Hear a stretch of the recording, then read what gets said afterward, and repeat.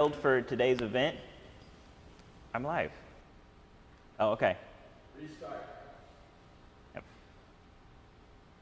Live. All right, now I'm live apparently. I apologize for all the issues, but I'm excited to introduce today's event.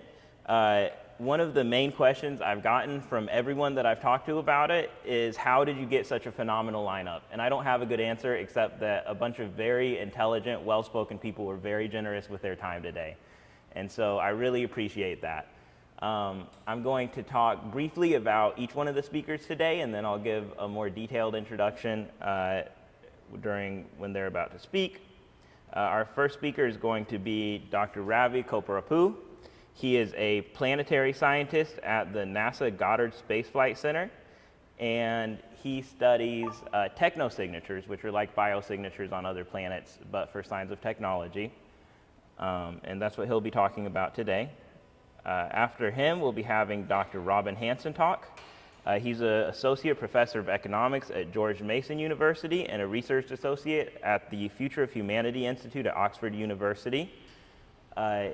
He's written several important works that pertain to this, but one of the main ones is his recent book, The Age of M, Exploration of Future Society of Digital Minds, and what he'll be talking about today, which is the grabby aliens hypothesis. In my opinion, it's one of the most important developments in the Fermi Paradox literature.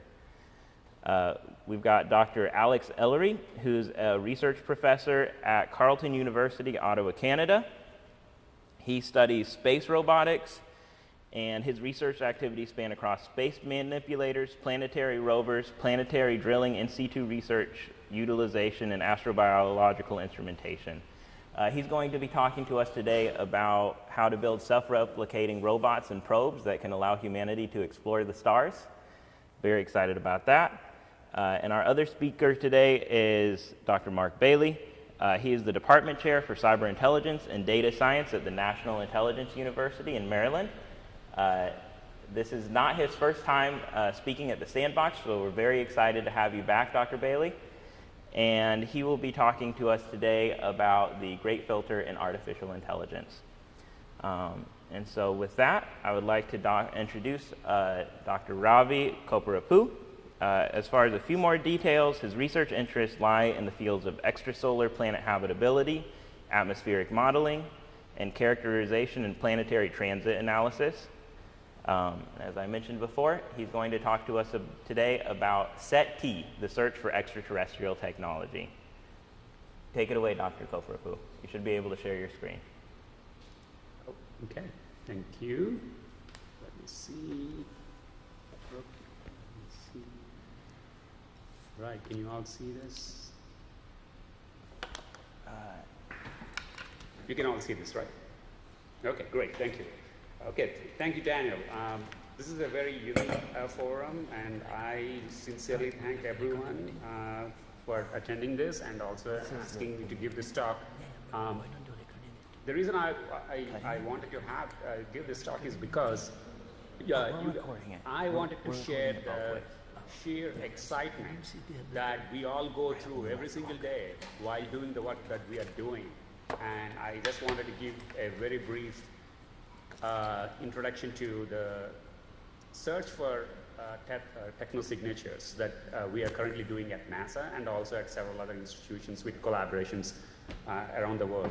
And you may have heard a little bit of this at some point, and I know several speakers are going to talk about the Fermi Paradox and great filter arguments, and I'll briefly touch on those things, but I'm jumping ahead of the topics here. So as Daniel pointed out, this is SETI. The topic I'm going to talk about is SETI, Search for Extraterrestrial Technology. This is not my term. This was coined by Professor Dr. Jill Tarter, who mentioned that we should actually call SETI, S-E-T-I, the Search for Extraterrestrial Intelligence, as a search for extraterrestrial technology.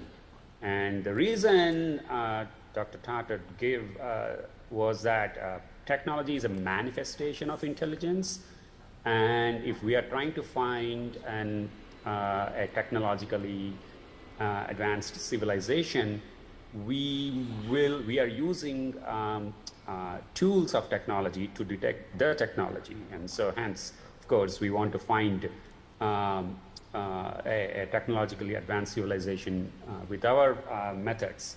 It's hard to detect intelligence at interstellar distances, at least the kind of the way we are doing scientific discoveries. And so we would want to look for technosignatures instead of intelligence itself directly. Okay, so there are, from my point of view, there are two different kinds of signatures of life. One is biosignatures. It's very obvious here. Those are the signatures of biological life. Earth has them. And there are technosignatures, which are signatures of technological life. Earth has both. Earth is the only planet so far we know that has both bio and technosignatures that we could recognize. I'll come to this point in a minute later. So regarding the biosignatures, Earth was not the same in its last 4 billion years history of evolution. Earth about 3 billion years ago had no oxygen, but there was life. It was dominated by carbon dioxide and methane and also organic haze. And that's why Earth looks like what you see over here. If you were able to photograph Earth 3 billion years ago, it would look like a pale orange dot, not the pale blue dot that we are familiar with. Earth right now has oxygen and life, both on this planet. And so the evolutionary history of the Earth has changed its composition, its chemical species, and also the kind of life we have seen on this planet. If someone says, okay, I want to find Earth-like planets, then the question is, okay, great. Which Earth do you want to find? Do you want to find Earth that's 3.5 billion years ago when there was microbial life, but there was no oxygen? Do you want to find Earth 500 million years ago when the Cambrian explosion happened, the first complex life started happening, but still there was no oxygen? Or you want to find Earth 100 million years ago when there were dinosaurs and there was oxygen and there was, lots of diversity of animals. Or you want to find Earth, current Earth, technological life and biological life. Both exist. And some may ask, how do you know there was no technological life in the Earth's earlier history? We don't. And some might even ask, how do you know technological life will sustain longer? We don't. But then we don't have any other data point. And that is the reason why we want to look for both biosignatures and technosignatures, because we are not sure how the longevity of either one of them when we are looking for planets. So when we are trying to build telescopes, when someone asks, what kind of an Earth do you want to find? We want to build a telescope that can look for all kinds of Earth over its 4 billion year evolutionary history. And there might be even a question, why are you focusing so much on Earth? Why Earth-centric? There could be some other life that could look different and we might miss it. We will miss it. It's not even that we might miss it. We can recognize only the kind of life that we are familiar with. And that is the reason why we want to look Earth-like planets first. For example, if you go to a party, you don't know anyone or you are not familiar with anyone over there, you are invited to a party and you go there, what is the first thing you do? You go try to introduce yourself to someone who are at least familiar, you think they are familiar to you. And that is exactly what we are doing if we are trying to find life on other planets. We are looking for Earth-like planets because that is the only thing we can imagine or we know to look for. If there is another planet, if there is a life that looks completely different than Earth, we may miss it. And that's the reality. Okay, so that was all about very brief intro to biosignatures or biological kind of planet. A habitable planet may also have technology on it, just like Earth has right now. And that's where the term technosignatures were coined. The definition itself we try to use is just like biosignatures, which arise from biology. Technosignatures arise from technology. We know what kind of biosignatures we want to look for on an exoplanet or on a planet or even extraterrestrial life. We want to look for different kinds of gases. We want to look for different kinds of things in terms of chemical species, or if we can send probes to, let's say, our solar system planets like Mars or Jupiter's moons, we can actually go there and sample things and analyze the samples and look for biosignatures. We have that luxury here to send probes to our solar system planets. But we don't have the luxury to send probes to, I'm coming to that also, to light years away on an exoplanet. So we have to do everything remotely. We have to, all we get, nature gives only one thing, the light from a planet that we have to analyze, an exoplanet. And so we have to take that signature of light and then see what kind of remote biosignatures we can detect. Same thing we have to do with the technosignatures. One aspect is we want to think about, okay, if we want to look for technosignatures, what are the types of technosignatures we can look for? These are not a complete list of technosignatures, very few of them, where most of the research is focused on. For example, the first one is we can pick up surface structures. If you have a really powerful telescope, you can point the telescope towards an exoplanet which you think could have potential life, any kind of life. Then try to see the structures. So this is an image of Earth from International Space Station, and this is how it looks like if you have enough big, powerful tool to look for surface structures on the planet. Laser pulses. Maybe they are emitting laser pulses for whatever reason, and maybe we can either find out, discover them using their leakage of laser pulses, or maybe they are deliberately sending laser pulses to us, or to in a direction that we might be able to detect it based on the patterns of laser pulses. Lasers are not exactly natural. Radio SETI. You all are familiar with this. The movie Contact has even popularized it quite a bit. Radio SETI is one of the most oldest technosignature searches that has been going on.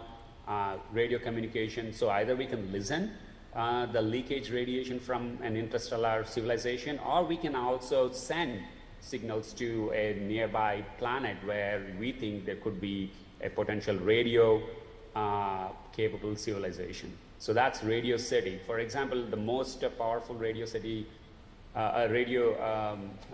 transmissions we can send were probably from transmitters or looking for planetary defense kind of instruments. So if we can detect such kind of radio signals from any extraterrestrial civilization, they could be at the same level of technology that we may be right now. City lights. This is true, actually. We can, NASA is now in the planning stage of building a telescope, a Super Hubble.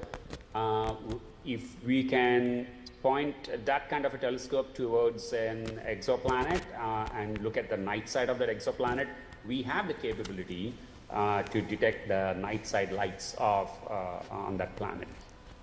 So essentially what the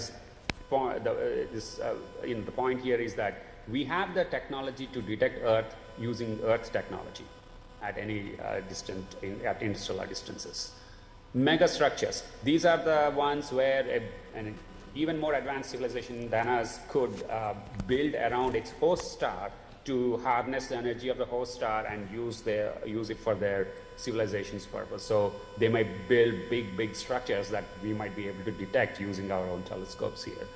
These are the things that we can come up with. There are things that we cannot even think about because an advanced civilization can do many things. If you ask someone 500 years ago what kind of a technology people would have in the year 2000, they may say, oh, they may have a big chariot, or they may have a big some kind of a vehicle, or something that can be big compared to their own level of technology at that time. This is exactly what we are doing. We cannot think of a much larger, beyond what we have, what the kind of technology we have right now. There are other areas, there are other kind of technosignatures. Probes are one of my favorites. A civilization could send a send probes to explore a planet. For example, extra-Martians and extra-Venusians have already sent probes to our solar system planets. In fact, this is the debris of a crashed alien spacecraft on Mars.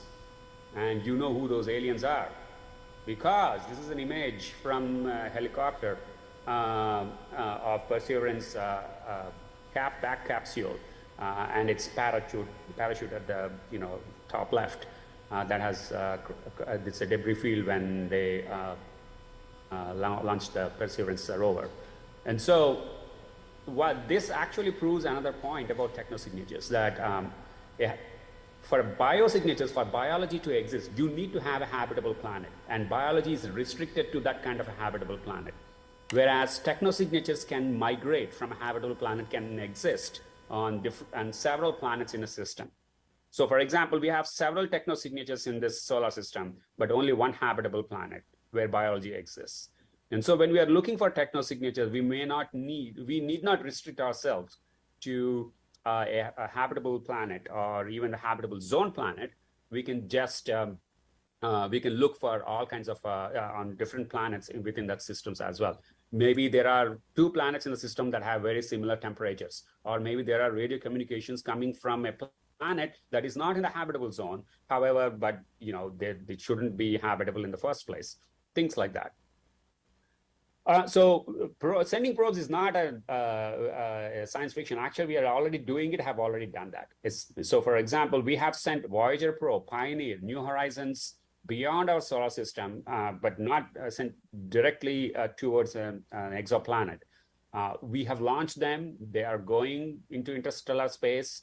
If you have seen Star Trek, maybe someone will send it back again as Voyager, who knows? But we already have the technology to send probes to interstellar space. In fact, if you know about the Breakthrough Initiative, which was started by Yuri Milner, the billionaire Yuri Milner, where they have several initiatives. One is to break through a LISN concept, which they are trying to detect radio signals from civilizations. They have another one called Breakthrough Starshot, which is what I'm showing at the bottom here, where they want to build very tiny cameras attached to a light sails, and then make thousands of them, and then shoot lasers at those light sails so that they can travel around 20% or 25% the speed of light towards the nearest habitable zone planet, which is the Proxima Centauri b to us.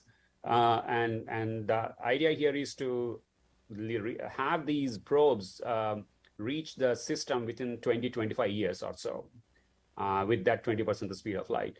And there's some work going on this. So if we can have this kind of technology, at least in the near future, theoretically, an advanced civilization, or even a civilization that's slightly advanced than us, probably have already done this and maybe have already sent probes to our solar system. It's just that we don't know how to recognize them. They may also have a defunct technology probe within the solar system that we may not be able to recognize, or maybe that could be showed up as an anomaly in our search for technosignatures. That's I'll come to the probe aspect again in a slide, because there's an interesting thing regarding that.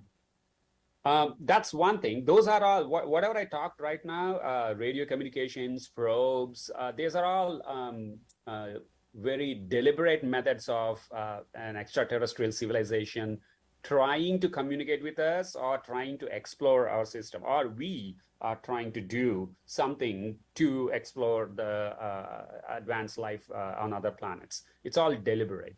There are other kinds of technosignatures where they don't have to do anything. One of them is atmospheric technosignatures. For example, if they are industrially active civilization like us, they can just go on about their daily life and keep polluting their atmosphere or whatever. And then they can, we can detect them. So they don't have to communicate with us. They don't have to do anything we just have to point our telescope towards the planet and take a spectra of the planet's atmosphere with our telescope, and we could detect them. And it's, in fact, we have published papers where I think I'm coming up in the next couple slides. For example, we looked at how nitrogen dioxide as an industrial pollutant can be used to detect of an industrially advanced technologically advanced civilization on an exoplanet. So this is an animation of nitrogen dioxide on at least United States between January 2020 to March 2020. And unfortunately, during that time, COVID time, pandemic, the global concentrations of nitrogen dioxide emitted by fossil fuel burning, of course, decreased by about 20 to 40% because of the shutdowns. And you can see in all the urban areas, the amount of reduction in the nitrogen dioxide. So we thought that, okay, can we detect this kind of a signature? Can we detect present Earth with this kind of nitrogen dioxide pollution emitted by fossil fuels with our existing telescopes or even the upcoming telescopes that NASA is trying to do? Turns out, yeah, if we can. And this is the current one. About 40 years ago, there were twice the emissions of nitrogen dioxide. So it might be even a little bit easier to detect even Earth 40 years ago if there is a civilization that's doing this kind of our kind of industrial activity. We also explored how chlorofluorocarbons can be detected. You all know chlorofluorocarbons are used in refrigerants and spray paints, aerosols. And they were essentially banned during the mid-90s in the Montreal Protocol because chlorofluorocarbons destroy the ozone layer, and ozone layer protects us from ultraviolet radiation, so it's bad if it gets destroyed. And so most advanced countries and most countries have tried to reduce the amount of CFCs that they can use in their industrial activities. And we thought that, okay, if we take the current CFC level, even after the reduction, can we detect these CFCs in the nearby exoplanets' atmospheres with, a current existing telescope like the James Webb Space Telescope or so? And it turns out, yes, we can on some of the nearby planets. And so we have the technology right now to detect our own Earth at some interstellar distance right now. Whether they exist or not is a different question. But if they do, we have the technology to do that, to detect them. Okay, so because we are going to discuss a lot about AI and artificial intelligence, how can AI methods can help us in identifying life on exoplanets or remote life? So there were several searches, and there was a lot of research on how AI was used to detect exoplanets around other stars. And there are several discoveries. So far, we know more than 5,000 planets orbiting other stars. And these are the 5 confirmed planets. There are 10,000 or even more unconfirmed ones that are waiting to be confirmed for us. So we know in the last, since the launch of one of the big telescopes that opened the floodgates of discoveries of exoplanets in the last 15 years, in the last 15 or 20 years, we went from knowing 8 planets in our solar systems to about more than 5,000 planets in our system, in our Milky Way galaxy at the minimum.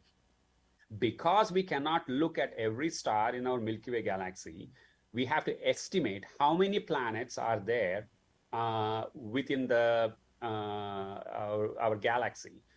What we have searched so far, the 5,000 number I just quoted, are just from nearby, couple hundred light years around us. And that's the limit to which our telescopes can actually see. But if we use that data and try to extrapolate how many are there within our galaxy, just like we do census, it turns out that almost every star has a planet around it on an average in our galaxy. Okay, so how many stars are there in our galaxy? At the minimum, there are about 100 billion stars. And so if almost every star has a planet around it, then there are at least 100 billion planets within our galaxy. And then the next question would be, okay, how many of these planets may have life, any kind of life, right, on them?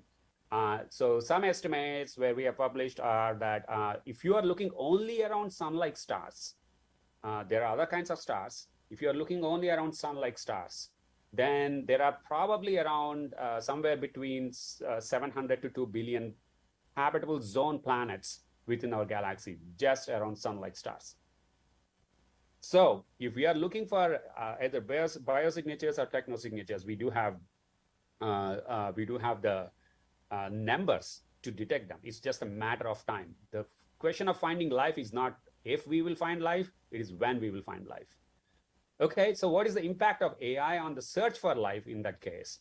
Well, so at least the AI methods are being used to find life on nearby planets such as Mars and so on. We need to collect enough data to use these methods, AI methods, to find life on exoplanets yet. So we are about that stage. We are at the stage where we are now just exploring to use AI to find planets, exoplanets, and now the next step would be to use the data AI and collected data to see if any of these exoplanets could have life on them. Okay, so what is the impact of AI on the search for technosignatures in that case? There is actually a paper, at least on the radio technosignature side of the topic. This was published in February this year, I believe. A deep learning search for technosignatures from nearby stars. They looked at one of the radio data set, and it seems they found some using AI. They found about 8 interesting signals coming from 8 different kind of stars. Again, this is not a confirmed discovery, but they do mention in the paper that we need to further analyze the data set for even more clarification on whether these are real signals or just AI is trying to find patterns where there's none, where there are none. And so the technosignature community is right now just beginning to use AI methods to discover some of the most fascinating discoveries that we can potentially have. Okay, this raises another question, and this is one of my favorite topics actually. What would be the first contact from if we ever have a first contact? Some authors claim that the first contact may be coming from AI machines, and we'll come to that in a minute. So there's a paper that said that, okay, the first contact will likely from an older civilization, because in an older civilization is also a long-lived civilization. And so they may have overcome their, technological hurdles, may have probably explored or figured out how to have a sustainability living on their planet, or even on exploring other planets. And so when we have a first contact with an alien civilization, we might be having a contact with a more advanced or much advanced or much older civilization. Whether that is a good thing or not, we have no idea. There is another paper that came out, which is super interesting, is that the first probe to transit between the 2 interstellar civilizations. So the idea in this paper is that, okay, if we are launching, let's say, if someone launched a probe towards Earth to see, okay, they first use a telescope to discover Earth, and they think that there are signs of technosignatures in there. Okay, then what do you do next, right? Then we do what they do, what we are doing right now with the Proxima Centauri, the breakthrough star shot, right? So they want to build a probe and send the probe towards us. Okay, so let's say they build a probe and send it towards us. Well, it takes a couple years, several decades to travel. But in the meantime, they may have advanced a little bit, and so they may have developed an even advanced probe, and so they launched the second probe, which is much more advanced than the first one. And so the second probe will travel maybe faster than the first one, and eventually will pass the first one, and then we'll be much closer to the Earth. But then even that probe will take a little bit more time, right? A couple of years. And by the time maybe their civilization has advanced even more, and they send the third probe, which is even more advanced than the second one, and so on. And so the author here argues that if we ever see a probe coming from an interstellar civilization, it would be the most advanced probe that they would have launched at the time of us detecting it. And so it would be so advanced and what we can recognize that it might even look like magic to us. And so is it really happening, or does it really happen? We don't know. But that's one hypothesis that people are making, that most advanced probe will be the first one, and it would be an AI machine because it has to figure out its own path and navigation while traversing between two stars. Okay, that's good. And that brings up a question of why haven't we detected these probes in the first place already? Why haven't we seen anything yet? This is the kind of Fermi paradox that, I'm sure several of them are going to talk here. There is a paper actually a couple of years ago that came out. Fermi paradox is neither Fermi's nor a paradox because it assumes several things. We can come back to that in the discussion session. So, but the question Fermi is asked is, where is everyone and why haven't we seen anyone yet? These are some aspects of how we can potentially answer that. For example, life is hard to arise. Microbial, maybe microbial life is really hard to arise to even go to the complex life on all the planets that we have seen. And so maybe Earth is the only planet that had this kind of a microbial life genesis happen. That's one reason. Whether it's reality or not, we don't know.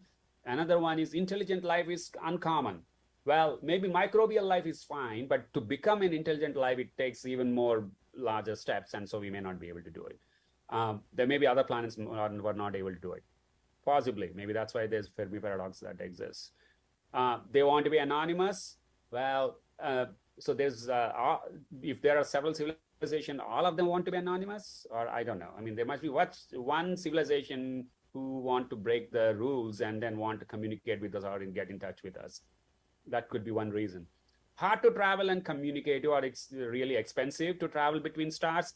We just told you, it took $1 billion years for us to build a star shot to go to the nearest planet nearest habitable zone planet to Earth. And so it might be expensive to build a interstellar probe, or it is really hard to communicate. Just to say hi to Proxima Centauri, we have to wait 4 years to get the signal there. Another 4 years for them if they want to respond immediately back. So it takes at least 8 years for us to communicate with them. And of course, if it takes that much time, it's also hard to travel that. Prime directive, Star Trek people know this, the Trekkies, don't interfere with them until they are sufficiently, advanced. We don't know if that's true. We didn't search long enough. This is my favorite because, if I go to a, New York metro and then stop there for 2 seconds and come back and I'll say, okay, New York doesn't have any metros. Well, that's because I haven't looked long enough there. So we have to search long enough. There's great filter argument. Of course, there's, I think Mark Bailey is going to talk about this, where if you, every civilization has apparently, or not even civilization, even, life itself has a filter beyond a certain level where, they cannot progress or they cannot evolve. And that's the filter no one can cross. And maybe our filter is ahead of us, or maybe our filter is behind us. Who knows? Okay, so this all assumes that, okay, when we see something, we can actually recognize it. But do we even know if we see a technosignature or even a biosignature? Can we even recognize it? So here is a thing. What if I ask, what is the sum of the numbers if A equal to 1? This is for the people who actually know cards. I don't know this. I don't know cards. And so I couldn't find it immediately. But if you know, so what is the sum of the numbers if A equal to 1? And then we might be, trying to quickly do the math in our mind. But then apparently there are no black hearts in a card set. So we might be distracted with the known things and the question we are trying to answer, but the non-obvious things slip through and we may not even recognize things. And so maybe that's where we are right now. So the only way to find something of fundamental discoveries is to look for anomalies. Something doesn't make sense, something doesn't fit within the data set. And this is where we need to look for some of the most interesting aspects of science. I don't know how many of you know this movie, The Gods Must Be Crazy, one of my favorites. Can we recognize an advanced technology if we see one there? The Bushman tribe, they find a Coke bottle and they can't make it out what it is. And so they use it for their everyday work. They use it to soften the bark, use to break the nuts, and carry water and all without realizing that they have a technology, advanced technology in their hand. So are we at that stage where right now, even if we see something, we are not even able to figure out that's actually a technology, advanced technology in front of us. And that's an anomaly. The thing that they're holding is an anomaly, but they don't even recognize that it is an anomaly. They do, but they just, okay, it might be something they can use it for. And so here is where I would say that AI and machine learning tools are really important to identify these anomalies. And several major discoveries were first identified as anomalies. I was at Green Bank last month, and that's a radio telescope there. The first radio telescope was built by Carl Jansky, and he was recruited by AT&T and Bell Labs to figure out the noise that they are, filter out the noise in their phone lines. So he built a very rudimentary, small radio telescope, and he kept seeing this noise in the background anywhere he pointed out, and particularly coming from one part of the sky. And so we later figured out that it was actually the central massive black hole from the Milky Way galaxy at the center. And that's the one that's emitting the radio waves, because it was a massive signal, and the signal was coming from this huge supermassive black hole. His very rudimentary radio telescope was able to detect that kind of a signal. And so that's an anomaly, and that's what he first figured out and first discovered. So the lesson here is, that's just one example. We will discover the most loudest of the class first, and which is not the representative of the whole population. So that supermassive black hole was the loudest at that time when Carl Jansky was trying to detect noise. And it is not a representative population of all the radio sources that in the sky. It was the loudest and also the only one that we were able to detect. So when we are going to detect some kind of an anomaly in terms of technosignatures or biosignatures, we will first detect the most loudest of it, which probably is not going to be representative of it. Just like our sun, the first discovery of a star is sun, but it is not a representative star of all the stars that we have in the Milky Way galaxy. And so maybe we will be at that point soon in terms of biosignatures and technosignatures. I'm going to end the talk here, and I'd like to just direct you to this chart and see if you can find an anomaly here, and then maybe get trained for the eventual discoveries of technosignatures. Thank you.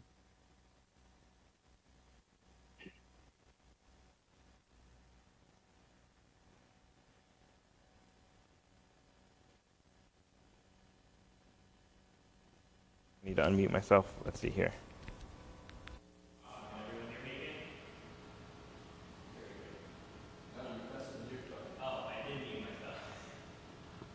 Third row from the bottom. All right, very good. Now everyone can hear me. Awesome. So does anyone here or on Zoom, for questions we can raise our hands, but for Dr. Koparapu's puzzle, just anyone can speak. Does anyone here on Zoom see the anomaly? I haven't spotted it yet. Third row from the bottom. Exactly.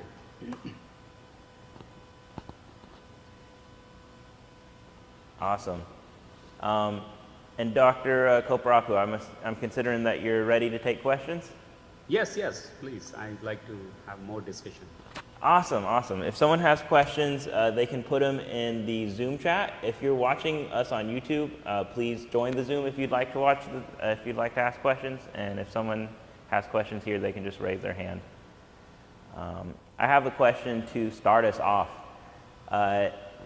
I was reading the 2019 paper on the Silurian hypothesis the other day, which is the idea of how would we even detect intelligent life on Earth before humans, and some of the challenges with that. And one of the things that they stated was that it might be harder to detect more advanced civilizations, because to get to that level, they would have to use resources more sparsely and learn to use energy more efficiently and things like that. Do you see that as a challenge to finding technosignatures? So so far, whatever we are doing right now are all remote technosignature searches. And so unless they emit something, we won't be able to detect them with the way we can understand the technology. I think it is a challenge for us to detect rather than to say that challenge for them to overcome. Very interesting. And I know you mentioned that we might not see technology that's sufficiently advanced. What do you think are some of the techno-signatures that you're excited that we might be able to utilize in the future, maybe, that we don't have the equipment or funds or artificial intelligence for now? You mean what kind of a techno-signatures we could look for if we have enough resources? Exactly. So let's say the entire planet, all 8 billion people are saying, let's look for techno-signatures. This is what we're doing. What kind of things would you put on the list that we're not using currently? The first and most important thing is to collect data on so many things, on looking at planets, looking on nearby planets in the solar system. I would first invest in tools and techniques that we can use to collect the data before we can, use the AI, and then use the AI and machine learning techniques to sort the data analysis. Or maybe I would also, at the same time, in parallel, I would like to, let's say if I have unlimited resources, then I would like to start, some sort of an initiative where looking for stuff in the existing data sets that we can use to see if we have missed anything in anomalies. So I would invest in tools and techniques first to collect the data, and then we can look for even in the existing data sets of, on Earth or even Martian data sets, even lunar data set, we can look for any anomalies that we may be able to detect. We've got a question here on the sandbox, and then we'll take an online one. Can someone run a mic over?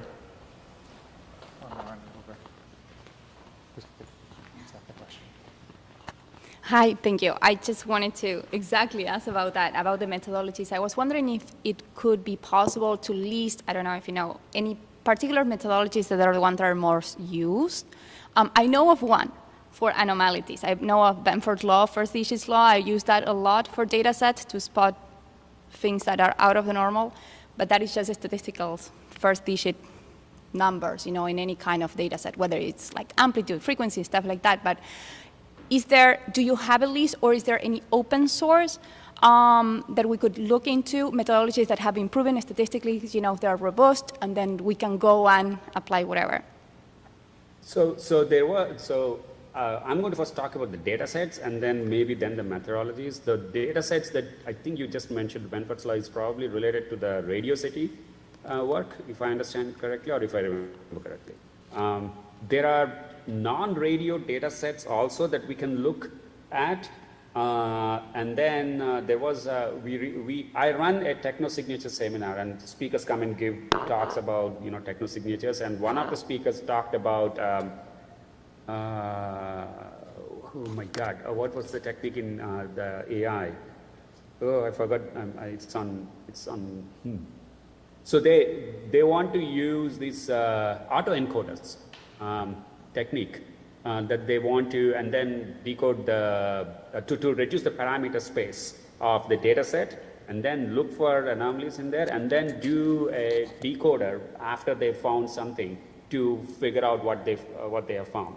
And so that's one methodology that I know of, because that's related to the kind of data sets that I want to look at. For example, in exoplanet databases, or if you are taking the spectra of a planet, how do you find anomalies in that spectra or in the data sets that we collect?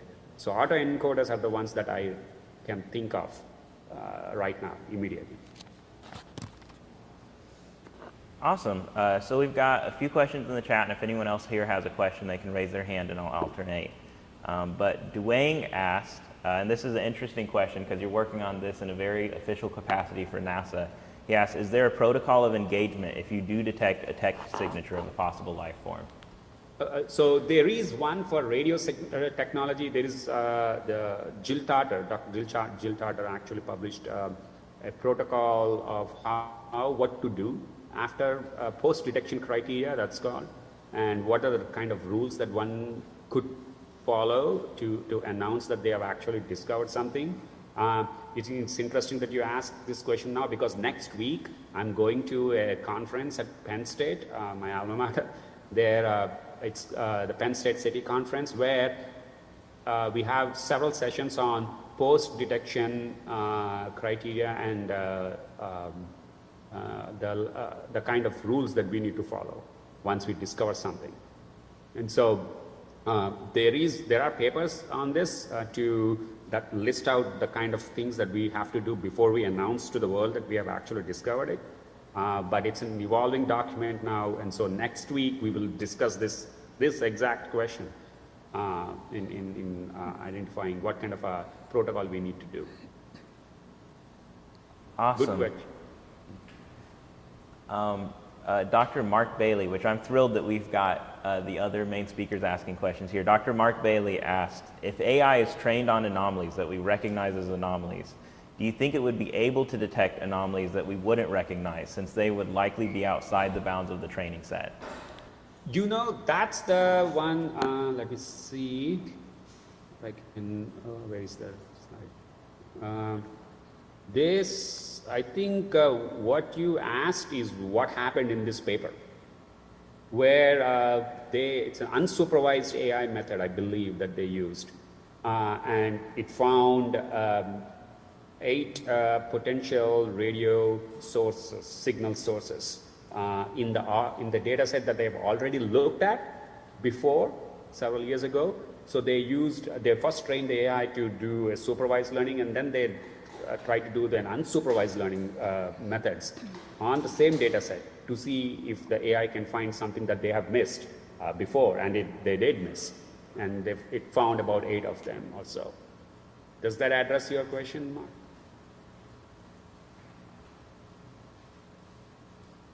Yeah. Awesome. That's a very interesting thing. I didn't know people had tried the supervised versus unsupervised approach. Do we have a question here in the sandbox? Awesome. Misha, could you bring the mic over?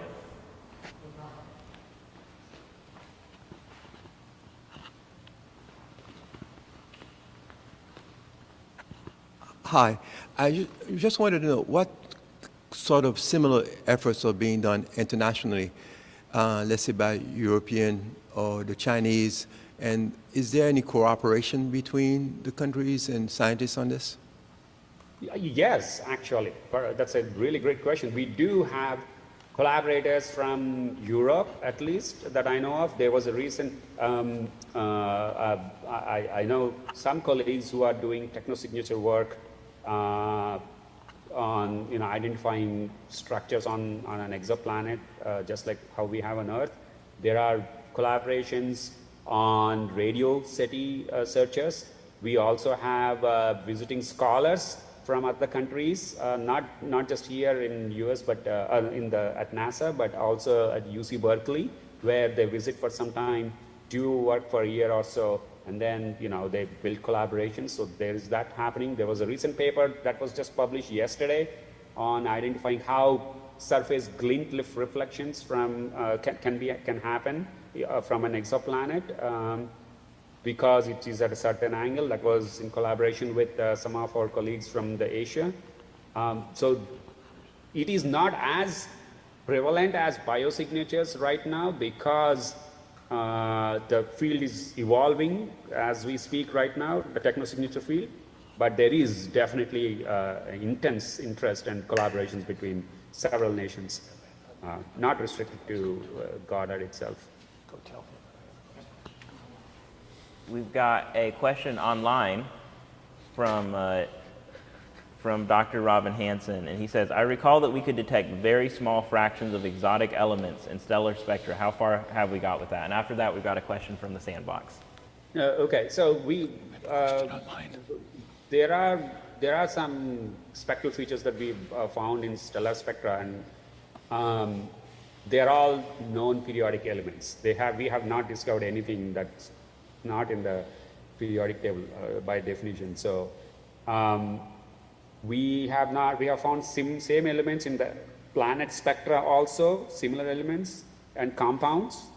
The next question I think is also related to also recall someone looking for Dyson swarms in faraway galaxies. Okay.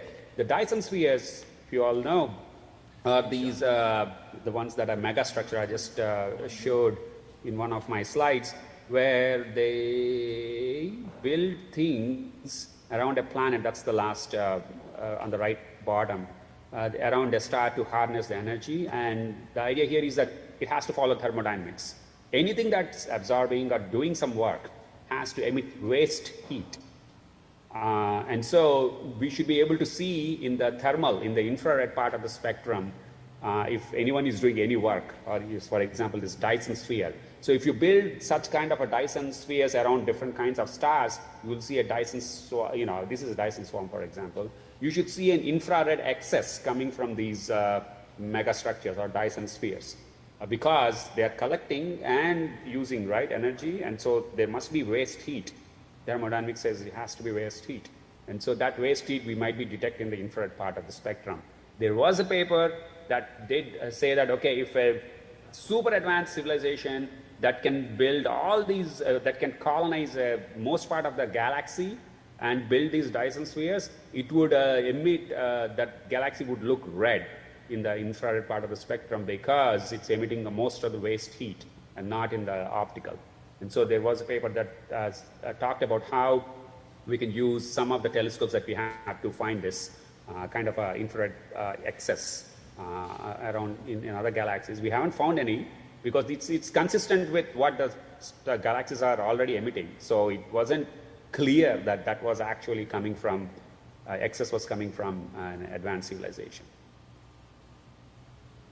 And we've got a question here in the sandbox. It's being asked by the person who I just wanted to give a shout out for helping me so much with the audio video stuff here, Matt Trass. But it's from one of the co-principal investigators in the lab hosting this, Lon, who unfortunately isn't able to be here in person. Thank you. So we have Dr. Ilan Barinholtz on the YouTube live stream, and he sends a question.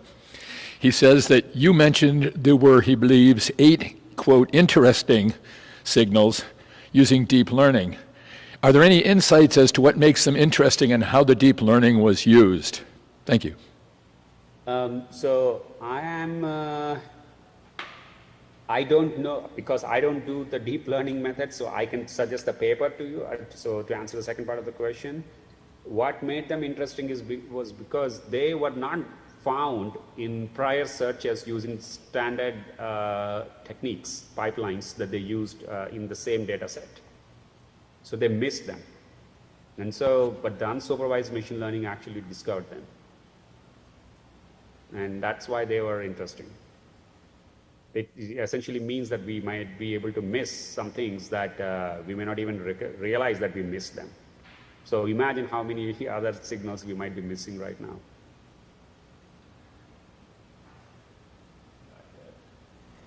Very good.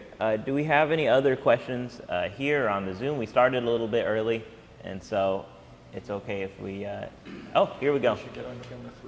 This is the principal investigator for the Machine Perception and Cognitive Robotics Laboratory, Will Hahn, and my advisor. Fantastic talk. Really appreciate it. You mentioned these little miniature probes, going out at sort of 20% the speed of light. What are your thoughts about taking something like an LLM and sticking it onto these probes? So that is a technological question that probably one should share with the Breakthrough Initiative. From my understanding, what they were trying to do is they want to build a nano or a micro camera and attach about a foot or a couple feet light sail around it so that it's light enough, and then shoot the laser to make it travel at the speed of light, 20% the speed of light. And the goal is that how long will it stay in the system? They are not going to slow down there once it reaches the Proxima Centauri. So while the probe is going, it's just going to pass through the system. And while it's passing, it will take pictures of the planet in the system, and then drifts off. And so, and they want to launch thousands of probes at the system there. And I mean, I don't know if I would appreciate if an alien civilization is shooting 1,000 nanoprobes at my planet, and then I probably wouldn't think it as an attack or something. But who knows? But the idea here is they want to make it lighter, as light as possible, just to take a picture and then send it back. Super interesting. I never thought about it not really being able to stop, but just sort of passing by really fast. All that trouble, and you get just a brief visit. Well, thank you so much again. Yeah, welcome. I think the time spent in that system is probably only a few minutes. Right. Wow. That's why they want to send. Yeah, that's why they want to send thousands of them, because at least one of them would be sending it. Fantastic. Thank you. Yeah. Do we have any more questions online or in person here? All right, we're going to take a short 5-minute break. Oh, sorry, we did get a question from Michael Solomon. He says, can you comment on the dark forest theory? Yeah, the dark forest theory. I know you're talking about the three-body problem, right? Okay, so I read the books, and the dark forest theory states that, at least it's not it's a hypothesis. Idea here is all civilization want to remain calm and not announce their location, because they, in the three-body problem, any alien civilization, if they are discovered, they are destroyed by an advanced, even more advanced civilization. And I highly recommend that book. That that the science is amazing in there. I think that is not valid. I'll tell you why. Because the dark forest hypothesis idea has a background in radio signal, radio technology or radio communications, and also through some other, arrangements of our planetary system. So in the book, they discover, they use gravitational waves to announce that we are here, and then something happens, and then aliens come and try to attack us or something, or they try to communicate with radio signals. There is also related to this dark forest, I think is very relevant, is that many people are afraid that don't announce through radio, don't send radio signals to the nearby planets, because what if the aliens discover that we are here and they come and attack us? I think that is a moot point. It doesn't matter what we do, because if we have the technology right now to build telescopes to look at a planet and look at the pollution or whatever, forget pollution. I mean, the city lights or their technology or Dyson spheres or whatever. If we can imagine and build telescopes, and forget even building, we have the technology right now to do that. If they are even slightly advanced, they've already done it. They already know we are here. So what we do or do not do doesn't matter. It's like a small kid trying to hide by closing their eyes. I mean, you've all seen these 2-year-olds, right? If you ask them to hide, they close their eyes because they think they are hiding. So that's not how nature works. They will find us. They probably have already found it. So the fear of announcing us because we should not be sending is, I think, a moot point. It doesn't matter what we do. Really well put together answer, and I appreciate that. Do we have any last questions online or in person here? Excellent. Well, thank you so much, Dr. Ravi. Thank you. Thank you very much. We will take a 5-minute break, and then we'll be hearing a lightning talk from Subhozit Ray on the mathematics of artificial life at 10:40. We're actually running a little bit ahead of time, but given how these things work, I'm sure we'll make that up later. And so at 10:40, we'll get the chance to hear from Subhozit Ray on the mathematics of artificial life. And until then, go get a coffee or something. Those here, we've got a box of coffee and a bunch of bagels up there. Please help yourself.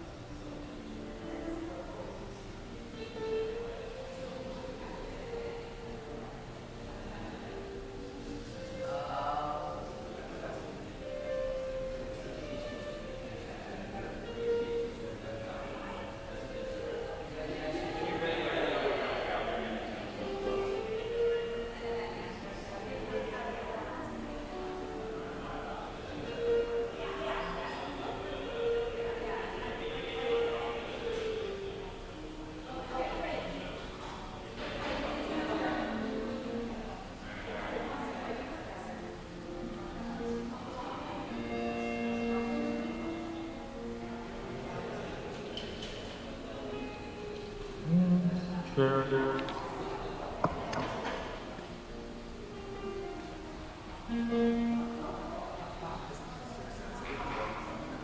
my screen visible?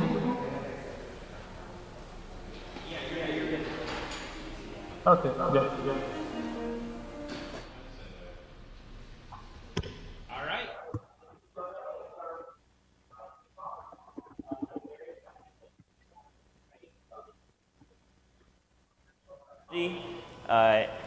Here at FAU, and he's also a very good personal friend of mine.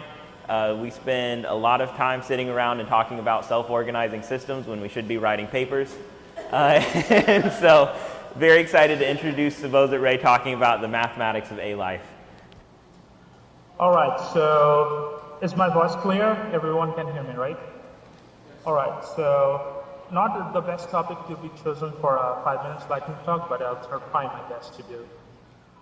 So it's going to be a very short perspective, not everything of mathematics I'll be talking about. So starting out is my personal favorite. It's called convolution.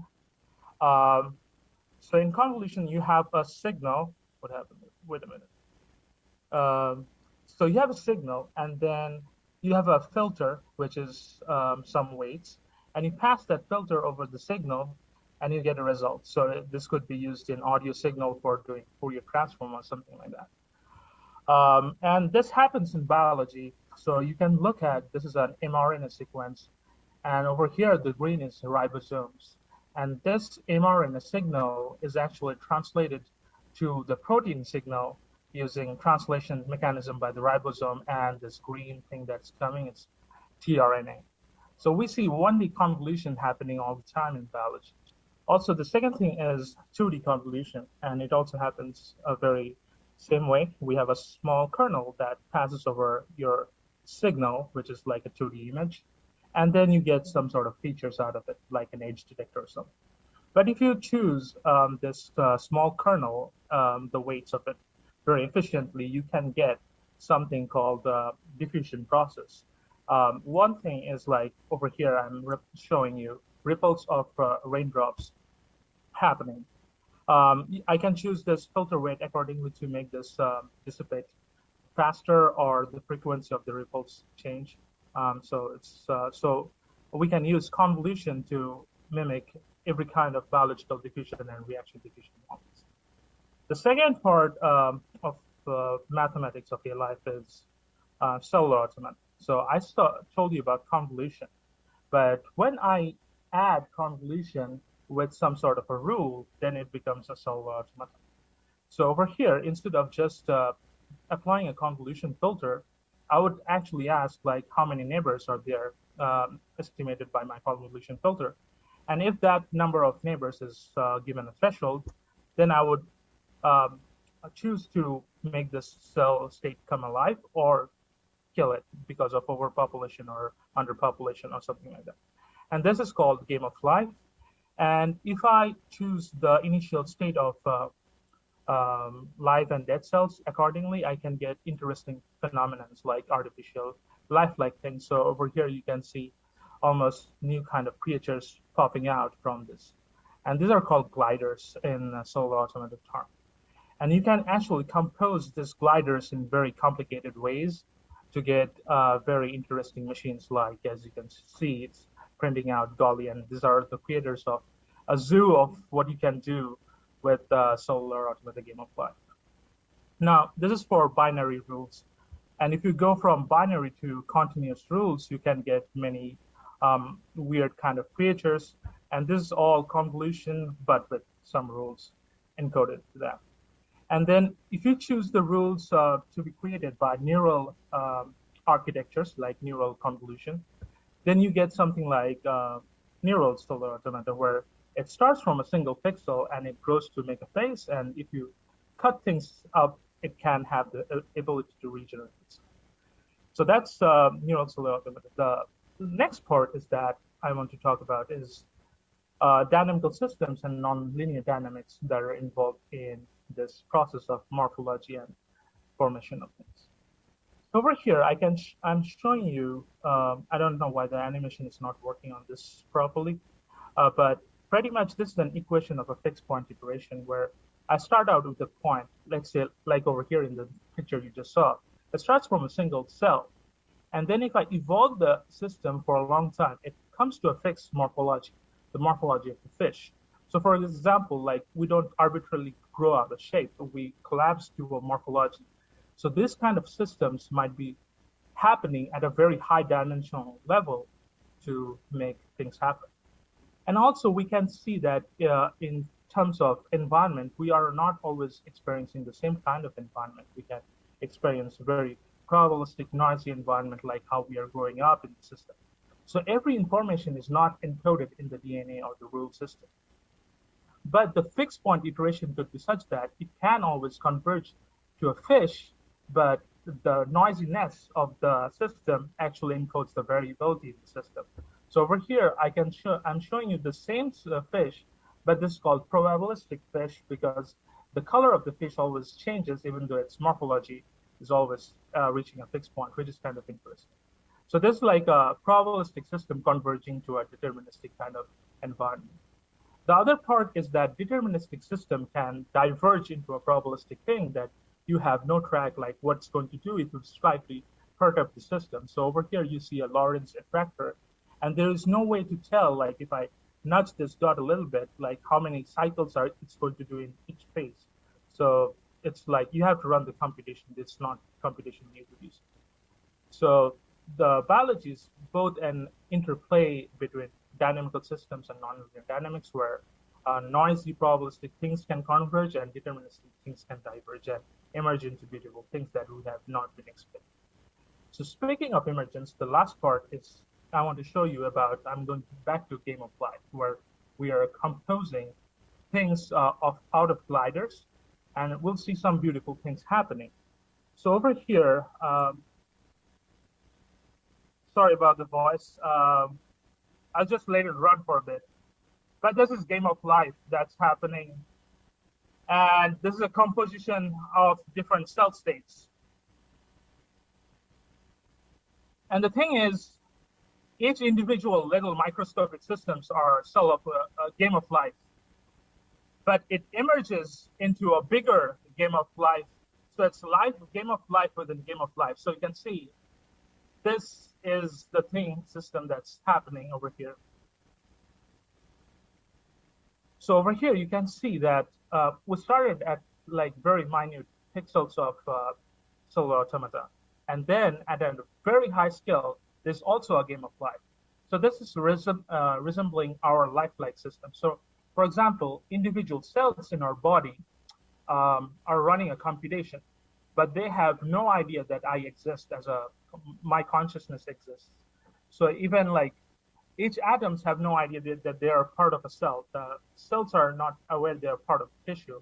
And we might not be aware that we are part of some higher computational universe. And talking about ALife, I wanted to make this point that there could be organisms that is a collective of this computational universe that could be a combination of the cognition of people talking. So to give an example, Sensei Han over here, just kidding. So Dr. Han over here, he always talks about language as an organism.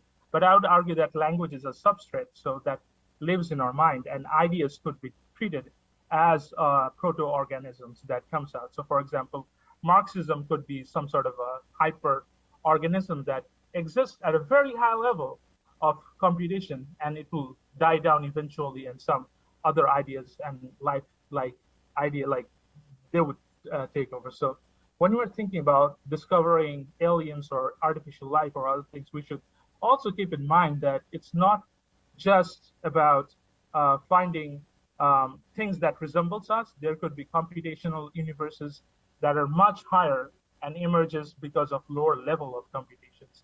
And they could also be a life that's not very predictable by simple systems that we generally are expecting the aliens to look like us, be like us, but they don't be exactly like us at all. So yeah, with that, I would thank you so much for hearing me out. I hope I was within time and was lacking enough. Thank you so much.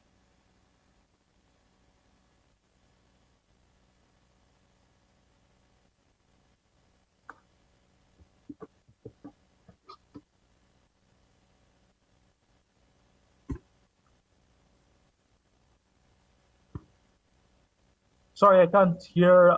Maybe I should mute myself. Stop share.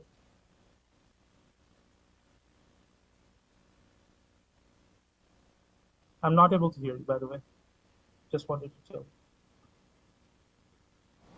Am I on? Okay, awesome. Yeah. So we'll start back at 10:55 with Dr. Robin Hanson. Very excited to hear from him. Thank you so much, Subhozit. Okay.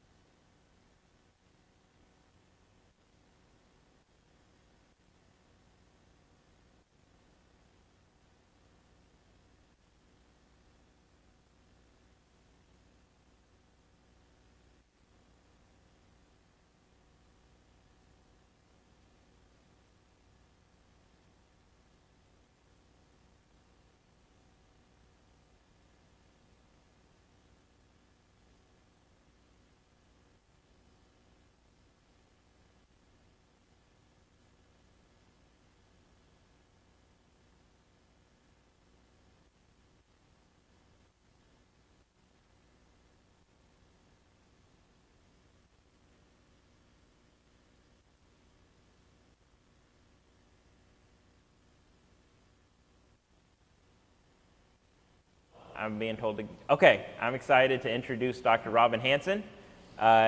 He is an associate professor of economics at George Mason University and a research associate at the Future of Humanity Institute at Oxford University.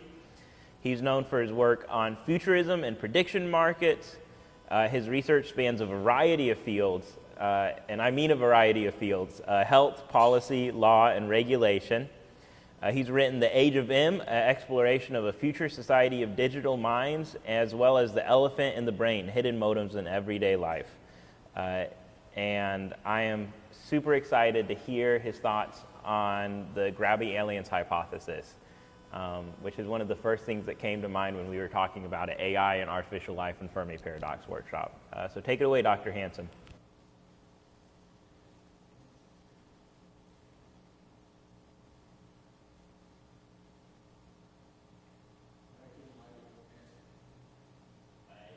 Dr. Hanson, I think you're muted.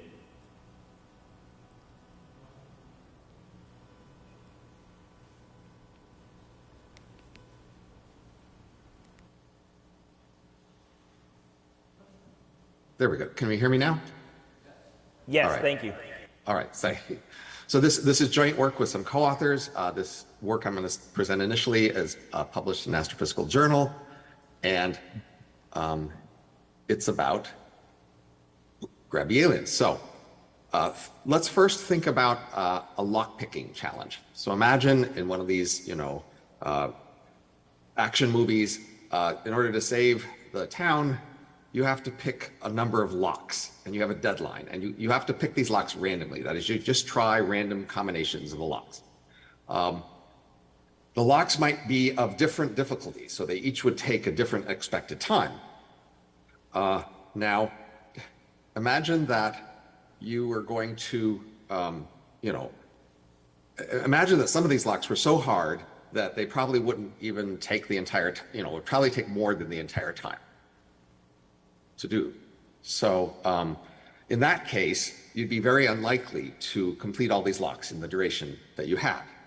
But if you happen to get lucky and you happen to pick all these locks by the duration, then we can have some statistics to say that even though the locks themselves would have had very different difficulties, the average duration to pick each lock would have been about the same, drawn from the same distribution, and the chance that you would successfully pick all these locks by a certain deadline, by a certain time, would go as a power law of the function of the time you were given, where the power was the number of locks.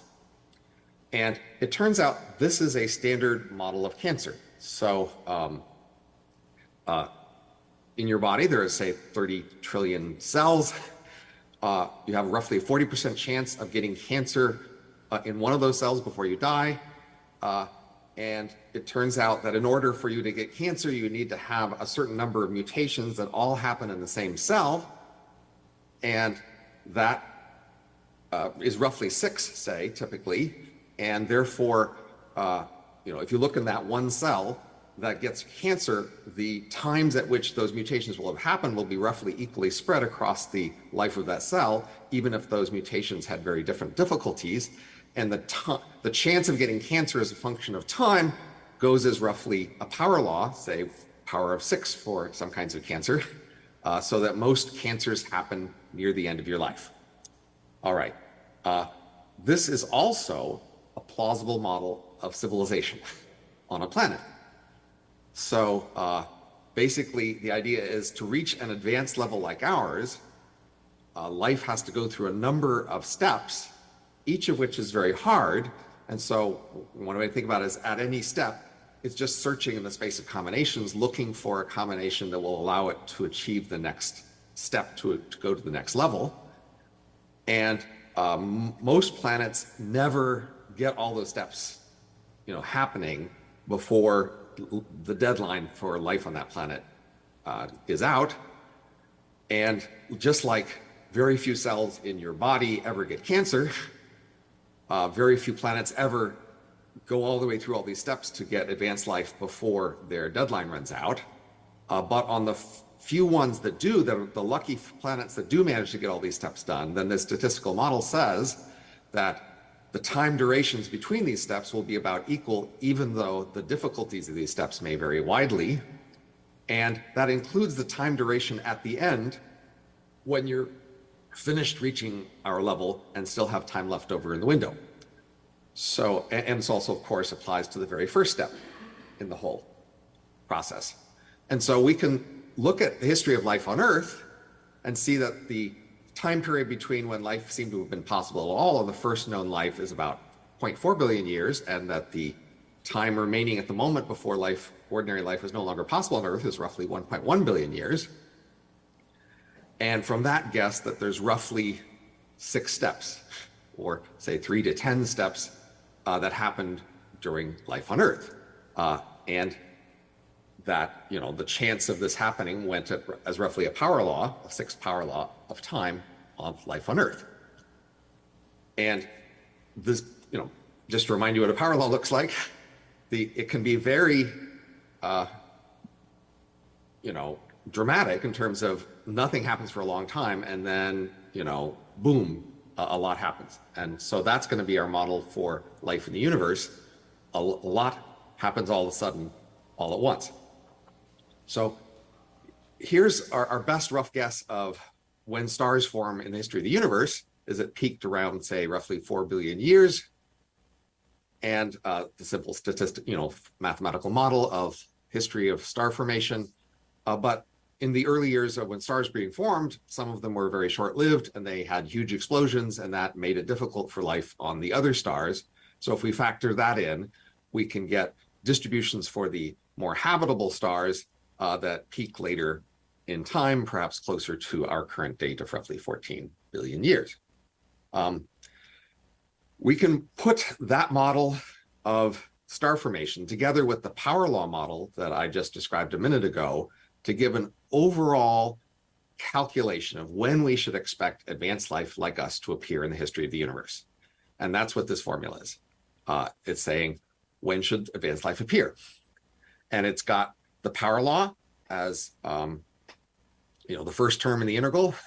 That is, you know, life appears on a planet according to this power law of time, depending on the number of steps n, the hard steps it has to go through. There's a distribution rho here of when stars are formed as a function of time in the universe. And then the last term here is a distribution over how long stars last. So stars have to last long enough for advanced life to appear on them. So if we take this simple, you know, formula together and we use it to calculate when should advanced life be expected to appear, it's going to depend on this key parameter of the power, the number of hard steps, and it's also going to depend on this yellow parameter, the maximum lifetime. So we're going to assume that even though we have this overall distribution of stars, some of them are not going to be allowed to produce life. We're going to assume that maybe only planets and stars that have a certain lifetime, shorter lifetime, are allowed to produce advanced life, and anything after that is not allowed. And we're going to vary that parameter to see what happens. And the distribution is of these lifetimes is a simple power law with the standard form. All right, so here's the answer from that formula. Basically, here we're asking what our current rank is. That is the rank at which we are right now in time, how that compares to the overall distribution of when we should expect advanced life to appear as a function of 2 parameters. So the y-axis is this power. How many hard steps are there that life has to go through? We said maybe roughly 6, looking from the history of life on Earth. It's the y-axis, and on the x-axis, we're looking at this limit we set on how long a life of a planet is allowed to be included in our calculation. So if we're very generous and said they're all allowed, then we go over to the far right side of this graph, and we can see that on the far right side, everything has very low numbers. That is, we are very early in the history of when we should expect advanced life to appear. Even at the smallest thing, is we're looking at least, 1 part in 1,000. And then it just gets worse. So that makes us look strangely early, that is crazy early. So you might think, oh, well, the reason we're early is maybe not long-lived planets and stars can't support advanced life for some reason. And some reasons have been offered. And we start to pull back and say, well, instead of the maximum life plan time of roughly 20 trillion years, maybe it's, for example, only 500 billion years. If we go there in the middle, we can see that at the lowest possible power, we're still only 1% rank in terms of the history of everything, and everything is, where 99% of things happen later. And then if we get higher powers, say go up to 6, and we're again crazy early. So the lesson from this graph is, unless you're willing to make really strong assumptions about long-lived planets not being able to support life, and also a strong assumption about the number of hard steps that happened in the history, we just look crazy early. And our explanations for this is going to be, this calculation assumed that the universe would sit and just wait empty until your planet eventually figured out, how to go through all these steps and produce advanced life. And we're going to deny that assumption and saying there's a deadline. If you don't appear before the deadline, you can't appear after the deadline. Advanced life will take over the universe, and your place will no longer be available as a place for advanced life to appear.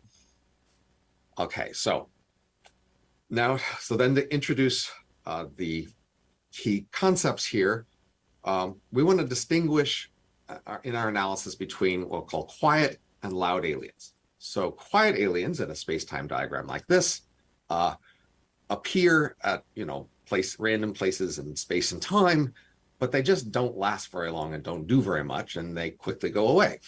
And so in the grand scheme of things, you just don't see much of them. You'd have to look very carefully up close to see them. So we use things like the Drake equation to estimate these. But loud aliens differ key in that they appear and they grow for a little while, and then they just keep growing forever until they meet some other loud grabby alien. So and so you can see that eventually they have a huge impact that you would see from a long distance. So our key assumption here is a grabby alien is something that just keeps expanding, it doesn't go away, and it changes somehow the way the volumes it controls look so that you would see them from a long distance. And this is the kind of alien that we can confront with our observations, because we would see it. All right, so we have a statistical model of this, but I'm going to walk you through some samples of it to give you an idea of it, and then I'll show you more details how it works. And then we'll give you lots of results. So this is, I'm showing you a one-dimensional version of the model, and this is a sample drawn from the statistical model. And what you can see is grabby civilizations appear at random points in space-time, but later in time, according to this power law, they appear more often. So in the little gaps between the civilizations as they're about to meet, lots of other little civilizations appear before everything merges and all the space is taken. And so you can see there's a deadline here. Eventually everything's taken, and so new civilizations just can't appear. And that's our explanation for our early arrival now in the history of the universe. And I'm just assuming for convenience that when these things meet, they keep their initial territories. They could fight and those territories would change. That's not important for our analysis here. All right, here's a two-dimensional version of the model. And we've got some stats on the side for the size of the box. This is, again, power of 6. The civilizations that are expanding here at half the speed of light. And here you can see, again, new civilizations appear, especially often later in time in the crevices between the other earlier arriving civilizations. And here I'm going to give you a little movie of this in a three-dimensional version. So now we're going to have a sphere that we track as the universe expands, and civilizations will appear, and then they will expand at half the speed of light. And then when they meet, they will no longer expand. And then after a little while, it's all full. And on the right, you can see the time changing, and you can also see the diameter of the sphere here changing as the universe expands. And again, we have roughly a billion galaxies in this sphere and 100 civilizations, roughly. All right. So those were some simulations from the model. The model has just 3 free parameters. And the key point is we're going to be able to set all of those parameters from data. So the first parameter, there's a power law of when civilizations appear. They'll appear at random points in space. They appear in time according to the power law. The power law has a constant and a power. So those are 2 of the parameters. Then the third parameter is the speed at which they expand. So the constant we're going to set by our current date. So the idea is we at the moment are not a gravity civilization, but we might become one. And if we do, we'll probably do so in the next 10 million years. And that's a really short time period on the cosmical scale. So our date at the moment is a random sample from the date at which gravity alien civilizations appear. And so we put a uniform prior over our rank in that distribution, and that gives us a distribution over this parameter, the constant in the power law. Then there's this power in the power law, and we get that from the history of life on Earth, as we discussed earlier. The durations before life appeared and from now on give us rough estimates of how many hard steps there are. And finally, there's the speed of expansion. Typically at the random time that any one civilization appears, roughly 1/3 of the universe is full with other gravity civilizations. These things are huge, much larger than the full moon. And if gravity civilizations expanded slowly, then they would just see each other typically, and we would see others right now. And if we ask how fast do they have to be expanding so that they don't see each other, it's basically over half the speed of light. And some of these points have been made before by Jay Olson in some papers that we cite. All right, so now I'm going to give you some distributions over results. So the results are going to depend on this power, how many hard steps there are, and it's going to depend on how fast the civilizations expand. And then what I'm going to show you is a CDF, a cumulative distribution function. And that's going to be on the y-axis, and on the x-axis is going to be showing us the parameter that we have a distribution over. And so here you can see that if the speed of light is, or the speed of expansion is very small, like 1/10 of the speed of light, which is actually really fast, most alien civilizations will see many others in their sky. And you have to get to a pretty high speed before there's much of a chance where they don't see others in their sky. The largest angle one they see in the sky is huge. So the red line here is the full moon, and the CDFs show you that most of them see, if they see anything, they see something much larger than the full moon in their sky. How long until they see them? If they haven't already seen them, it's billions of years. Although, again, most who are moving slowly have already seen them.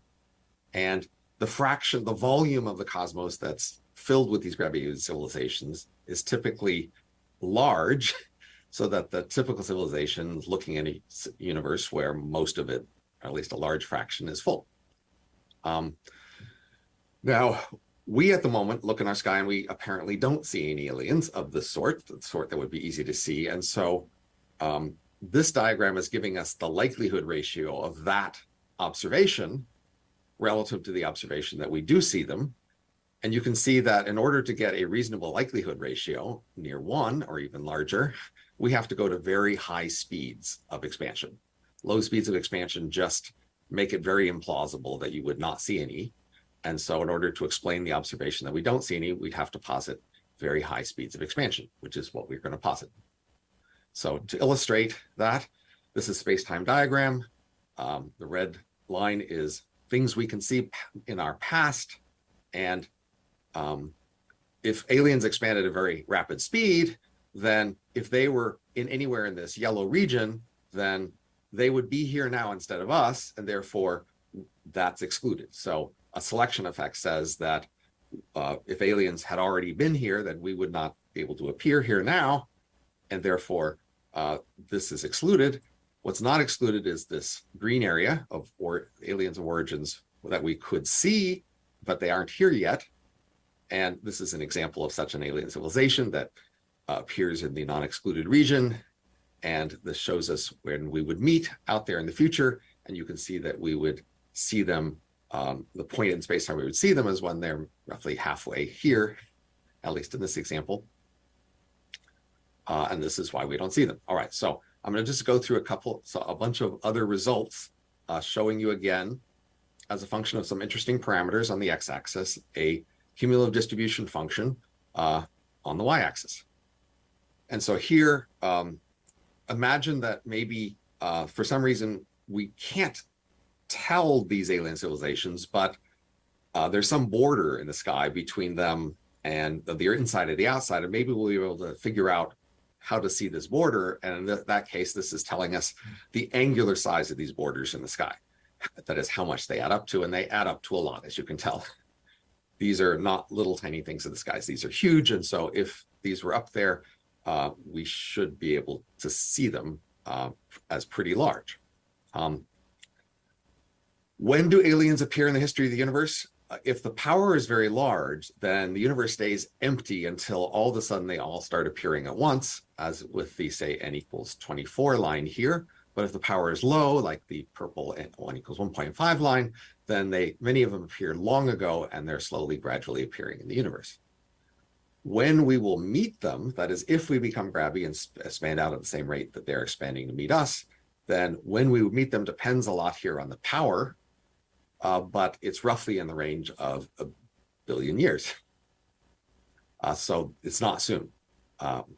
We meet them roughly 1 billion years. And how many galaxies does each civilization hold or control when they meet? So the number of galaxies is a good unit of size here because the universe is expanding, but then the number of galaxies is being held roughly constant. And so you can see that the higher powers mean that each civilization has fewer galaxies, but even so, typically, each gravity civilization encompasses roughly 1 million galaxies. So we're talking very large civilizations with very large spatial scopes. So they appear once per 1 million galaxies. And here you can see the size per gravity civilization correlated with when they appear in time. So civilizations that appear earlier in time can have much bigger volumes that they encompass. And some of them will be very large and some of them won't be as large. As we increase the power, they tend to all appear at the same time in the history of the universe. And then there's less of a range in their origin time, but still a pretty large range over the volume they encompass. Even if the median is at 1 million, there's some much larger than that and some much smaller than that. All right. Now, a key parameter in this story is the ratio between non-gravity and gravity civilizations. So I've been showing an analysis of the distribution of gravity civilizations. So again, we've got 3 parameters. We can feed each of them to data, and therefore we can give you the answer to the question, in essence, where are gravity civilizations likely to be in space-time? But we are now a non-gravity civilization, and therefore we are not gravity invisible, and we might eventually become gravity, but there would be many civilizations like us that are not yet gravity or may never become gravity. So there's this key question of the ratio between the number of civilizations like us and the gravity ones. So this ratio is, I'm now going to show you in some graphs how it depends on some choices. But the key point is this ratio matters for 2 things. First, the ratio matters for SETI. That is, the higher this ratio is, then the closer is the nearest non-gravity civilizations, and the more likely we'll be able to see them by looking for them. On the one hand. On the other hand, if we were hoping to become gravity, or at least to have the option, because maybe if we don't have the option, that means we're destroyed, we want this ratio to be low. So the question is, how large a ratio would be plausible here? What do we think our chances are at this point to become gravity if we so chose? All right, so I'm going to show you the calculation here for what ratio it's required to see like at least one in a certain region that you might look for them. And I'm going to show you 4 regions. So starting at the bottom here, we might look, say, when did this gravity we're looking for gravity civilizations that might have ever appeared anywhere within our backward light cone. They're no longer active now that we would see their ruins, but how many of those might there be? We might be looking for a civilization that's active now on our light cone. That is, if we looked in the right direction, we would see them active now. We might want to look for aliens that had ever been active in our galaxy, and then we'd be seeing their ruins usually. Or we might ask, what's the, for looking for an alien that is active right now in our galaxy. All right, so I'm going to show you 4 graphs for these 4 places. So first we'd say, what sort of ratio R is required for there to be 1 non-gravity civilizations anywhere in our backward light cone. And as you can see, according to the CDF, a ratio, between 1 and 10 is roughly what you need. That is not a very large ratio. So plausibly, there, in fact, are such ruins somewhere in our backward light cone. They may be hard to see, but the R needed for that is pretty low. The ratio needed for one to be active on our light cone, however, gets much larger. So for this ratio calculation, we need to have an assumption about how long lived are these civilizations that have a duration of an end. So I'm going to assume here a 1 million year duration. And then, that's just a linear relationship between that if you change that parameter. And here you can see that to have a 1 million duration thing active on our backward light cone anywhere requires a ratio here of 1,000 or 10,000 to be able to have one of those happen. So unless there are that many of them, you're just not going to see one active on our backward light cone unless you sort of crank up the lifespan in proportion to make it happen.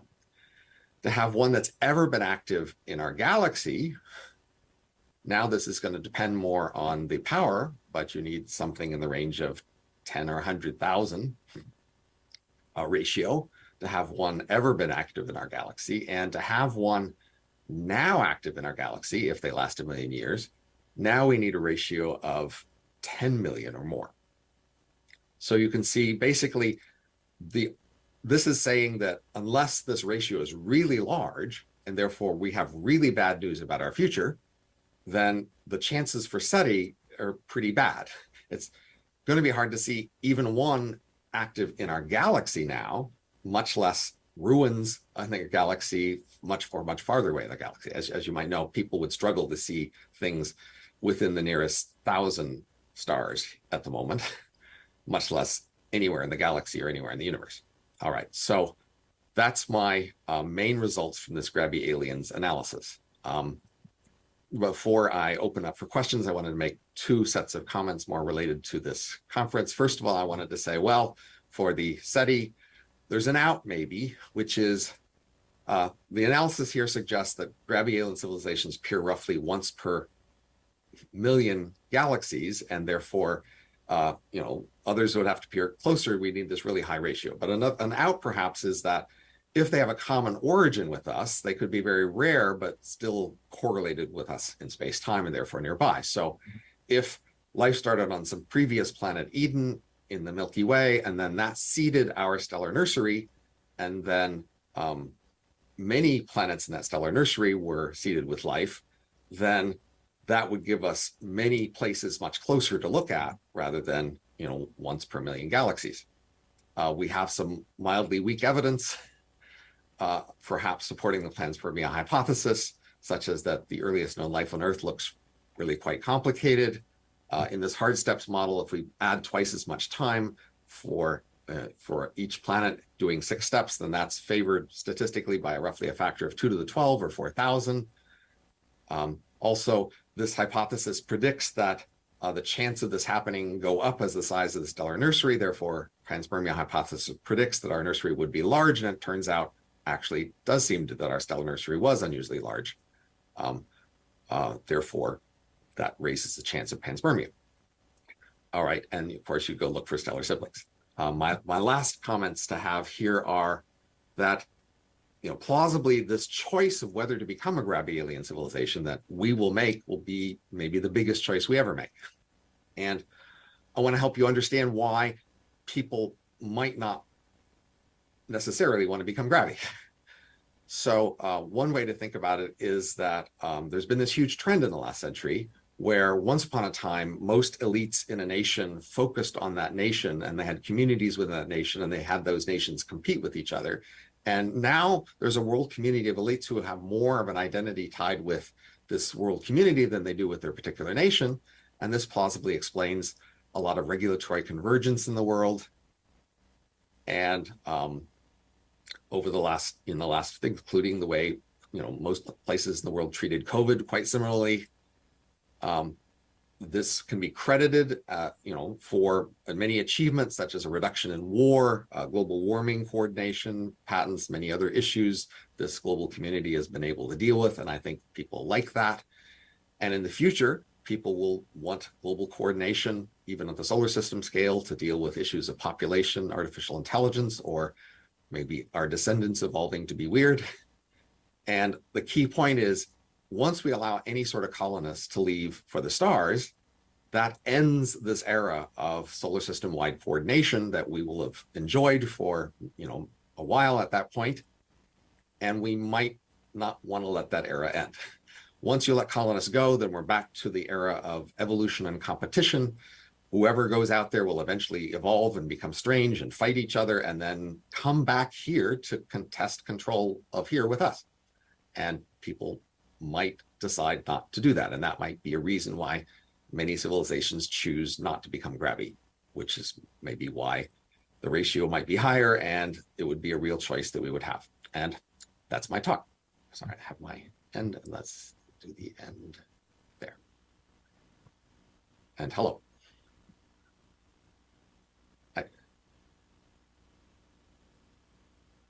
I don't hear anyone else. Can you hear me? Oh, Hear cool. you now. Awesome. That was a great talk, and I love seeing these sorts of higher level mathematics borrowed from economics and used in this context. I always thought that was a really cool application. Borrowed it from cancer, really.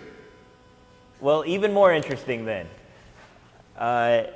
And the first question we've got is one here on Zoom from Dr. Ravi Koparapu.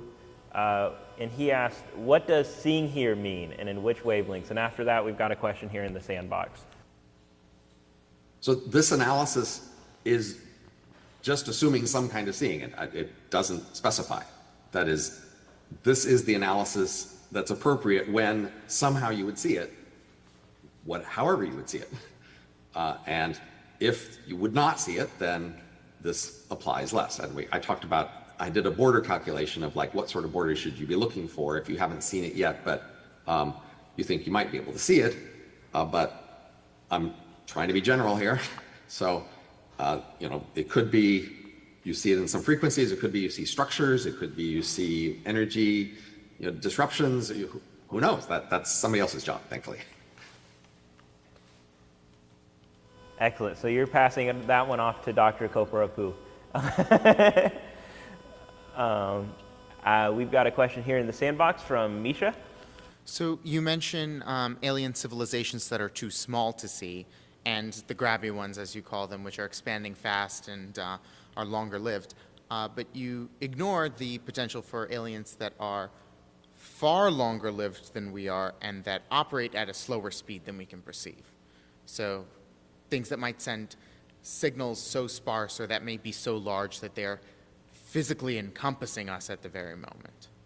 How do you account for those in your model? Also, how do you account for civilizations just naturally dying? So the simple analysis here is basically assuming that most of the activity is at two extremes.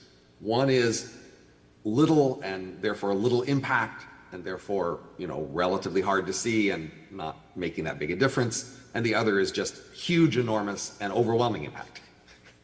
That is, the grabby civilizations just, again, you meet them in a billion years after they've occupied a million galaxies and changed all of that. So huge, overwhelming. So I think that's reasonable as long as the small ones basically just don't add up to that much overall effect. That is, the small ones can just be there, but if the small one isn't doing that much, even if it's a slow activity and one of these big active one comes along, the big one just wins, right? In order for the small one to somehow resist the big one, it would have to become much more active. And then it would be one of these active ones. So I find it very hard to imagine, a civilization that's, filled 1 million galaxies with all its activity and expanding at 3/4 the speed of light, meeting one of these other civilizations you're talking about that's always been very quiet and slow, and somehow that quiet and slow one able to resist the continued expansion of the grabby one. So under the assumption that being quiet and slow means you can't resist the grabby ones, then the model applies because it's the model of the grabby ones. And there could be these slow, quiet ones, and that's just, the separate parameters. So again, I'm analyzing the grabby ones and saying where they are in space-time using our, observations. And then I'm saying there could be more, and I'm trying to characterize the rate at which those more through the ratio R. And I think that applies to the case you're describing. It would be one of those other ones, and it would be captured by the ratio R. So not quite. Another way of sort of phrasing, as you're saying that the small ones, the not grabby ones, would be insignificant and wouldn't be able to compete, and we might never see them. We're assuming that we're the grabby ones and not the small ones. Is it possible that the small ones and we could I'm be assuming them we are now so quiet. We are definitely now quiet. We are not grabby at the moment. We are not visible on cosmic scales. We are not deconstructing planets and stars and galaxies. So we are not grabby. But if we could become grabby within 10 million years is the only assumption I made. It might happen, and if it happens, that would be the time period. And that's what allows me to use our current date as a data point in the model. But I'm not making any other assumptions about the chance that we will become grabby, just that we might, and it would happen within that time period. Okay, so it's just if we do become grabby. All right, I think that answers a little bit of my question. Excellent. Well, I've got a question, and like I said before, if anyone else here has questions, they can raise their hand. I see we've already got one after me, and if anyone on YouTube or on Zoom has questions, they can post them in the chat. So you mentioned that a high R is unlikely, and a lot of these assumptions kind of depend on the value of R. What are you thinking through to decide on what the value of R should be? What makes a high R unlikely in your mind? So the main, R is a description of a process. Basically everything starts out as non-grabby, as some sort of civilization, right? And then it might evolve to become grabby.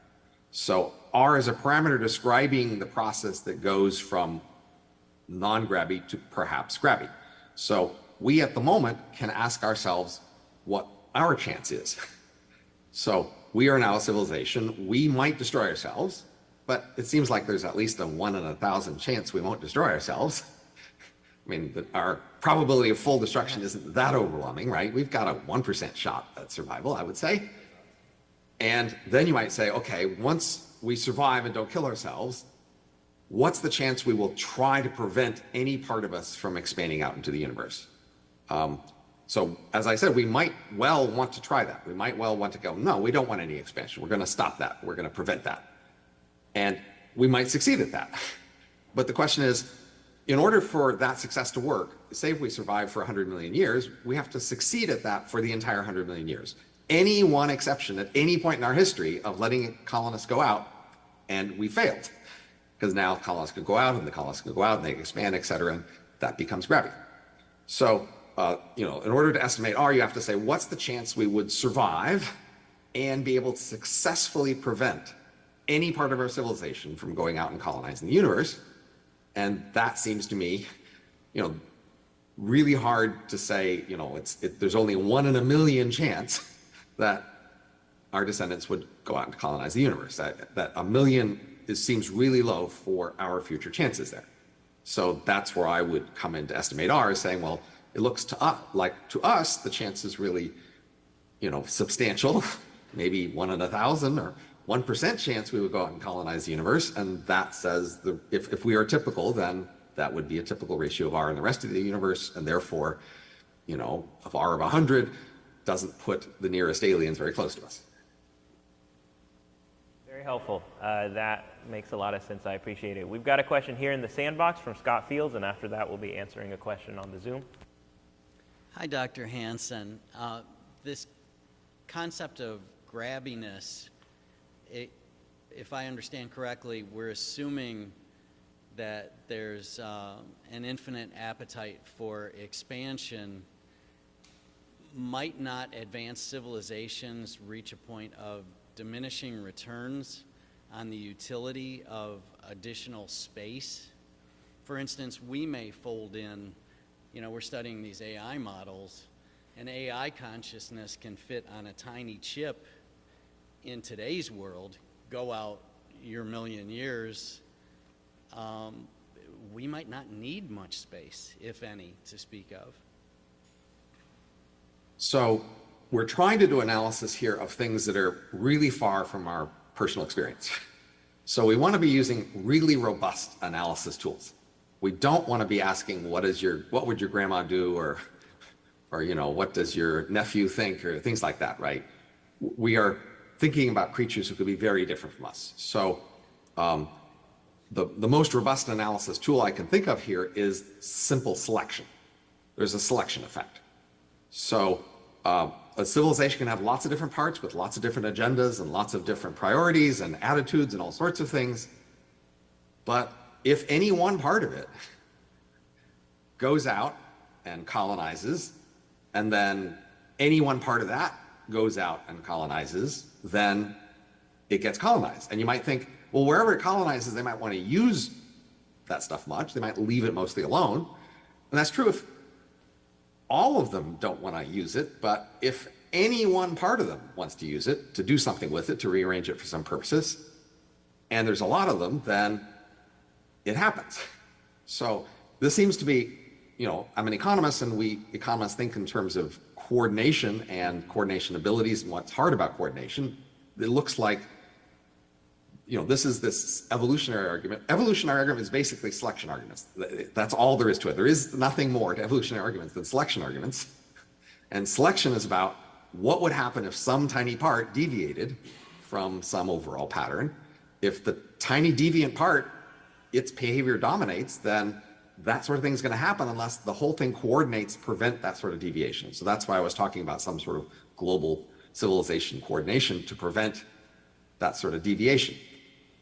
So I see the question as, if we all wanted to prevent this, could we? How hard would that be? How successful would you have to be at that effort to prevent anyone from going out and using stuff? Because otherwise, it doesn't matter what most people want. What matters is, will any descendant of a civilization choose to go out and use stuff and change it? So if one or two dandelion seeds manage to float off, they could ultimately exponentially or logarithmically expand over time. More likely exponentially, yes. Yeah. And the power law of volume, of course, because you have the speed of light limit on expansion, but still, within any region, exponential, yes. So even if they're self-limiting, ultimately, are they all self-limiting? Up against quite a challenge. Very great answer. Dr. Mark Bailey is asking if expansion would be a biological or evolutionary imperative, and I am assuming he's not just asking about humans, but about any civilization that could get technologically advanced.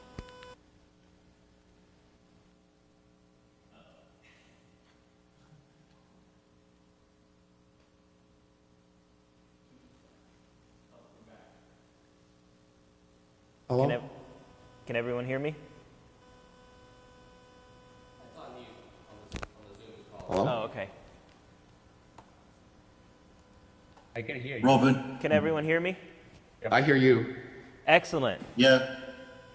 Apologies, I'm not sure quite what happened, but Dr. Mark Bailey asked if expansion would be a biological or evolutionary imperative, and I'm assuming that's not just for humans, but any civilization that can become technologically advanced. So that was the question I was trying to answer before. That is, it's all about a selection effect. If any small part chooses to expand, will it happen? Can the rest prevent it? It seems like it's pretty hard to prevent any small part of expanding.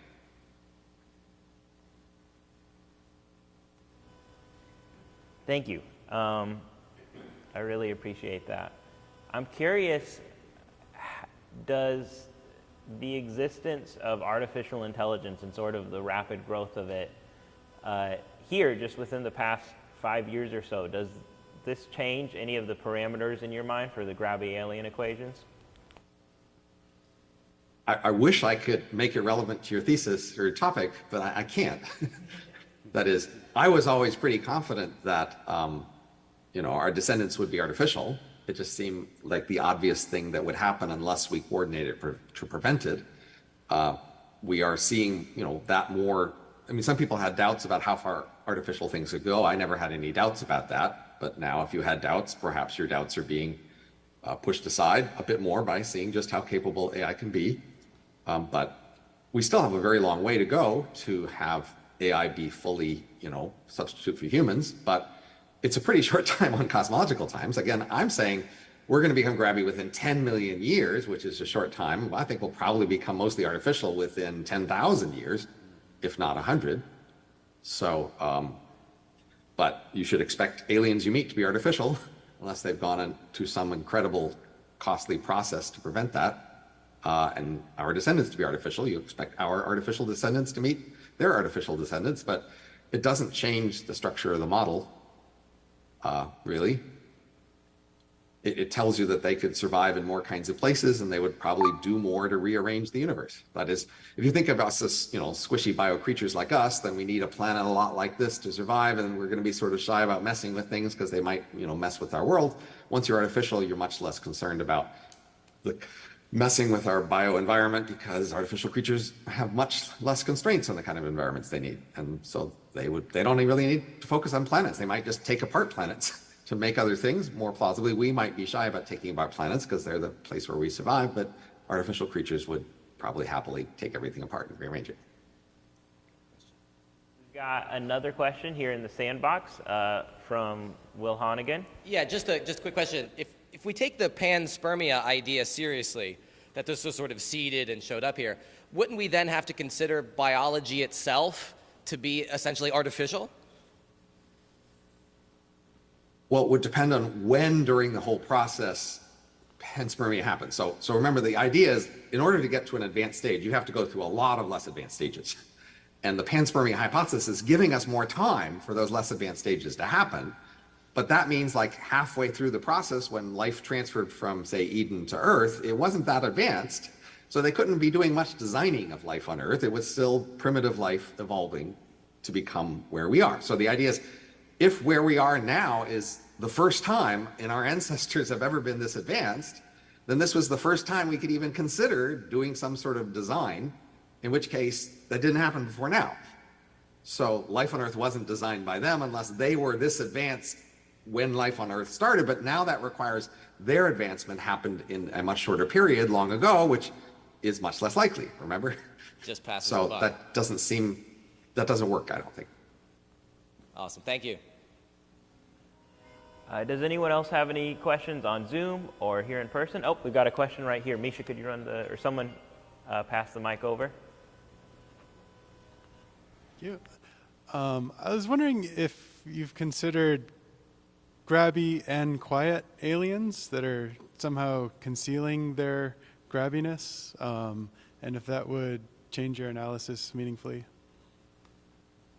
So I think what you're referring to is the dark forest, or what used to be called the berserker hypothesis.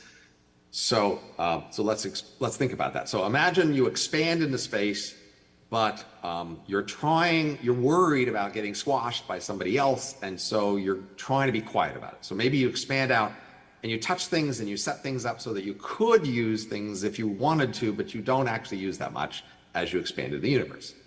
So,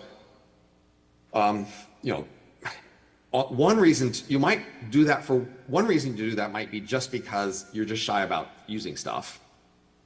And you expect that when you reach another gravity civilization that isn't shy, you will then at that point have to convert to being an aggressive user of stuff. But maybe you've got time to do that. Maybe if you see them a million years coming, a million years is enough time to switch from having been very shy about using stuff to at least near, the aliens you're going to meet, to suddenly start to use stuff a lot, and then when you meet them, be at the similar strength to them so that you're not overwhelmed by them. That would be one scenario where a civilization expands quietly, knowing that at the proper time it could suddenly, use everything and be ready for them. That can make some sense. This other scenario is where you think they're already all around and you're expanding out into a territory, you think others are there too, and you're trying to be quiet so they don't squash you as you expand. For that to make sense, we need a really high density of these civilizations so that as, right from the beginning as you expand, you think there's others right around you right now at that moment also coexisting in the same volumes, and you're trying to be quiet so they don't squash you. I don't think that works as an equilibrium because I think you would successfully deviate from that equilibrium by simply expanding for a while with all your quiet stuff and then turning them all on at once together to suddenly expand into, to turn into powerful resources that you could then turn against whoever opposed you. I think that would just win against the other silent civilizations just waiting to be quiet to do something. So I don't think the Berserker Dark Forest theory really works on a long time scale as a story, but I think it is possible that they might, a gravity civilization might, if it could coordinate, which is really hard, expand into being ready to use resources, but not actually using them until there's some sort of a reason to do so. Excellent. Are there any other questions on Zoom or on YouTube or here in person? Oh, yeah. Let's get her a microphone. Hi, I have a question regarding your opinion on a matter. As I see, definitely density of intelligent beings, is a big part of it. But I also was thinking, in terms of logistic curves, because we have seen biological systems always collapse eventually, right? So the bigger or the more lasting it is, the more chances to encounter, right? So my question is more simpler than that. I was wondering, what is your opinion regarding how technology and biological evolution may play a role in terms of the time being of a civilization? Would that accelerate it or would that decrease it, in your opinion? What do you think? So you said the time of what of a civilization? The time duration? Is that what you asked? No, I was thinking of a factor of, technology and biological evolution, if that may accelerate or de-accelerate, in your opinion, a logistic curve for, the time being of a civilization. So in our history so far, we have seen logistic rises and falls of particular parts of the world, but not the world as a whole. That is, in say, human evolution for the last 10,000 years, we've seen civilizations rise and fall in a world where the totality of all civilizations was continuing to grow. And certainly we've seen individual species rise and fall in biology. We've even sometimes seen particular places become devastated or, hurt by some local thing happen. But globally, biology has continued to grow.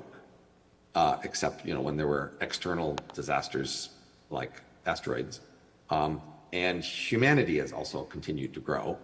So the main way I might expect a logistical curve for our entire civilization is if we had a civilization-wide coordination, which is what I was discussing in the possibility of some global, solar system-wide government that prevented expansion.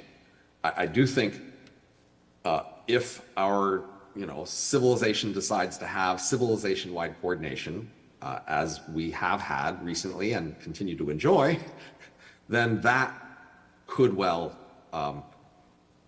rot and decline, as civilizations have in the past. But if we have a decentralized civilization where just lots of different parts just go off in different directions, just like we've had a decentralized biosphere, then it's hard to imagine the entire biosphere declining except for some sort of, again, external effect like an asteroid or, the sun expanding, things like that. I appreciate that. And I've got one final question if no one else has anything.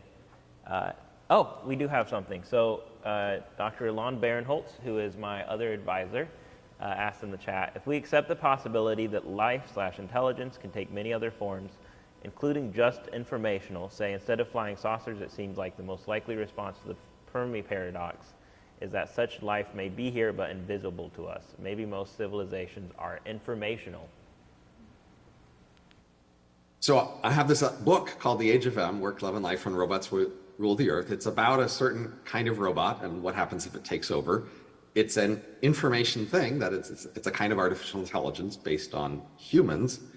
But I know from that analysis in that book that information is physical and it needs physical resources. In my book, Age of M, there are big dense cities full of computer hardware, crammed full of energy being pushed in with cool water going in and hot water coming out to cool it.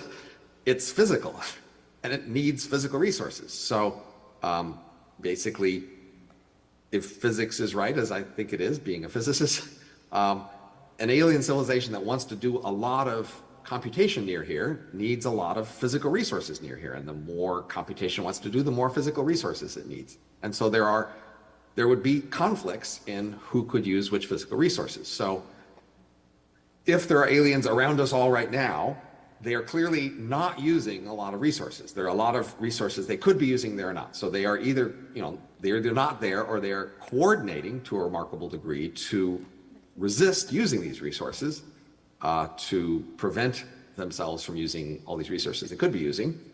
There are plausible reasons they might be doing that. But again, if there's another alien civilizations out there that's just, going wild using all these resources, then when the two of them meet, either the quiet one has to ramp up quick so that it can be ready, or the quiet one gets overwhelmed by the other one.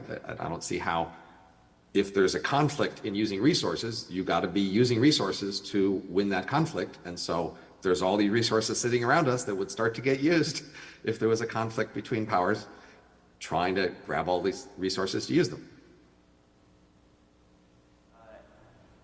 Excellent. And Ilan, I think, has some follow-up if he wants to hop on the mic, and then we can get to... Is it possible can I just jump in like this? Does that work? Yeah, just jump in and okay. up. Yeah, so the idea would be they'd be utilizing our resources. In other words, they would be having, manipulating us, sort of, quote unquote, informationally speaking, by, let's just say, they're using some sort of telecommunication, some sort of electromagnetic radiation, device in order to manipulate our environment such that they are utilizing our resources, and so that would be in some sense present and visible, so to speak, if we were able to see it.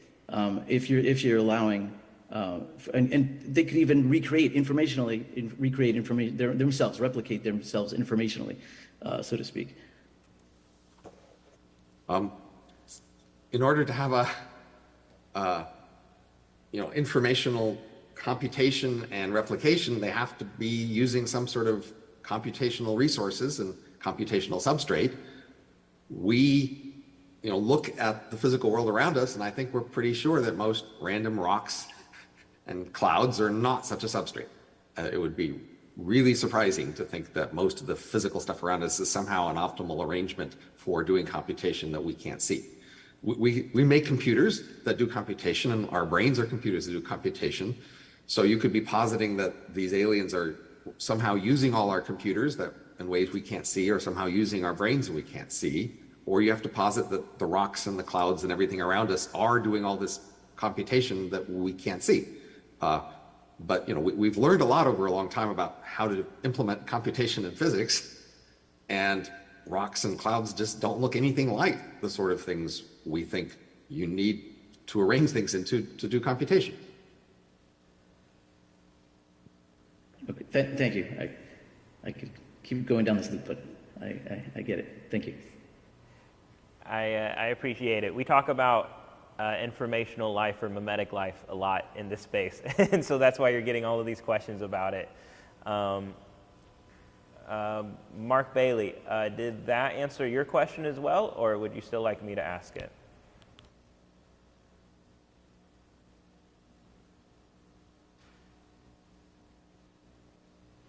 All right, excellent.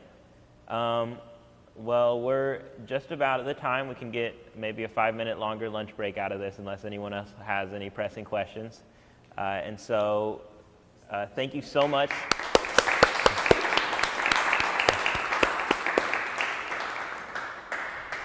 Very excellent talk. I really appreciate it. We'll be having discussion in person here in the sandbox, obviously, and then if anyone wants to leave and go get lunch and not talk to people and not be around people, I totally get that. But if anyone on the Zoom would like to stay in the Zoom or on the YouTube would like to join the Zoom, Ilan Barinholtz will be moderating some lunch discussion. We wanted to simulate what everyone would get if they were sort of in person, being able to grab lunch and sit around and talk with other people interested in the same things. And so we'll be cutting the YouTube live stream and reconvening it. Oh, we're staying on YouTube. Yeah, so we will be reconvening this at 1 p.m., I believe, with Dr. Mark Bailey. Let me check. Yep, we'll be reconvening at 1 p.m. with Dr. Mark Bailey. Thank you so much to the 2 speakers we've had so far. So excited to hear from our other 2. Yeah, everybody enjoy. I hope people have some good discussion on the Zoom as well as here.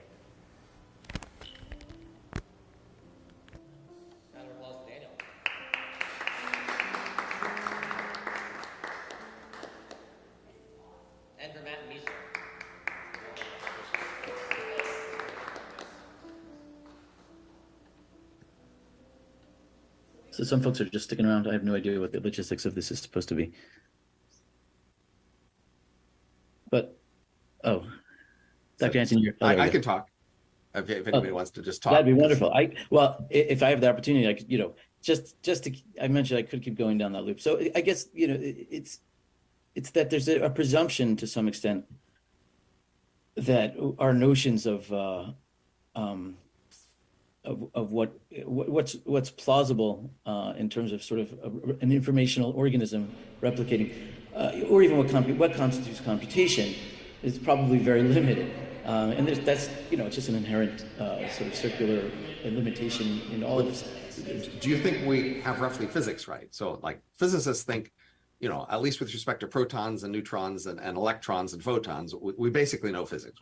Let's assume that we do, although of course there's quantum and all that. No, we basically know quantum. I mean, we know the quantum mechanics of protons and electrons and neutrons. That's a standard physicist story is among ordinary materials around you, we basically know enough physics to know what computation looks like and what information looks like, and to know how that works. It's not a mystery. It's an engineering problem how to do it most efficiently, but it's something we understand.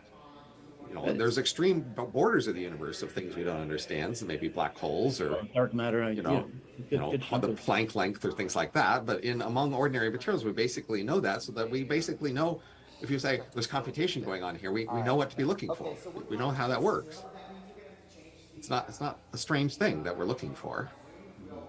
Something so there's two assumptions there. One is that yes, we sort of have a grasp of physics sufficiently to say that that there is no hidden physics, so to speak, that we're hidden from understanding, such that it may be taking place outside observation, and we have to work with that assumption. I mean, what else are we supposed to do?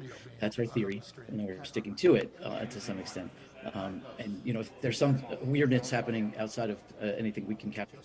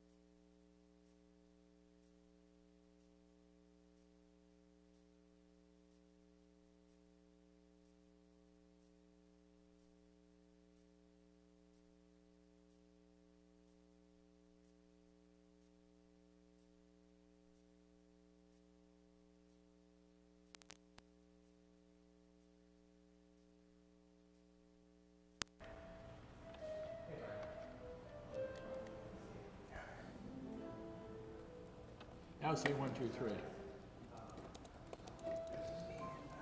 1, 2, 3, testing, testing. You're good, you're good. Awesome. Testing, testing. 1, 2, 3.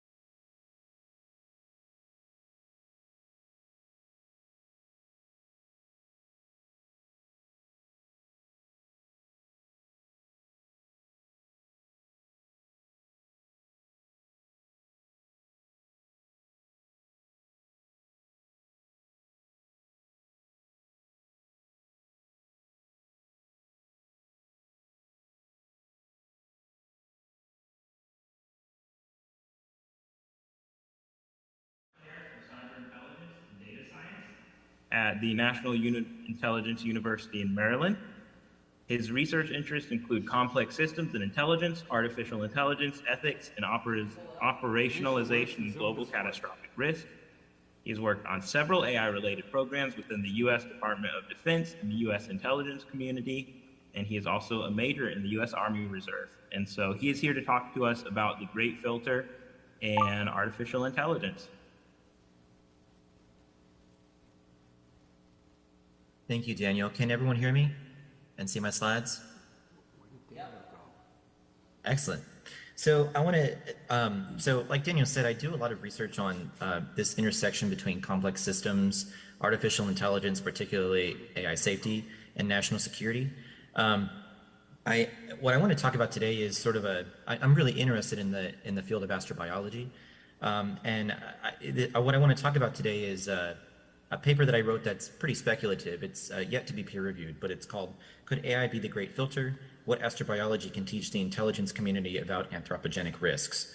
I think, I like looking at for intersectionality between different fields, and I think there's a lot that we can learn within the IC about, or the intelligence community, about how we analyze risk, particularly from fields like astrobiology.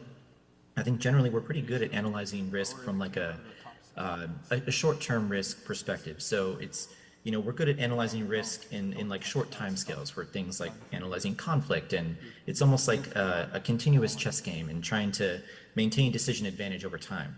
But when it comes to globally catastrophic risk, things that could lead to potentially like human extinction, it's something that we're not necessarily that good at doing. So I think astrobiology kind of gives us a different perspective in terms of how we can analyze that type of risk. Is this scrolling? Here we are. All right. So I wanted to start with this quote here by Carl Sagan: "In the deepest sense, the search for extraterrestrial intelligence is a search for ourselves." This really resonates with me because I think, in a sense, as we look to the stars, we do that because we want to learn more about ourselves. And so if we consider the risks to other civilizations that may or may not exist, it gives us some insight into what risks we may face in the future. So the question that we started out with is, where is everybody? So this is this whole idea of the Fermi Paradox, the idea that if extraterrestrial life is probable in the universe, then why have we not encountered it? The Great Filter Hypothesis, which was coined by our very own Dr. Robin Hanson, who's here with us, suggests that some event required for the emergence of extraterrestrial life is extremely unlikely. So I think that a logically equivalent version of this hypothesis suggests that some catastrophic event is likely to occur that prevents life's expansion throughout the cosmos. So I think from an intelligence perspective, framing global catastrophic risk within the context of this great filter can provide some insight into the long-term futures of certain technologies that we don't fully understand, like AI, which could potentially be a source of this great filter. And I'll explain why in a minute. So the whole great filter argument, I think, stems from the Drake equation, which it's a paradox because the Drake equation was developed in the 60s, and it made a probabilistic argument that predict the number of advanced civilizations in the Milky Way for which interstellar communication might be possible. So it considers things like the rate of star formation, the fraction of those stars that actually have planets, the average number of planets that could support life, so the ones that are within the appropriate distance from their star or galactic distance, that sort of thing, the fraction of those planets that actually develop life, the fraction that develop intelligent life, the fraction that develop technology suitable for interstellar communication, meaning that they would be detectable, and then the length of time for which those civilizations actually release detectable signals into space. And all of these different parameters can be updated as we learn more about the number of Earth-like planets that exist through like the Kepler missions and things of that sort. I think if we discovered life on another planet, or even unicellular life on something like Europa, that would obviously change a lot of these parameters and give us more insight into the probability of finding any sort of extraterrestrial life. So then the Fermi Paradox, or this great silence, is that if extraterrestrial life is probable in the universe, which the Drake equation would predict, then why have we not found it? So one possible explanation for this that was popular for a while is this idea of the rare Earth hypothesis, which postulates that Earth-like planets with a biosphere capable of supporting intelligent life is such a rare thing that we are likely the only intelligent species in the galaxy. However, this violates what is known as the Copernican principle, which postulates that the Earth should be considered a representative sample from a distribution of planets. In other words, we're not special. So there's no reason to assume that Earth is special as opposed to any other planet in the galaxy or in the universe. So it would stand to reason that we would consider ourselves to be a random sample, and therefore we are likely the average, or we are like the average. Therefore, the rare Earth hypothesis sort of fails in that regard. So I think a more compelling explanation is this great filter. So this great filter argument postulates that that any intelligent species has to overcome some bottleneck or set of bottleneck steps over the course of its evolution. and not overcoming these steps leads to extinction or non-existence. So the steps can include things like the planet being capable of harboring life, so that, would be, I mean, this is, of course, there's some, I would say, anthropic bias in terms of how we formulate this argument generally, because we're kind of going from our N of 1 in terms of how we understand biochemistry. So this doesn't really consider things like alternative biochemistries or alternative types of life that could potentially exist. But then again, we don't have any samples of what they would look like, so it's really hard to extrapolate to those types of systems. So, having a planet capable of harboring life and the appropriate chemistry for life as we understand it, life actually evolving, so that could be through abiogenesis or through panspermia or any incidence that causes life to actually evolve onto a planet. The life has to be able to reproduce and evolve into more complex organisms. Things like multicellularity has to develop. Sexual reproduction develops, which increases genetic diversity and the rate of mutations that can lead to evolutionary advantage. Intelligent organisms would then develop at some point, and then these intelligent organisms would reach a point where they can develop technology that produces technosignatures, in other words, are detectable. So here's a visual representation of this. You can see at the first point you have the origin of life, which, if that is the great filter, then you would see fewer threads coming from that location. Some of them here hit, whatever this first filter is, maybe that's the evolution of multicellularity or something like that. And then you have multiple other things that can occur over the timeline of life's evolution before it would reach a type 3 civilization. Excuse me. So one sobering question then remains from this. So is the great filter behind us? Like, is it a naturally occurring thing? Is it something like the evolution of life that it itself is a rare occurrence? Or is it something that is in front of us? So is it something that we still have to overcome? Something that could very well be anthropogenic in origin. So I think a logically equivalent formulation then of the Fermi Paradox, or of the great filter argument, since life appears to be rare in the cosmos, there must be some event that prevents its evolution. So because humans exist and the Copernican principle suggests that we're not special, then the Earth ought to be considered the average and not the outlier. So then if we're not outliers, then perhaps the great filter occurs later in the evolution of intelligent or detectable species, and isn't something like abiogenesis, multicellularity, etc. So perhaps the great filter is anthropogenic in origin based on this, this sort of logical chain. So now if you consider anthropic bias and catastrophic risk, humans are really terrible at intuitively estimating this sort of long-term risk. For instance, predicting the probability of a large asteroid impact is highly dependent on geological evidence of past impacts. So this is an a posteriori approach to risk estimation that has significant flaws due to observation selection effects, a phenomenon that's known as anthropic bias.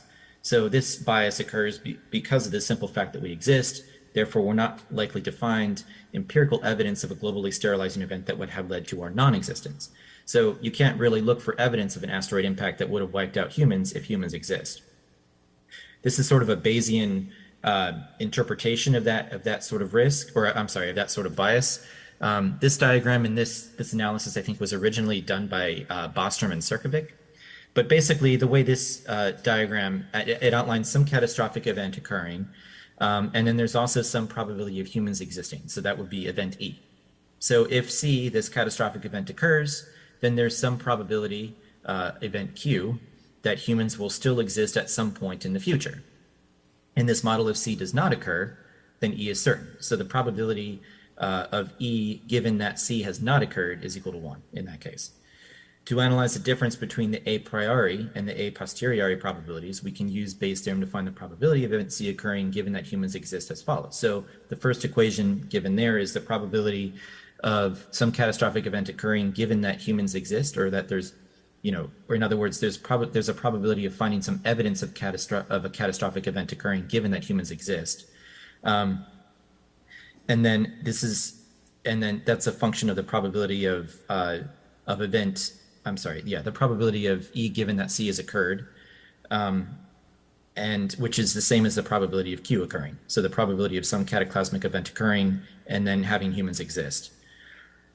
So by using this understanding that the probability of E given not C is equal to 1, and the probability of E given C is equal to Q, you can simplify the equation as shown on the right. And then you can see that, based on that, you can easily see that the probability of C given E is always going to be less than or equal to the probability of C.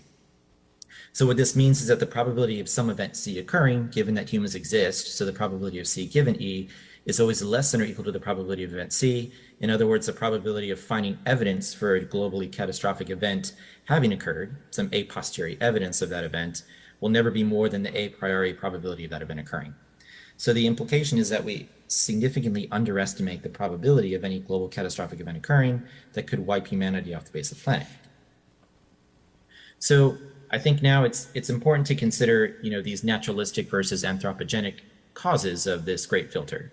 So naturalistic events that could potentially be a great filter could include things like extinguishing impact events, so a giant asteroid or cometary impact, gamma ray bursts, extreme volcanism, etc. Anthropogenic causes are things like anthropogenic climate change, globally decimating acts of war, technology that spiral out of control, which I'll talk about in a minute, etc. So I think understanding how the probability density of potential great filter causes could be distributed amongst these different types of events may provide some insight into existential risk. In a sense, it's kind of sobering to think about this, but the easier it is for life to evolve, so the easier these naturalistic processes are, the bleaker our future becomes. So if we consider the Copernican principle, the fact that we exist might suggest that naturalistic causes of the great filter are improbable, and the evolution of intelligent life may be a common occurrence. This would suggest that the great filter is something that occurs after the evolution of intelligent life, possibly something that is of anthropogenic origin. So now, based on that assumption, we can look at some sources of anthropogenic risk, and sort of reason through whether or not they may be probable or not. So anthropogenic climate change, this could obviously lead to increased conflict, which could lead to war, which could lead to other types of things that could potentially wipe a species off the planet. However, it's a slow, albeit accelerating process that we can theoretically mitigate or adapt to. I would contend that any anthropogenic source of the great filter would probably have to be something that's like a black swan. So it would have to be something that we can't necessarily predict or interdict in a quick manner. Unlike something like climate change, which, if it's slow, it's likely mitigatable. Whether or not we do anything about it, is another question, but in theory, it should be mitigatable. So while climate change has contributed to extinction events in the past, an intelligent species could likely mitigate its effects. So global war could be another potential, theoretical source of this great filter. I think that war is probably only a likely contender if WMDs are deployed, simply by the fact that we've had war has existed since humans have existed, and probably before then. Even other primate species wage war against each other. So, war is a common thing and probably not likely a source of extinction for an entire species. We've also demonstrated our ability to survive 2 world wars and a Cold War. And I think the risk that's associated with war is less about war itself and more about the technology used during war. So if WMDs were to be deployed during war, that could cause mass devastation. Therefore, that would be sort of the secondary cause of some sort of mass extinction event.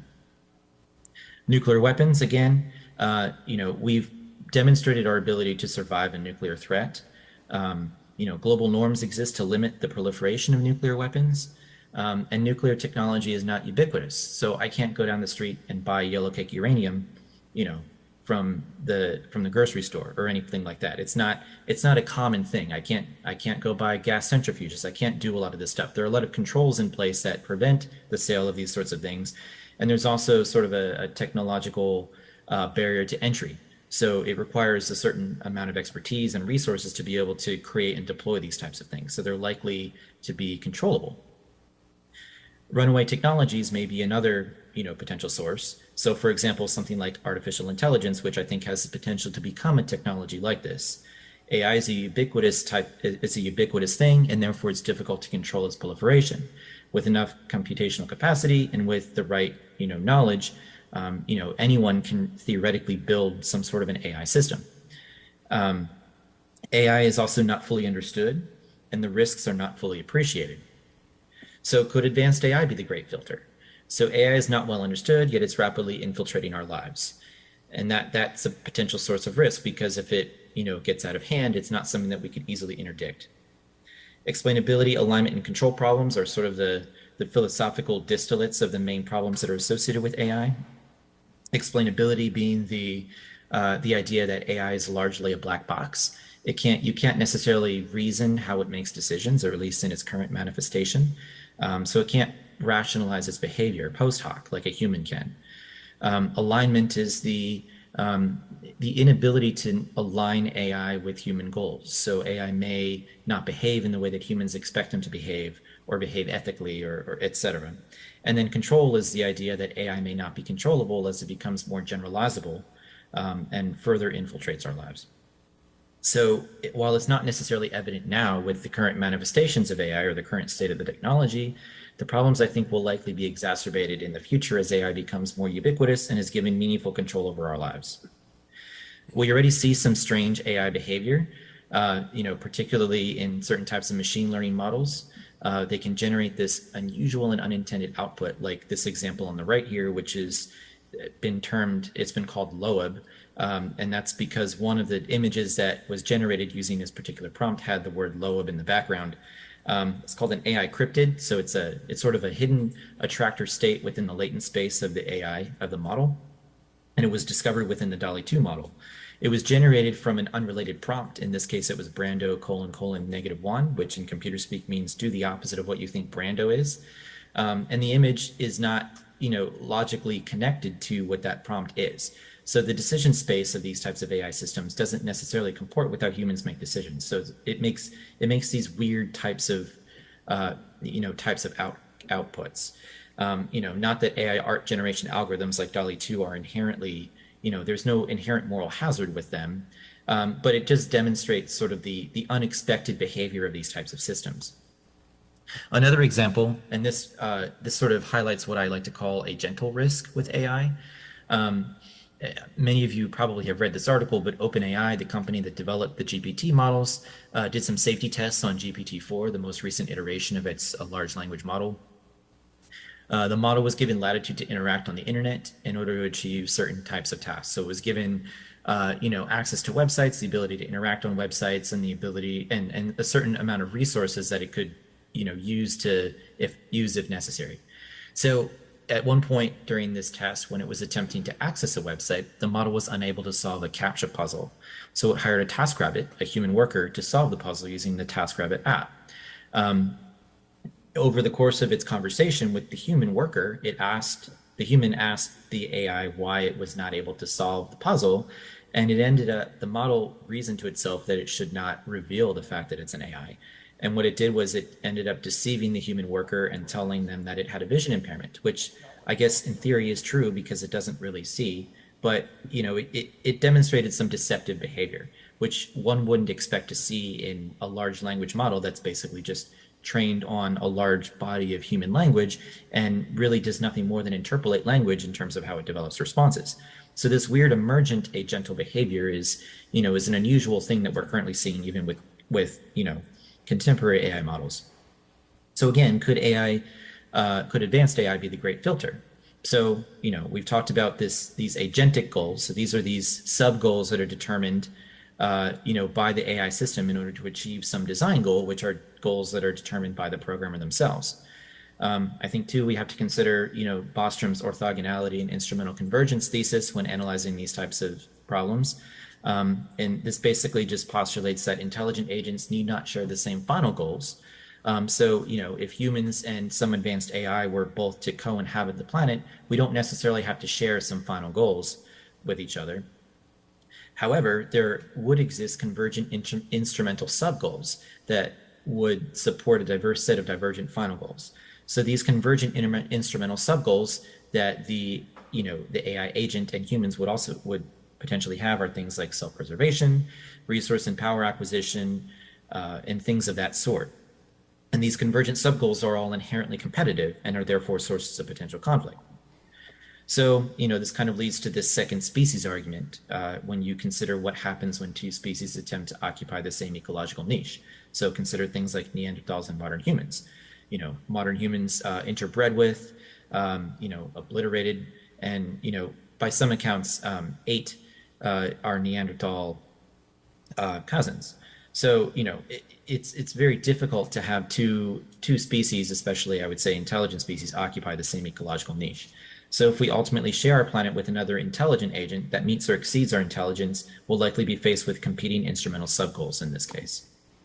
So I would postulate that an uncontrollable technology unaligned with human goals and with conflicting subgoals with the capacity for self-improvement may be a good candidate for the Great Filter. As we've seen, I think our first speaker mentioned this in terms of what we might find in terms of extraterrestrial intelligence. Post-biological approaches to astrobiology are considered viable. So we may not necessarily find evidence of a biological extraterrestrial intelligence, but it may very well be a signature that comes from some AI offspring from some biological species. So in other words, a technosignature from an extraterrestrial AI may be more probable than one from some biological entity. But the question then is, would this have been by design? So some sort of transspeciesism, as we have, transhumanism here, where, a lot of people sort of expect that biological humans will eventually evolve into, some sort of AI offspring, or is it the result of some sort of a niche displacement? So this has a lot of implications, I think, for the intelligence community and how we analyze risk. So I think examining risk through the lens of this great filter could mitigate the effects of anthropic bias and then therefore reduce the chance of underestimating global catastrophes. And I think, too, taking a cosmic view provides a unique perspective that's free from our default human-centric worldview. And it should also give us pause because it reveals that the greatest risk to humanity may be ones of our own making. And I think this realization should inform how we prioritize long-term risk mitigation strategies, especially ones dealing with disruptive technologies like AI. Again, sort of another bias that's involved in this is, I think a lot of people are reticent to talk about AI safety because it sounds too science fiction-y. I think that's been rapidly changing. But I think a reason for that is this idea of non-extensional reasoning bias, which I think this was coined by Eliezer Yudkowsky, if I remember correctly. So this is this idea of a bias that arises when we evaluate descriptions of events and not the events themselves. So, we can think about risks like having a loved one who has a terminal illness. Like, it's easy to understand what the outcome of that risk is going to be, and we react accordingly to that outcome. But when we consider something like human extinction, we think of science fiction movies and we think of science fiction novels and we think of Terminator and things of that sort. So we don't necessarily think of what the outcome of that type of an event would be. For us, it's something that occurs way into the future. So it's not something we have to worry about, even though, the outcome of that event is going to be the same as having, a loved one die of a terminal illness. The outcome is, a negative one. So, this type of bias, I think, can sometimes limit our ability to talk about some of these things in a way that, I think gives it, in some ways, talking about AI safety can lack academic credibility because you're assumed to be sort of a crank in a lot of ways. So anyway, in light of all this, I think it may be prudent to consider a global moratorium on some kinds of AI research, maybe not all AI research, and there are a lot of reasons for that. I think, it's important to remain competitive and continue to develop AI because it will certainly have a lot of positive impacts for humanity. But I think we really need to get in front of some of these issues like alignment, control, et cetera, because, it, I think logically could potentially be a source of this great filter. So something that could potentially displace humans and, in a way that could potentially be violent. I think as we consider the possibility of a global moratorium, a unitary effort like this is certainly not trivial. So trying to convince every other country or every other geopolitical entity to agree to this, is not an easy thing to do. But the potential consequences of not doing so, I think, could be pretty bad. So I think the U.S. should consider leading the way in this effort, and the IC, the intelligence community, can contribute by working with our allies to analyze and understand the risks of AI from the perspective of the Great Filter. And I think the IC should prioritize getting in front of this problem now before AI becomes so advanced and ubiquitous that it can no longer be controlled. So with that, I can open this up to any questions that you may have.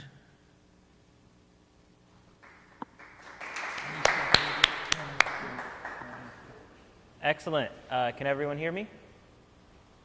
Yep, I can hear you. Awesome. So as before, if you've got questions and you're on Zoom, post them in the chat or just let me know. Oh, it looks like Robin Hanson has raised his hand, so I guess he can have the first question, and if anyone here in the sandbox wants to ask, they can raise their hand. Excellent. Yes, sir. Robin Hanson. Hi, nice to meet you. You too. The definition of the great filter is whatever would prevent a civilization from becoming visible in the wider universe. If AIs displace humans in a civilization, or the biological predecessors, it would need to change the chance that they become visible in the universe to be part of the filter. The filter doesn't include things that just change the civilization. They have to change the chance that they would become visible. Right. Okay. So, well, you're describing just AI displacing, or conquering, taking over, taking control from humans. But are you postulating or talking about the relative chances that the AI-based descendants would then become very visible in the universe? I see what you're saying there. It's more about the visibility issue as opposed to, something extinguishing a civilization.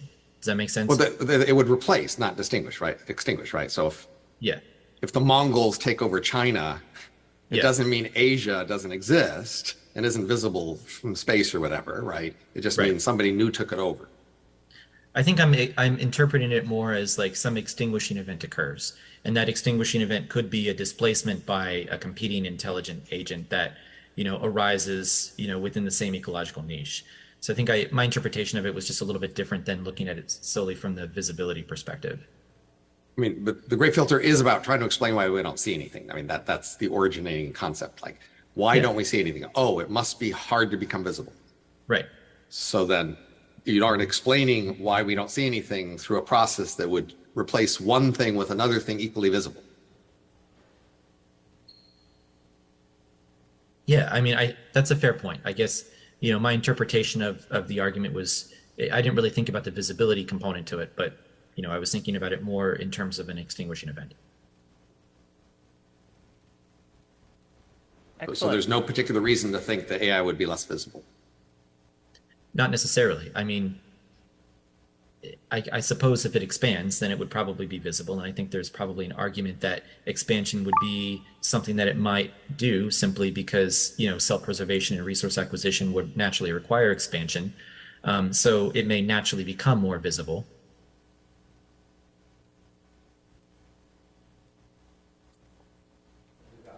All right, excellent. Thank you for that discussion. We've got a question from Susan Schneider here, who is the director of the Center for Future Mind, and that's the other organization that's hosting this great event.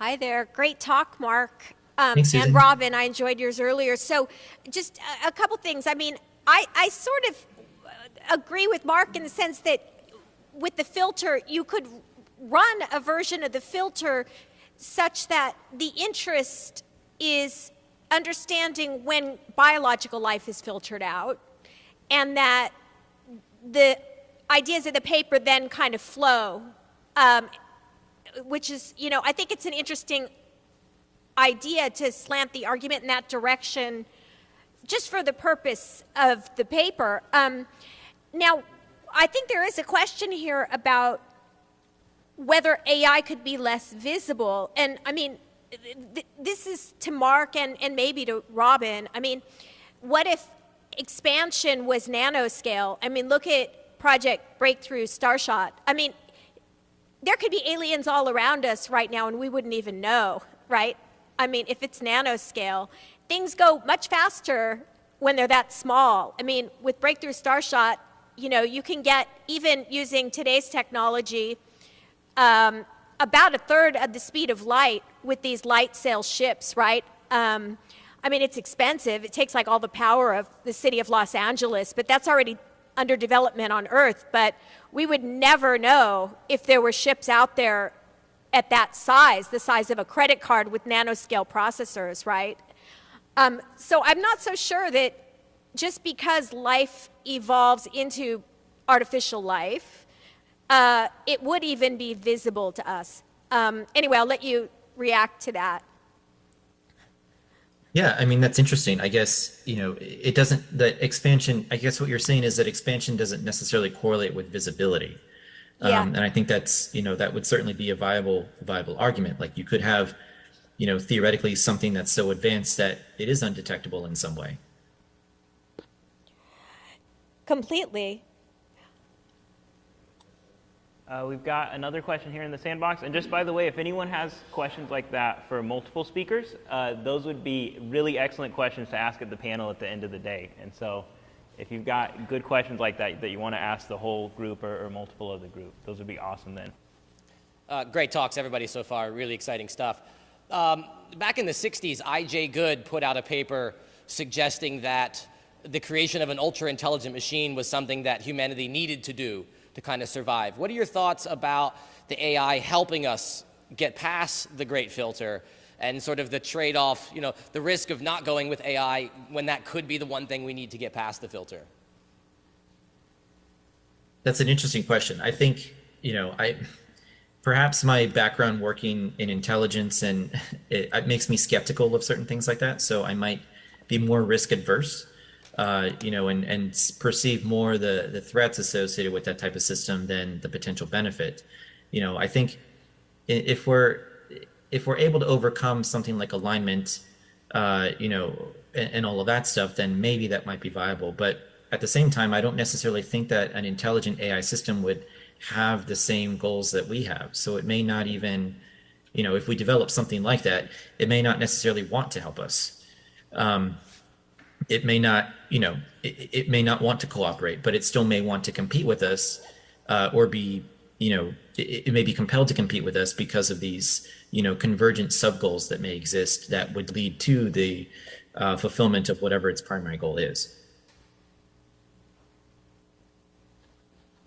Excellent. Awesome. Thank you. Great question. Do we have more questions online or in person? And just real quick, Mark, would you mind turning off your screen sharing so we can see? Oh, yeah. Sorry. All of you? Thank you so much. Did I turn it off? It still looks like it's on. Oh, here we are. Sorry. Perfect. There we go. Awesome. So do we have more questions from online or in person? I have a quick question. Because you're actually in the intelligence community, you can actually give a legitimate answer to this question that people always ask: is in a moratorium on whom?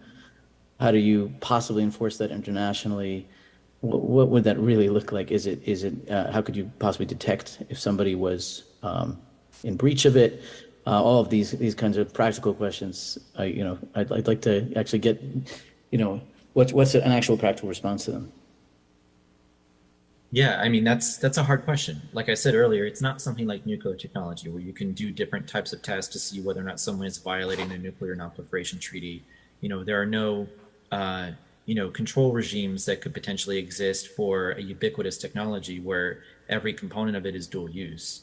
Nothing, I think it would be hard to establish something like the Australia Group or the Missile Technology Control Regime, which, work to control the proliferation of dual-use technology that could potentially be used for things like, biochemical weapon development or missiles or anything of the sort. And then they also interdict, the illicit sale of those types of things. But something like AI is a little bit, it's different. Like it's much more accessible to everyone. There are lower barriers to entry for people who want to use AI. Like you don't need to necessarily buy a lot of large equipment to be able to develop different types of AI models because getting cheaper by the day. Capacity is so ubiquitous. Say again, I'm sorry. Getting cheaper by the day. Yeah, absolutely. It's getting cheaper by the day. So I don't know what a control regime would look like for that. It's really hard to say. I think so. The EU recently passed its AI control legislation, which I think is, supposed to prevent, the use of AI for things like social credit analysis, like the Chinese use it for, and things of that sort that could potentially disenfranchise certain groups. They also, I think, want to have generative models, like the output of generative models, label it as such. Although I don't know exactly how enforceable that would be. So I think, we need to have a lot of discussions with policymakers and regulators and try and figure out, what something like this might look like and if it's even possible. It may end up just being kind of a, we agree on the risks of these certain types of manifestations of AI, and we just kind of agree not to do it. But I don't know how realistic that is. Right, thank you. But it would potentially put us at a strategic disadvantage if we, again, self-imposed without being able to somehow ensure that others were. Absolutely, and I think the EU is probably going to put themselves at a disadvantage by trying to implement what they've decided to do. So I think we need to consider this in the context of global competition as well. So we don't want to limit what we're doing and then allow an adversary to potentially do something that we wouldn't necessarily want them to do. Thank you. Yeah. Awesome. We've got a question here in the sandbox, and then we've got 2 raised hands online, it looks like, after that. How much concern or discussion is there within the intelligence community or the national security community about AI risk going on right now? A lot of people are concerned about it. There's certainly some discussion about it. We're hosting an AI safety symposium next week. The university is, so I know some of the people here will be presenting there. So I think right now the intelligence community is very open to to learning as much as we possibly can about this topic. So I think right now everyone has an open mind about it. Awesome, and we've got another question from Robin Hanson, it looks like. You sure Michael wasn't first? It's okay, you go ahead.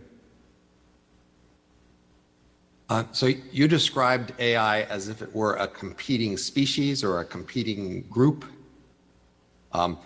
You could, but it doesn't really exist yet. Right. So we might think of it as more of our descendants, one of our sets of descendants compared to others. I would argue we always expected our descendants to go their own way and to have limited control over what they chose, and that they would differ from us in important ways. If AIs do those same things, then I guess the question is, what's the basis to be more afraid of AI descendants than other descendants, or more harsh toward them, or more restrictive, or more preventing their existence? I mean, we could prevent other kinds of descendants existing as well if we were very scared of them. Why be more scared of AI descendants than other descendants? Yeah, I mean, I think that's a fair point. I think, the idea with an AI descendant is that, AI could theoretically become recursively self-optimizing in a way.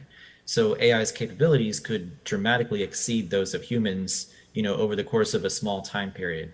Unlike, human descendants, which generally, even though you would expect humans to, become more capable over time, over generations and all of that, that could occur much more rapidly with AI.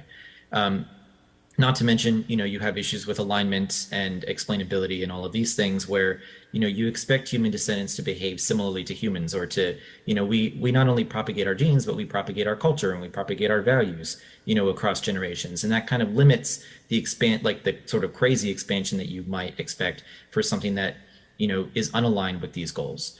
So I don't necessarily see it as a descendant. I see it more as a new species that would be filling the same ecological niche.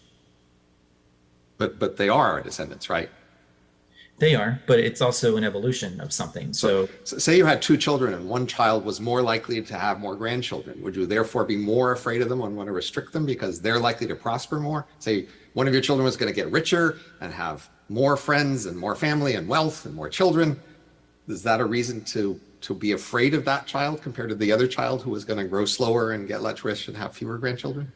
No, because I think, having children is an expected human behavior, like that, trying to, acquire resources and build wealth and these sorts of things are normal human behaviors. They're not unexpected. So, you're not going to have something that, would necessarily, they're not, and they're also not necessarily competing with you, right? Like that's sort of, yes, your children and grandchildren do compete with you, FYI.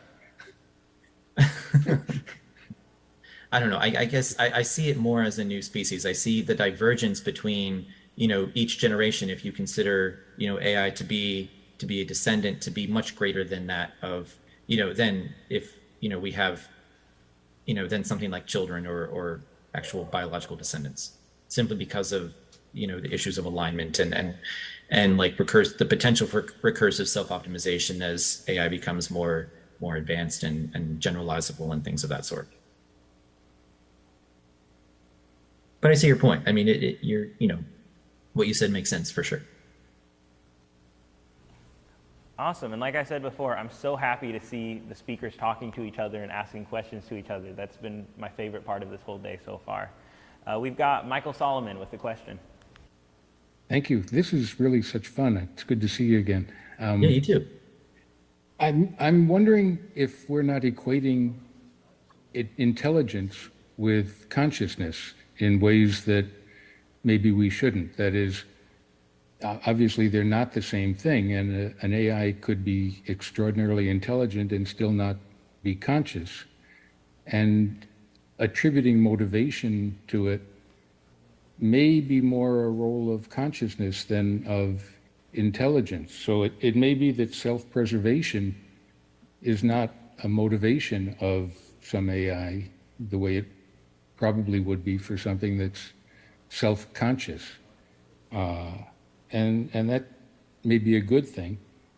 And it's also possible that aliens that have the intelligence and the technology to reach us may not be conscious. And, we'd be dealing with zombies, essentially. And I don't know that anybody's considering that possibility. And maybe we should be. I think Susan wrote a piece on finding an AI zombie, if I remember correctly. It was in I can't remember the author, but it was in a sort of an anthology of a bunch of different pieces, and I think she kind of addressed that issue. I'm not trying to put her on the spot, but I know people are thinking about it, but I don't know a good answer to it.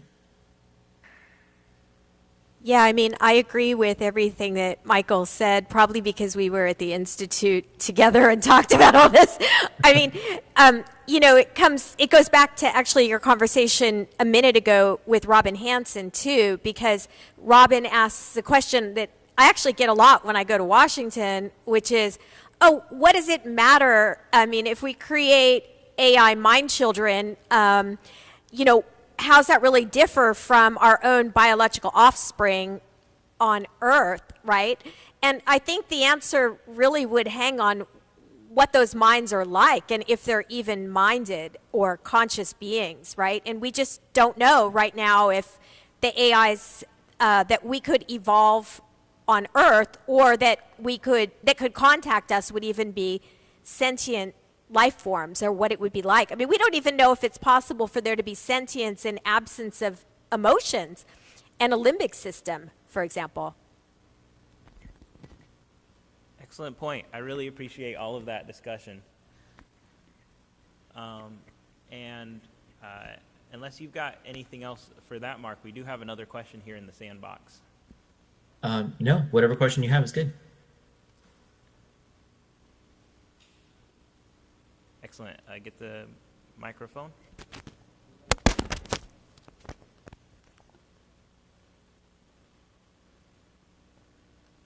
So I have a question about the actual risks that we're talking about. We talked a lot about the risk of death and extinction, but one of the risks that you didn't mention is of actually the AI learning to use humans, mind control, and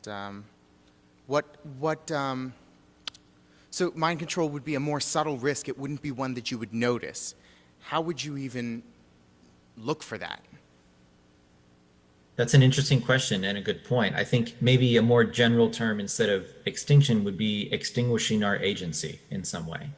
So extinguishing our ability to, our ability to determine our own future. How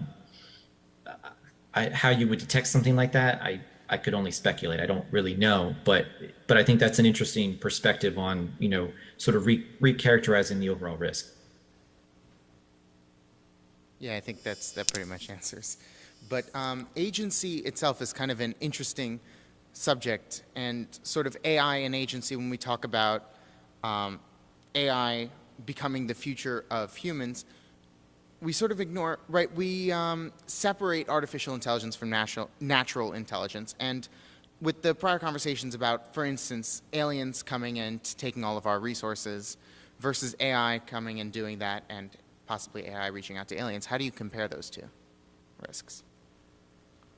AI versus aliens? Are you so you're thinking about AI of extraterrestrial origin or AI that's native to something that we create? Let's go with for something that we create. So let me just try and paraphrase the question here. You want to understand how those risks compare? Is that kind of what you're saying? Are the risks of AI the exact same ones as the risks of aliens? And is AI an alien civilization in the sense of it has the same properties and risks? Well, I think, especially as AI becomes more advanced, you can kind of think of it as being a mind that is alien in a lot of ways, because it doesn't necessarily align with how humans make decisions. It doesn't necessarily have the same long-term goals as humans have. So in effect, I would say the approaches to both might be very similar. Yeah, that's pretty cool. Excellent, thank you. We've got another question online, and if anyone else has a question here in the sandbox, they can raise their hand. Derek Quang asks, given how difficult it is to come up with an agreed upon and executable set of global regulations, what, in your opinion, are, say, the top 3 most critical restrictions or limitations on AI to control AI risk? Very concrete question, Derek. I appreciate that. Yeah, that's good.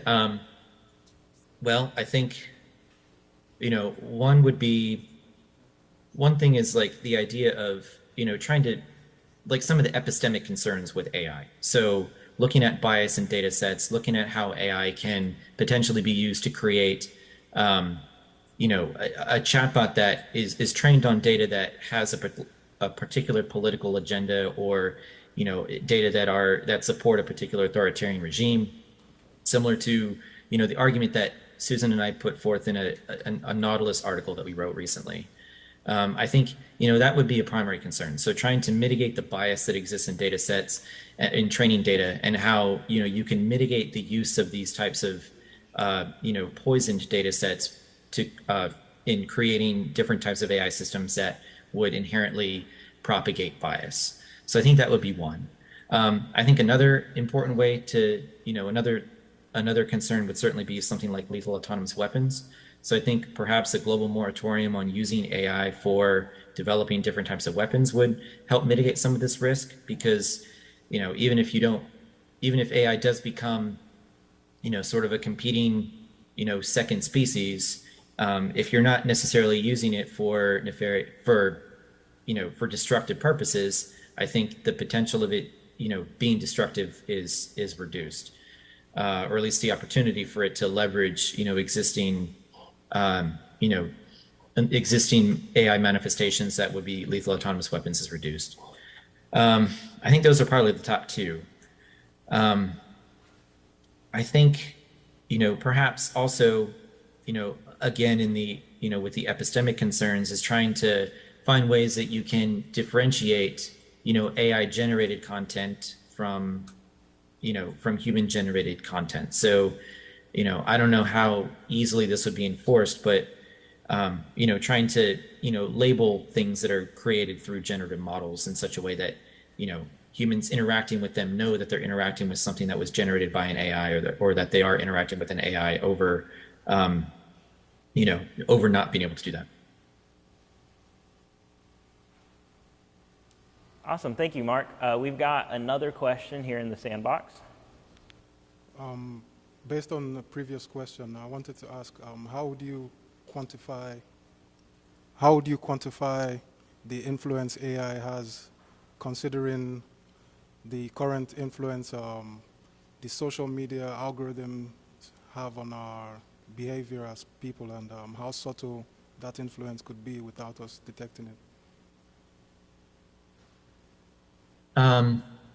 So I'm trying, so are you asking,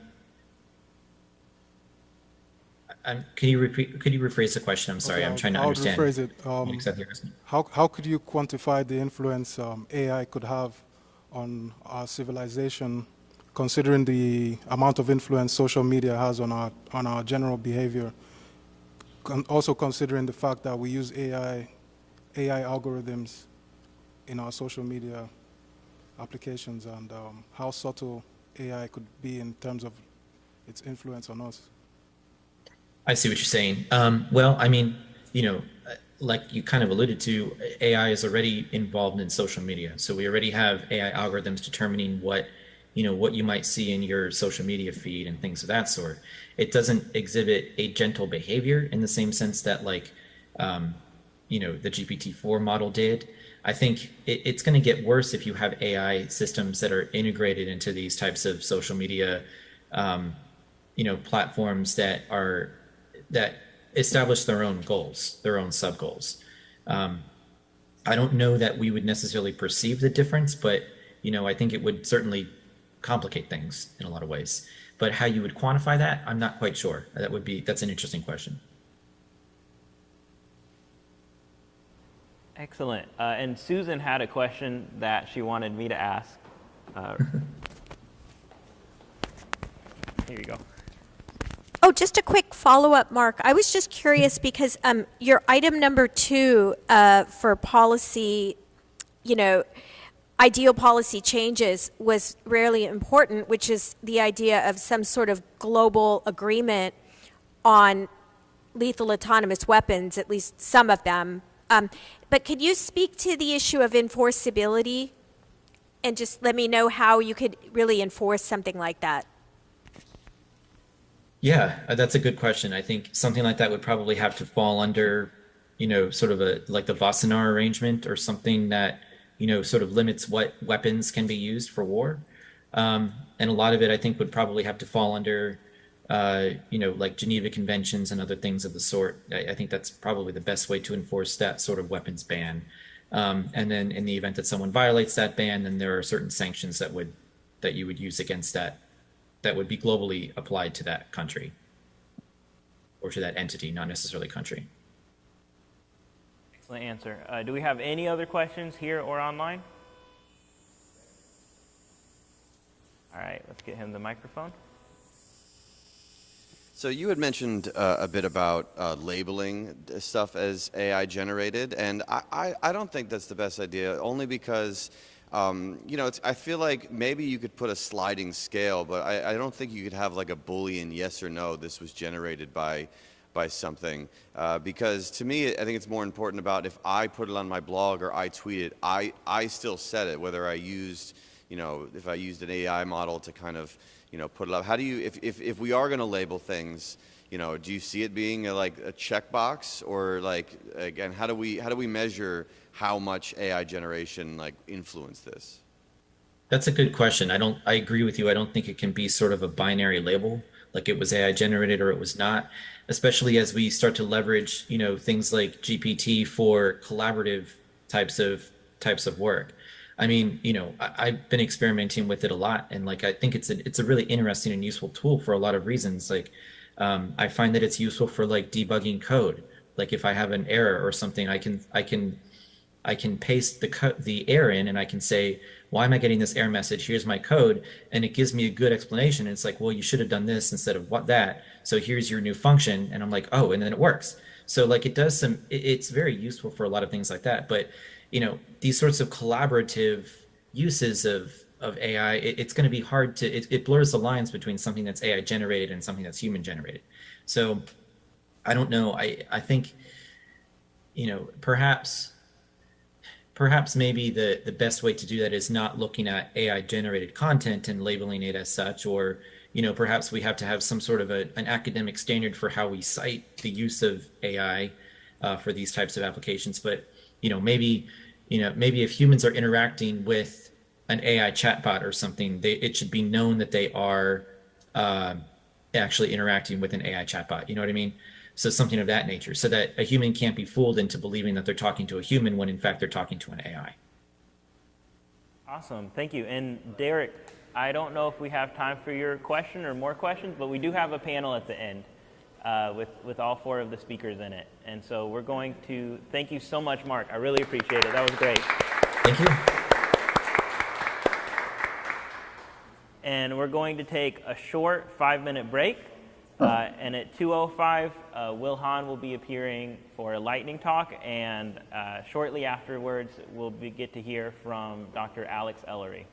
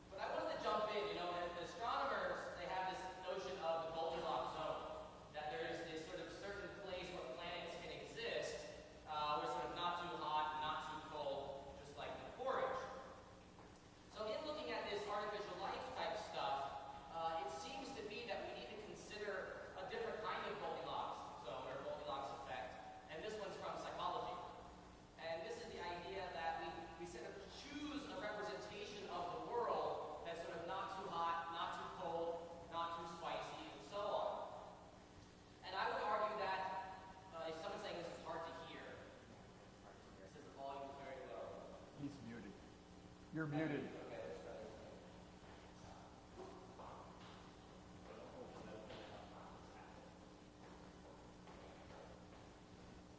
How about now? All set? Okay, great. So let me just say, as I was saying, that there's this idea of Goldilocks zone from astronomy.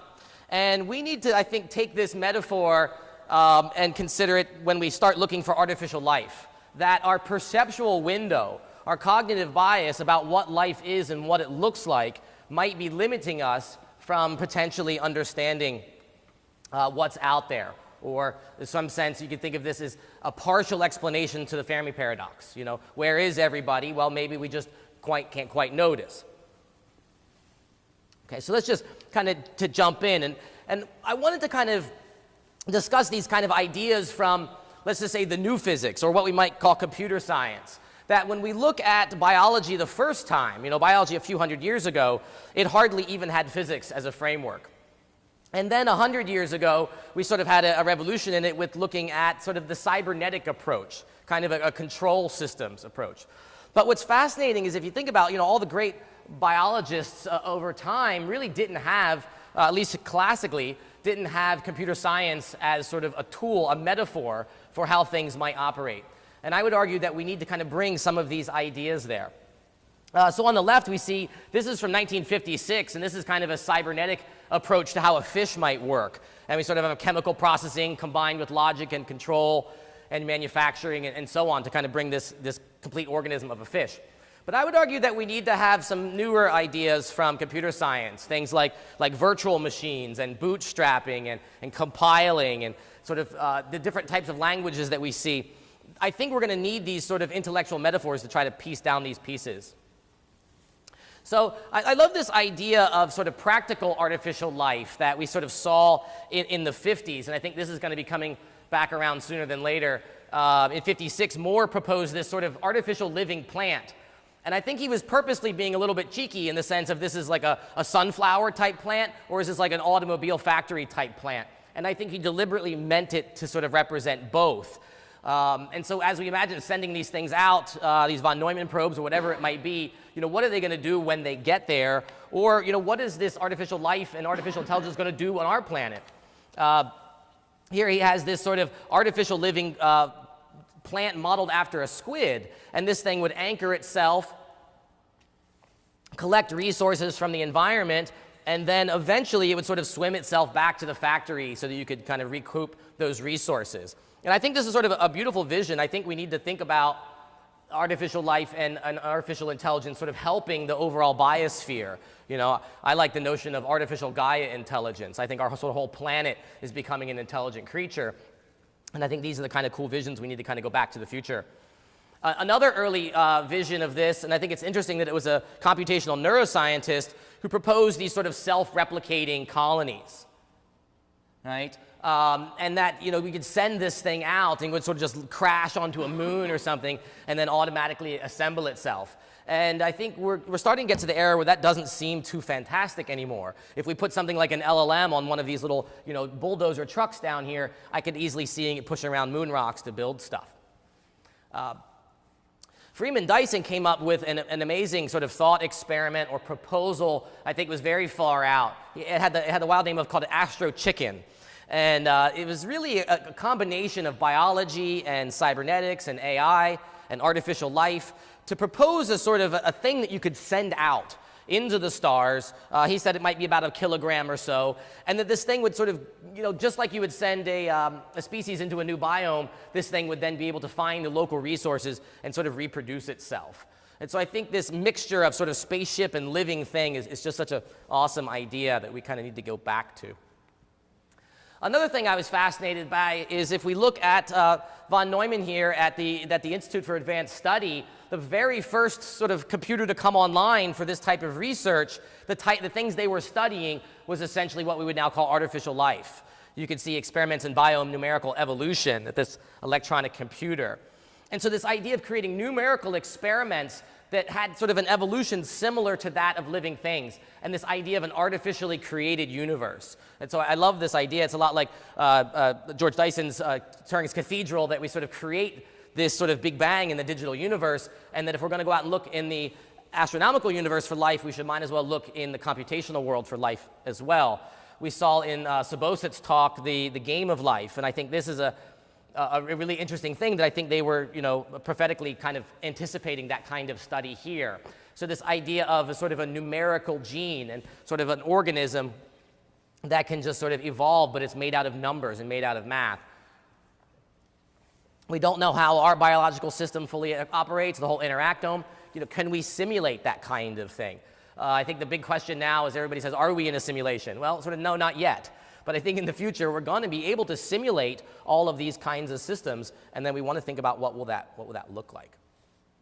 And so I love this defined analogies or essential discrepancies between bionumerical and biological phenomena. Is there something special about molecules and atoms and so on, or can we essentially instantiate a living thing in a different substrate, right? And then I was fascinated to see that these very first experiments were already looking at sort of higher level order models of biology, things like parasitism and symbiosis and stuff like that. And so I think that was very early, and I think we need to go back and look at these kind of unconventional life forms, let's say, and sort of non-classical life forms to see what they might look like. On the other side, we kind of want to know, what is this thing all about? What is this sort of complex system in general? How does this thing get to the point where it can pick itself up by its own bootstraps and just keep itself going? What's the simplest possible system that we might consider alive?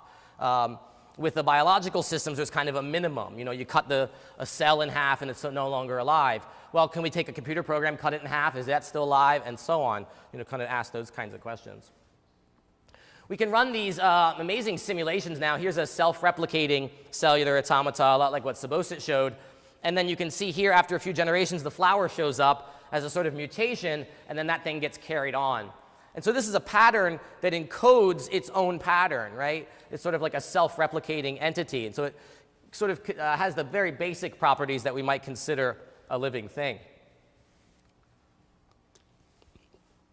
So this one for me was a real head scratcher. I'm trying to wrap my head around this one some more. Just the distinction, between the blueprints and the bricks, so to speak. That we have this amazing system, and the cell is so bootstrapped in that the DNA encodes the proteins, and then the proteins operate the DNA. Well, how do you get a snake to bite its tail like that? Where does that sort of process come from? And is this the kind of thing that we're doing with AI? Is this something we should be careful of doing, right? In terms of the existential risk. When we sort of create and snap this thing into place, what is it that we've really done there?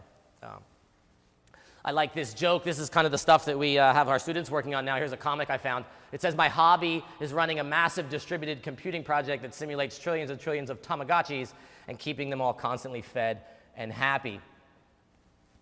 And so I think this is such a fun idea that now we can do this kind of thing, right? So in the 90s, there was this little toy keychain, and you had to feed it and entertain it and so on. But now we can create a whole ecosystem of these things. We can create a whole planet of them, a simulated little world with all these little, there might not be beings yet, but maybe they're life forms or approximate it. What do they do? What kind of things do we see in that kind of ecosystem? And I think that's the really exciting idea. In the sort of the Back to the Future vein of these things, I've been showing the students these sort of classic 80s video games that I think were way ahead of their time in terms of what they were trying to do. And I'm surprised that, let's just say, science hasn't really caught up with the video game industry, in that I would love to run models like this on a high-speed computer, right? When you ran this thing on your Mac or whatever it was in 92 or something, it took all of the processing power it had. And now we can just run this kind of thing at sort of ultra high speed. And so I just wanted to show you sort of the simple graphics here, because I think, like physicists, we need to think of a spherical cow. And nowadays we laugh at sort of graphics like this, but I think they were really onto something. This is a pretty neat model, and I think from a computer game point of view, this is way out of date. But from a mathematics and sort of biological modeling kind of view, I think this is still some pretty neat stuff. And so I want to try to look at these computational models to try to understand essentially non-classical versions of life that we might not have recognized had we not had the computer metaphor. And so as we saw things like the game of life, I think that our neurons in our brain are absolutely as rich as the graph paper of game of life, and so there might sort of be little critters crawling around our mind. Maybe ideas and words themselves are of this character. When we think of this ChatGPT and things like this, these large language models, we essentially have something approximating a life form, at least something someone a few hundred years ago would say is a life form. I think I could safely say that. But it's an electrical entity, right? This is sort of a lightning storm with thoughts in it, right? Or at least one that can tell jokes and tell you recipes and all this other kind of strange stuff. What is that thing, right? Is that an intelligent circuit? Is that an intelligent light bulb, lightning bolt, so to speak? And what happens when we move from electricity to electromagnetism directly? What if we go to optics, right? And we make an intelligent being that's made out of light? Well, a few hundred years ago, people called those angels. So I think we're getting into a very strange domain in science where we have these ideas that were sort of kicked out for a long time, and now we need to reconsider a lot of these kind of older notions as we want to move forward. I think things like ephemeral life and transient life, we've been working in running some models with some sort of randomly trained neural networks, and you can get what we might call intelligent behavior out of an incredibly simple system that doesn't really have the features that we would call living. It sort of just pops up out of nowhere, but it can do tasks. And so I think we need to think of, sort of very short-lived, Misha was mentioning very long-lived life forms and things like that. And so I just want to kind of wrap it up with that, sort of how does life arise from non-living, what are the potentials of these things, and how does this relate to mind and culture and all of this kind of great stuff. So I want to thank everybody for joining us for this event today, and thank you for Daniel for emceeing and everyone else for being here. Thank you much.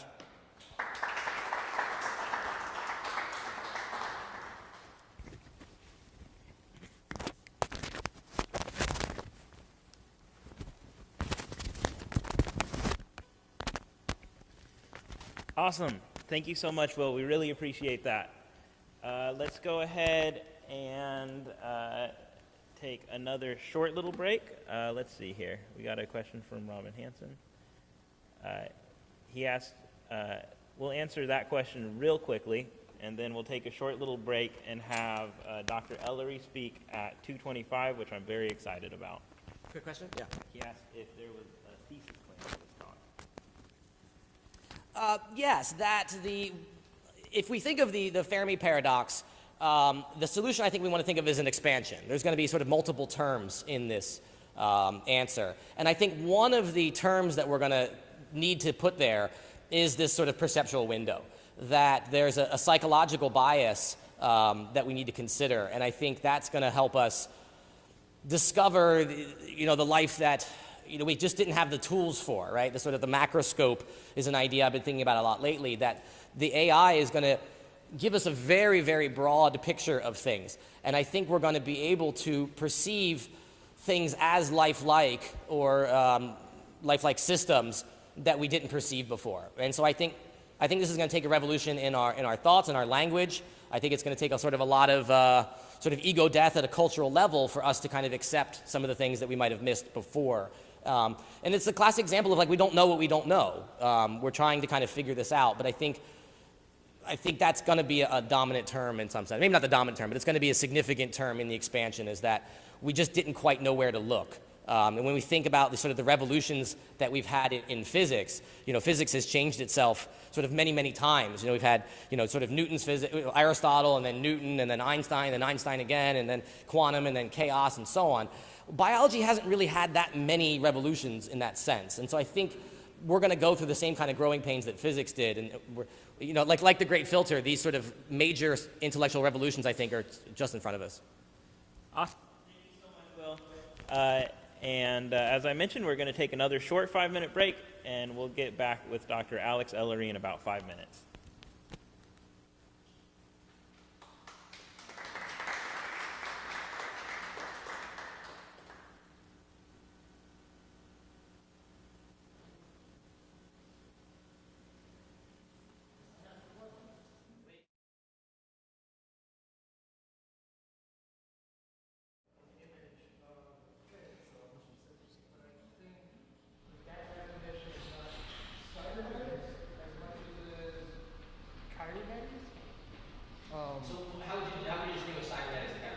So Kybernetes would be just the natural systems itself and trying to determine what the order of that is. Cybernetics would literally be what you described as the integration of computer science on top of that.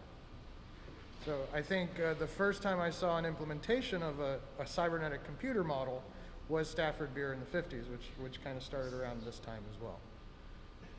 So that's been a model that I've been continuously trying to find a good match with the type of software that we have today, which I think is some combination of Erlang and Rust at this point.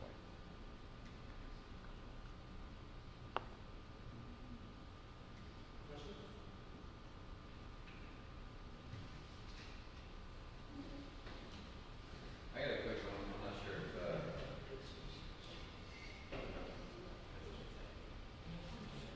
if. Yeah, I got a question. So, you know, I think a lot of this stuff we're doing now is all in the back of the transformer model.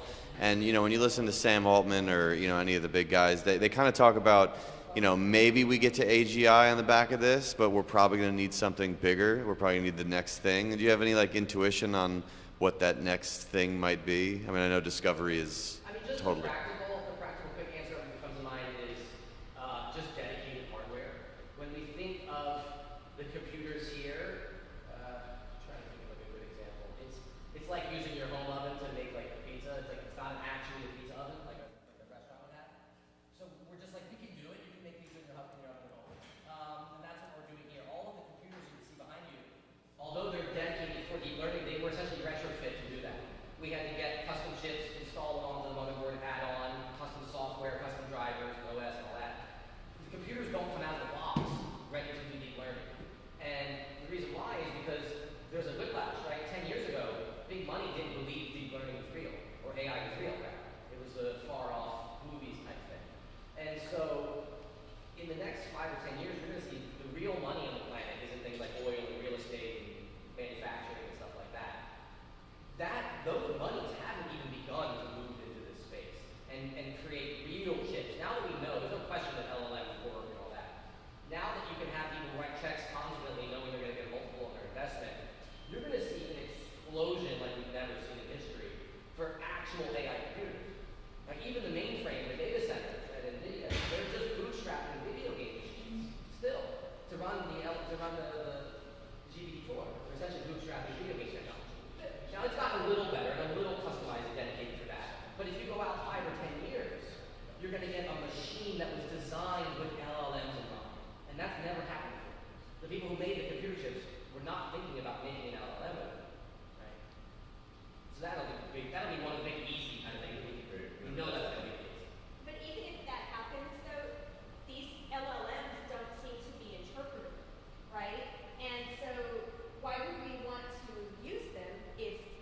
I mean, what I was saying, and I'm curious what others think, is, you know, even if you provide an optimal instantiation for an LLM, the best LLMs aren't interpretable, right? And I don't see how you make them interpretable in a way that they can be used in real time as interpretable entities. So it almost seems like they might be hitting a wall. You know what I was just thinking just yesterday, what we're going to need.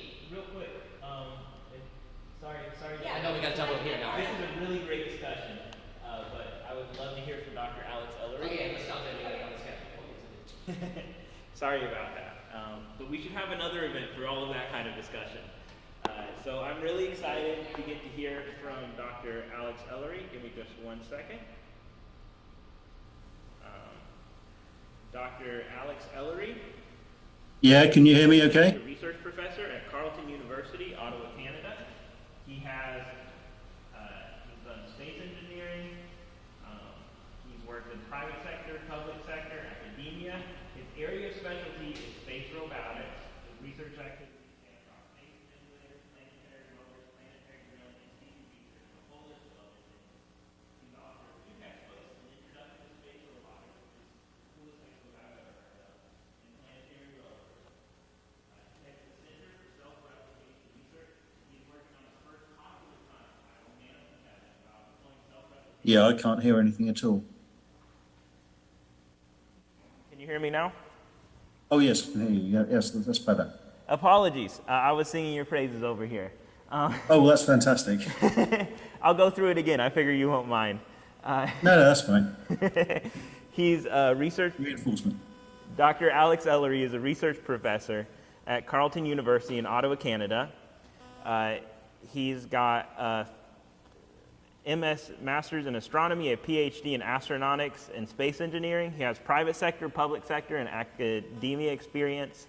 His area of specialty is in space robotics, but his research activities span across space manipulators, planetary rovers, planetary drilling, biomimetics, and a whole list of other things.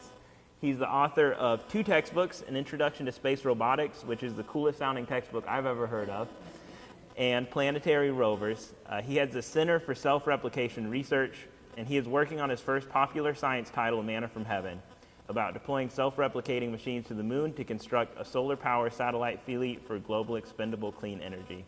So if we're going to become a gravity civilization, I think Dr. Alex Ellery might be the person to get us there practically. So we're very excited to hear from you, Dr. Ellery. Okay, thank you. Do I have control of the screen? You should be able to share your screen. Okay.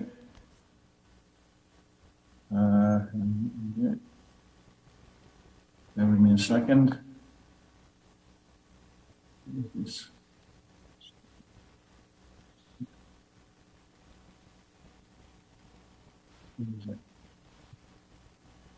Slideshow.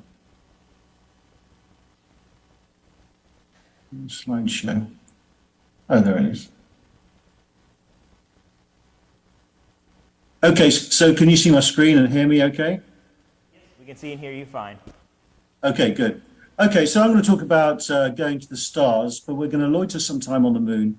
I'm really delighted the previous speaker presented about physical self-replicating machines, because that's really my bag, and that's really what I want to talk about.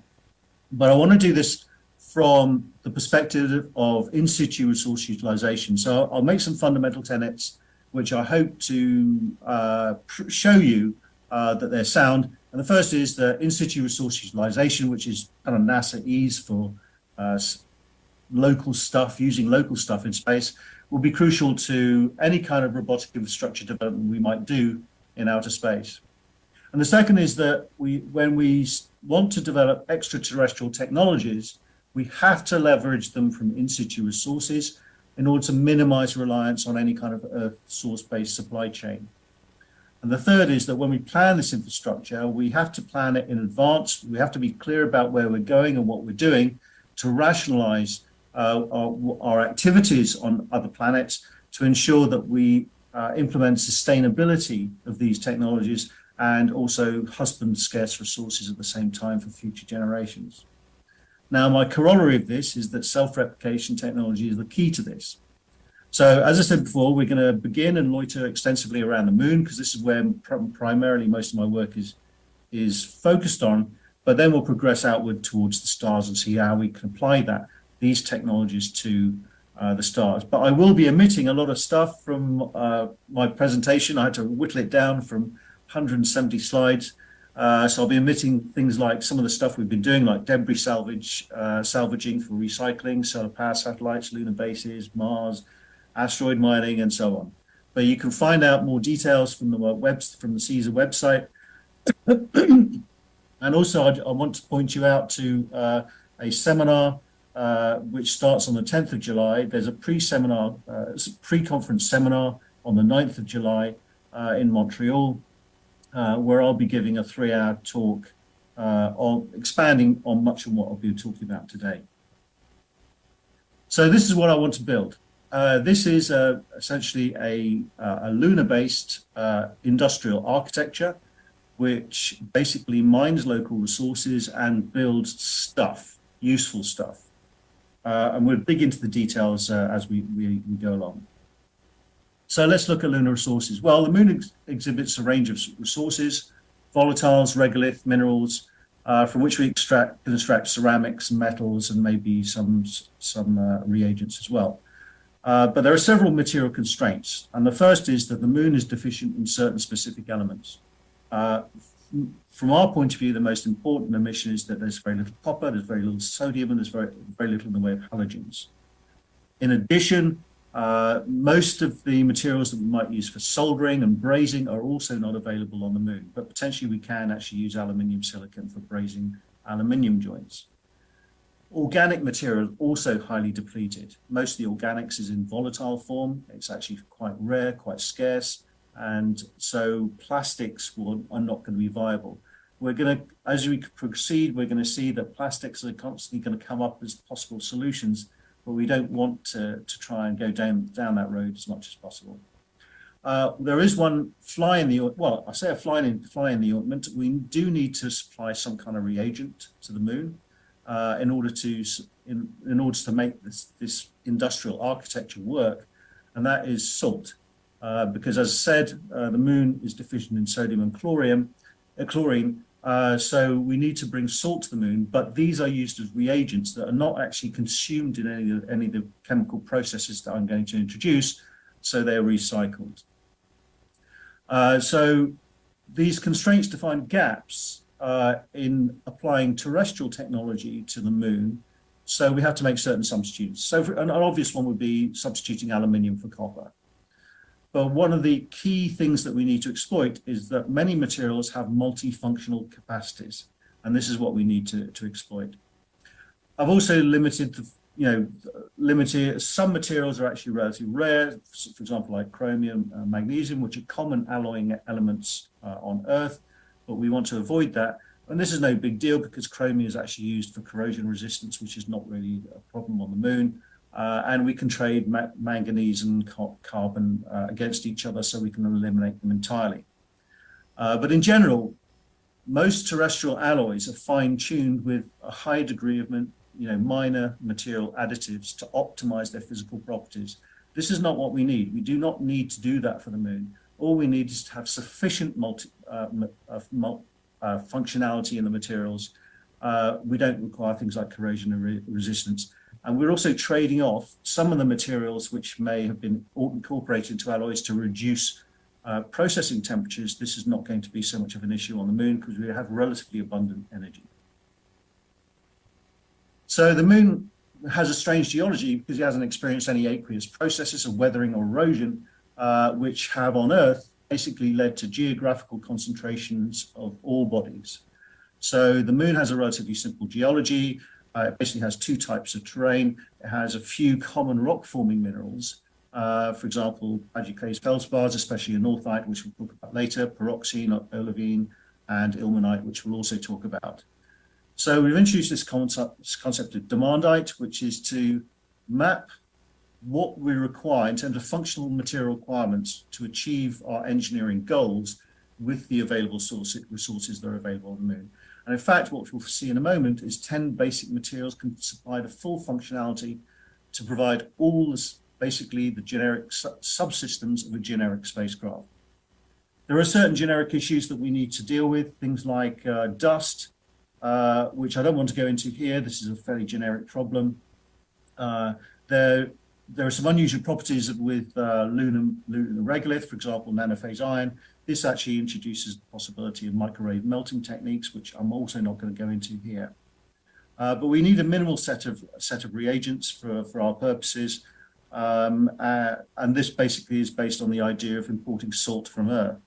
This apparent disadvantage we shall be able to use, which I won't really have much of a chance to talk about because I eliminated it from the slides, was this thing called a salt contingency.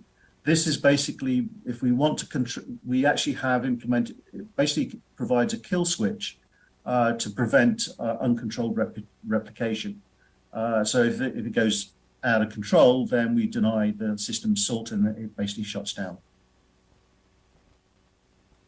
So what is the demandite? Well, it's basically, I've used a spacecraft model, which comprises about eight subsystems with certain characteristics. Certain materials are used in these things. As a spacecraft engineer, I'm quite familiar with most of these subsystems. I've given a percentage allocation of what we need for each subsystem in turn, and then come up with a rough estimate of how much we might need for each particular material. I don't want to spend any time on that. You just have to take my word for it. It comes from fairly standard sources. But this is the demandite list. On the left, we have, on the left column, we have the functionality, the material functionality. for different types of structures we want to implement in any engineered system. And on the right-hand side of the column, right-hand column, we have the lunar-derived material that can potentially implement those functions. And if you count up the materials, you'll find that there are about 10 in total, which all can be adapted for these specific functions. And we'll start to dig in some detail now. So the first one we'll look at is what everybody and his dog is doing in in-situ resource utilization world, is hydrogen reduction of ilmenite. 1,000 degrees, you take ilmenite from the Amaria regions, it's FeTiO3, you pass it over hydrogen at 1,000 degrees, and this basically separates the iron and yields water vapor, which can then be electrolyzed back into the hydrogen feedstock, which is recycled, and oxygen, which for most people are interested these days are for storing as oxidant for propellant on the moon. We can separate the iron from the rutile by liquefying it at 1,600 degrees, and this gives us wrought iron essentially. And this wrought iron is a tough and malleable material for tensile structures. And we can start to play around with some other additional materials. So, for example, if we have silicon, we can create cast iron. Now, cast iron on Earth has a significant amount of carbon in it. It's just that the carbon isn't particularly. The carbon is actually a product of the way it's manufactured, so it's not actually essential for it. And yet, cast iron is fairly brittle. It's been used for compressive structures, and it has been used actually for the iron bridge at Coalbrookdale, which has been standing for 200 years under English weather quite happily. We can also, with the addition of tungsten, create tool steels, which potentially we can substitute with silumin, which I'll talk about later. And there are various other alloys, Invar, Inovco, by introducing just a small handful of other alloying elements.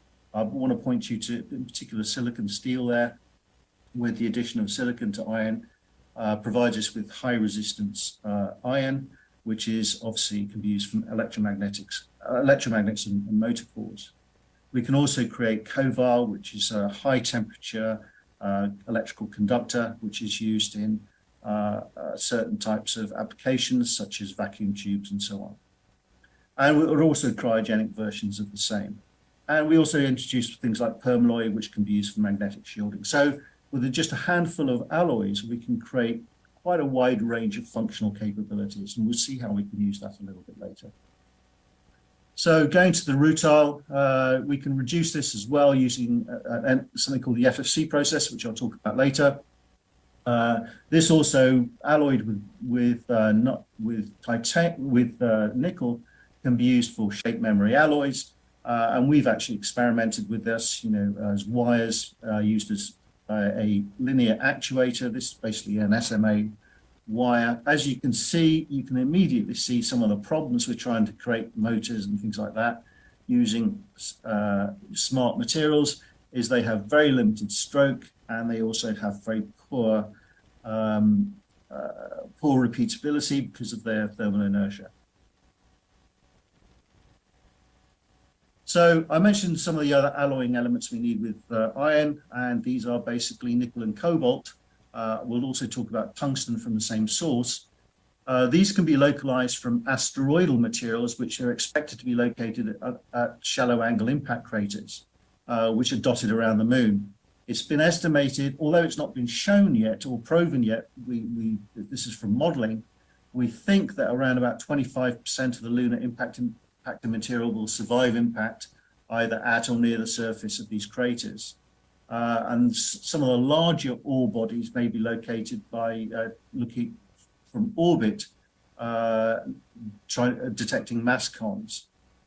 Now, these nickel iron materials, they're dominated by nickel iron alloy, and they're typically contaminated with about 0.5% cobalt. Nickel and cobalt have similar electrical conductivity. They're both used as common catalysts and alloying material. They're also both used for the creation of permanent magnets called alnico, and they also come enriched in tungsten microparticles, which can be extracted in various ways. So in order to extract these so-called tunicose materials, we require more sophisticated mining than surface scooping. I did have some stuff on the scooping stuff in these talks, but I've eliminated them because I wanted to focus a bit more on the self-replication part. But we've been developing a deep drill, which is bio-inspired. This is based on the ovipositor of the wood wasp. It basically has two sections here, which reciprocate against each other. The advantage of this is that once it's gained purchase into the insertion material, there's no longer any need for weight on bit. So this minimized the weight on bit infrastructure required if we want to apply this, for example, to an asteroid. It can also be coiled for compact storage, which eliminates the need for long drill strings. We're currently trying to develop this technique. We've been doing some work on ice drills. I'll just show you just a quick section on that. But we're very keen to try and develop this further, but unfortunately, CSA being usually, as usual, rather limited in imagination, haven't provided us with any further funding yet, but there you go. So once we've extracted this material, we can then process it using the carbonyl process, which basically allows us to yield up to 99.99% purity elemental metal, separating effectively through fractional distillation iron, nickel, and cobalt at very low temperatures under certain very specific temperatures and pressure regimes. For that to happen, we need to have a sulfur catalyst, and this can be recovered from troilite, which is actually a meteoritic inclusion in nickel iron meteorites. So that can be readily recovered using this particular process that I've shown here. And so this is very useful for providing some kind of chemical vapor deposition process, but it only will work for iron, nickel, and cobalt. It cannot work for other metals. So moving on to the lunar highlands, one of the commonest materials there is a northite, which is a plagioclase feldspar. It's basically a calcium aluminium silicate. It's highly enriched.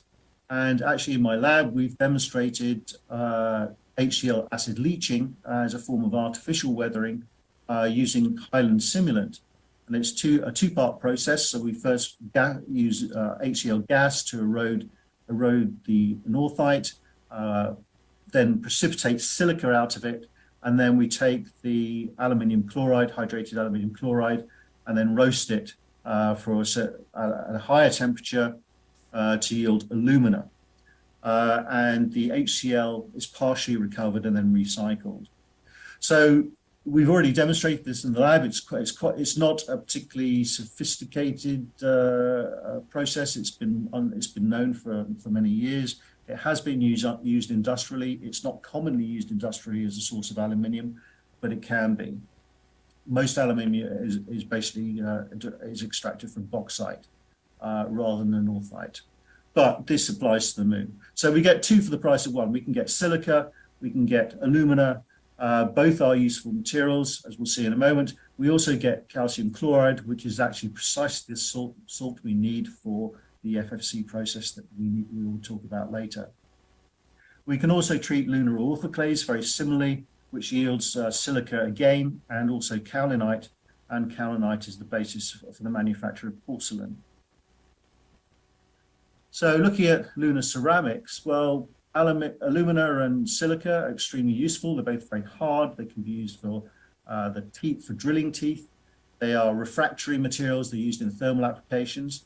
Potentially silica could be converted into heat shield material, which potentially introduces some kind of earth return facility. Alumina has physical properties second only to diamond. We can create cermet from that. We can also create cermet particles to create various types of composites.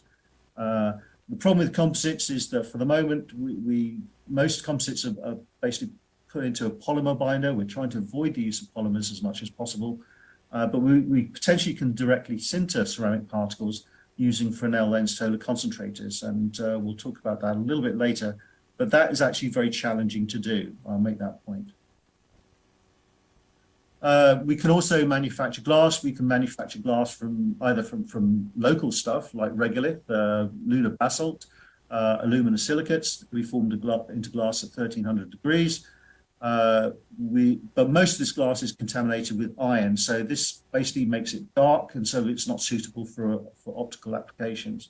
But it's suitable for other things like glass cloth or glass fiber, electrical insulation, and so on and so forth.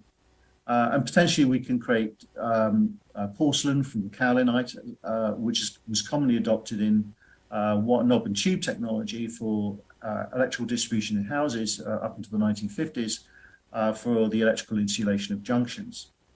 Similarly, we can use fused silica glass, which is formed from our silica that we just extracted at 1600 degrees to create transparent material, and it's resistant to chemicals. It's tolerant to 1000 degrees, and also potentially could be used as the basis of manufacturing our Fresnel lenses that I'll introduce later. Optical fibers. I'm not going to go down the road of optical fibers because I'll talk about that a little bit later. But potentially we could use these same materials for optical fibers. Now, carbon is very scarce on the moon, so it should be husbanded. We have looked into the idea of manufacturing silicone plastics. The advantage of this is that the silicon oxygen backbone minimizes the carbon consumption in the material. It's also UV resistant. It has a high operational temperature tolerance of about 350 degrees. Potentially with additives that can be increased to sort of like 600-700 degrees. And by limiting its application. However, for the most part, we want to avoid manufacturing any kind of plastics on the moon for various reasons, which I won't go into too much now. But we can potentially substitute them with ceramics. So, for example, plastic elastomers can be substituted with metal springs. We can use glass cloth and porcelain as flexible, rigid electrical insulation, as in knob and tube technology. We can use wire coil insulation. It's typically enamel, which is a fused powdered glass. So, in addition, silicone oils, which we might find useful, which we would find essential, can potentially be substituted with dry lubricants such as talc. And talc is a clay which is derivable from pyroxene, which I haven't written in these slides. It's in another set of slides. So this brings us to the backbone of our industrial ecology. So we have two objectives. The first is to have as close to 100% supply for in-situ resources and as close to 100% closed cycle industrial ecology. Now, I'm not going to go into the IPAT equation, but the principle behind the industrial ecology is for sustainable manufacture. And the first is dematerialization, minimize the amount of materials you need to achieve something. And the second is to detoxify waste. So basically means using waste as the output of one process as the feedstock to another process. And so this is what we've implemented through a series of recycling loops. And in fact, our industrial architecture has a bow tie architecture very similar to biological metabolism. And so this is what we have. Now, I know this is very busy and it's virtually impossible to read, but, and if I put all the arrows in, you wouldn't be able to see anything at all, but there are arrows all the way through here. There's very, very little waste. I'll just give you an example of some of the waste that might, I'll give you an example of something that, okay, so let's say we've got our salt, which we then process with nitric acid. The nitrogen comes from lunar volatiles, and this then creates HCl, which is required for our acid leaching. This creates sodium nitrate, which we then need, which we can then, hang on, where are we going? We can then later on through the lunar orthoclase process, we create kaolinite. A byproduct of that is calcium chloride. We don't want that, so we combine the two, and we have effectively recycled our sodium chloride, and we've created KNO3, which is actually a catalyst that we use for the extraction of selenium. So everything is interlinked here. So once we've created this like a interactive sort of like web of processes, which allow us to generate most of the products we need. How do we control it? Well, we can learn from flexible manufacturing. On Earth, most chemical processes are done as single processes. They're not interlinked with each other. You take a reagent and you produce you take reagents, you produce an output, and then that's sent to wherever, and all the waste then gets put into the environment. What this industrial ecology tries to do, it tries to take all the waste and then applies it to another process for you to utilize it. So what we need to do is then learn from flexible manufacturing how to control this industrial ecology. And there are a couple of approaches we can use from biomimetics. One is what's up through the Jacob-Operon model. This would give us some kind of bistable system of control, but there are more sophisticated ones. And in particular, one of the things we've been looking at is the use of genetic regulatory networks to basically provide a complex system of metabolic processes that are interlinked with each other to permit graded regulation. And so these GRNs form complex circuits with feedback and feed-forward signals, so allow us to adjust how much of one reagent we make in respect to another. This will be crucial for when we want to develop the universal constructor, which I'll talk about later. So if we go back to here, you'll see a lot of the products that we produce are all single oxides. Here, and what we can do is then use a technique called the FFC, or molten salt electrolysis process, to extract the metals to a greater than 99% purity. The advantage of this particular technique is that it does not require melting of any metals or any oxide or any oxides. The only part that's molten is the salt. It's highly energy efficient. It operates at about 1,000 degrees or less.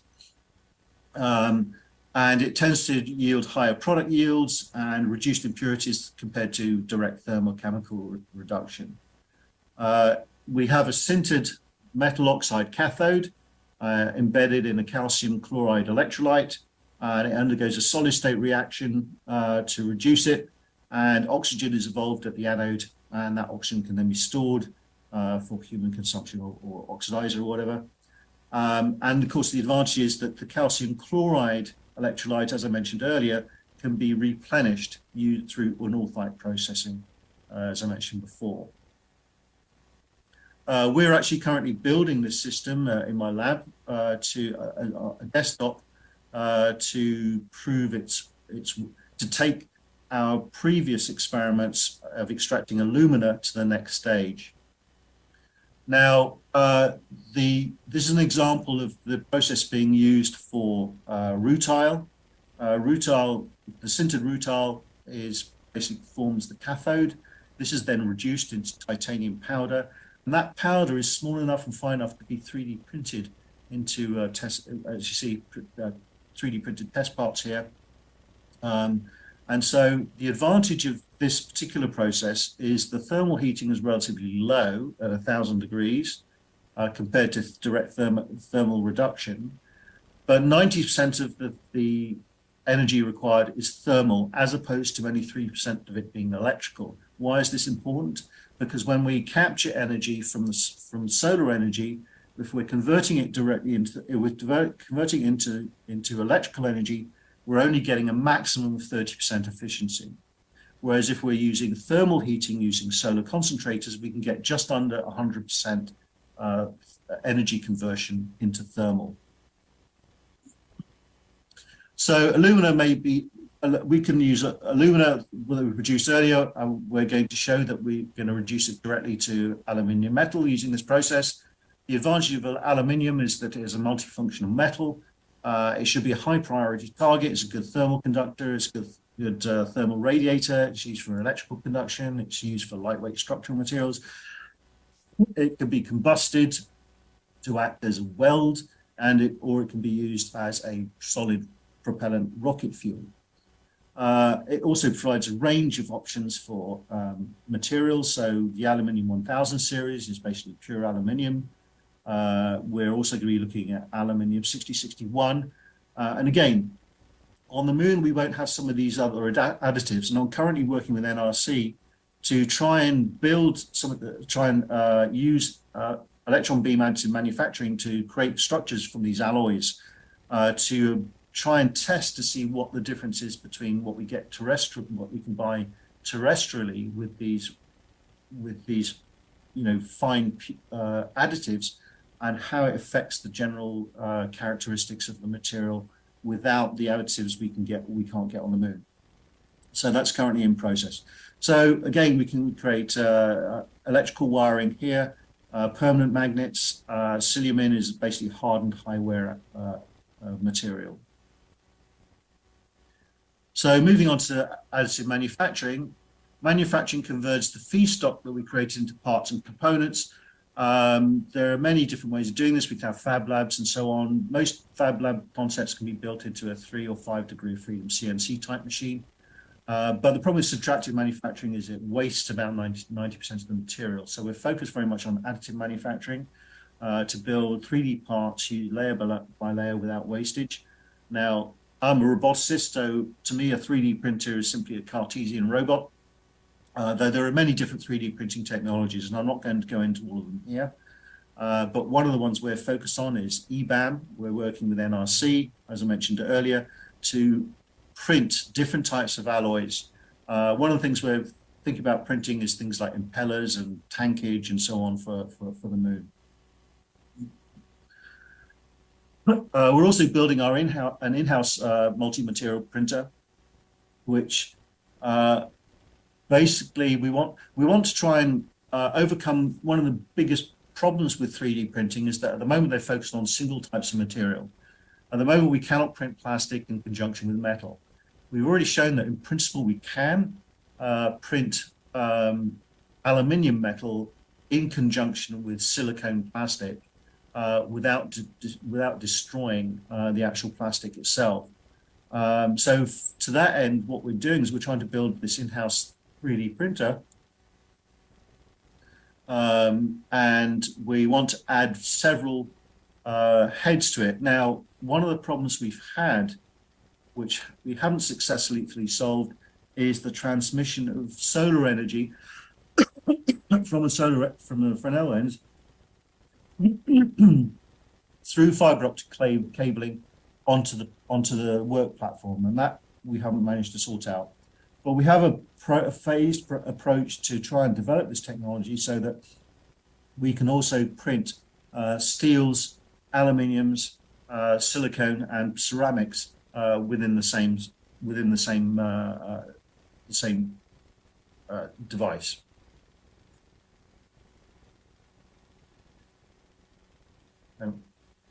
Okay, so this allows me to morph into self-replication. So we'll lead back into 3D printing in a moment. Now, it is my belief that self-replication is the only robust approach to space exploration. It offers the potential for exponential growth in productive capacity. So it's a cellular approach to mass production, where we have identical factories, but they can be adapted using our genetic regulatory network. So let's consider an example. We have a single 10-ton self-replicating factory, which we sent to the moon at a cost of $7.5 billion.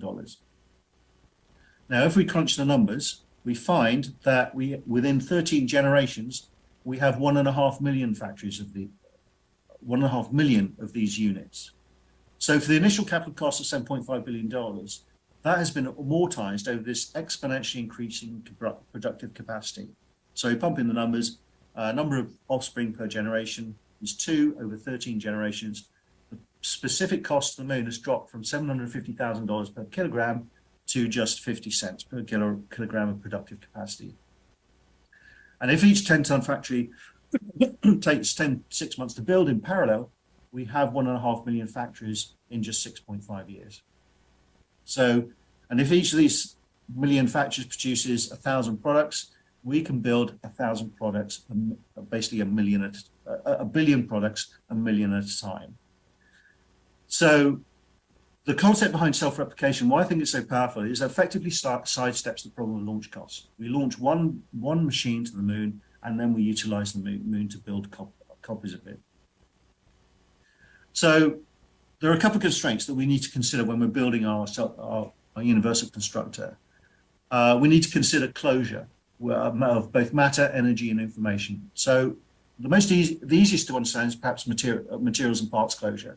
So if you look at your mobile phone, it comprises many, many different things. You break it open, it's got loads of different materials, probably about 50 or 60 different materials. And if you think of the portfolio of processes required to put it into that phone, there's an enormous fanning of materials and processes needed to get in there.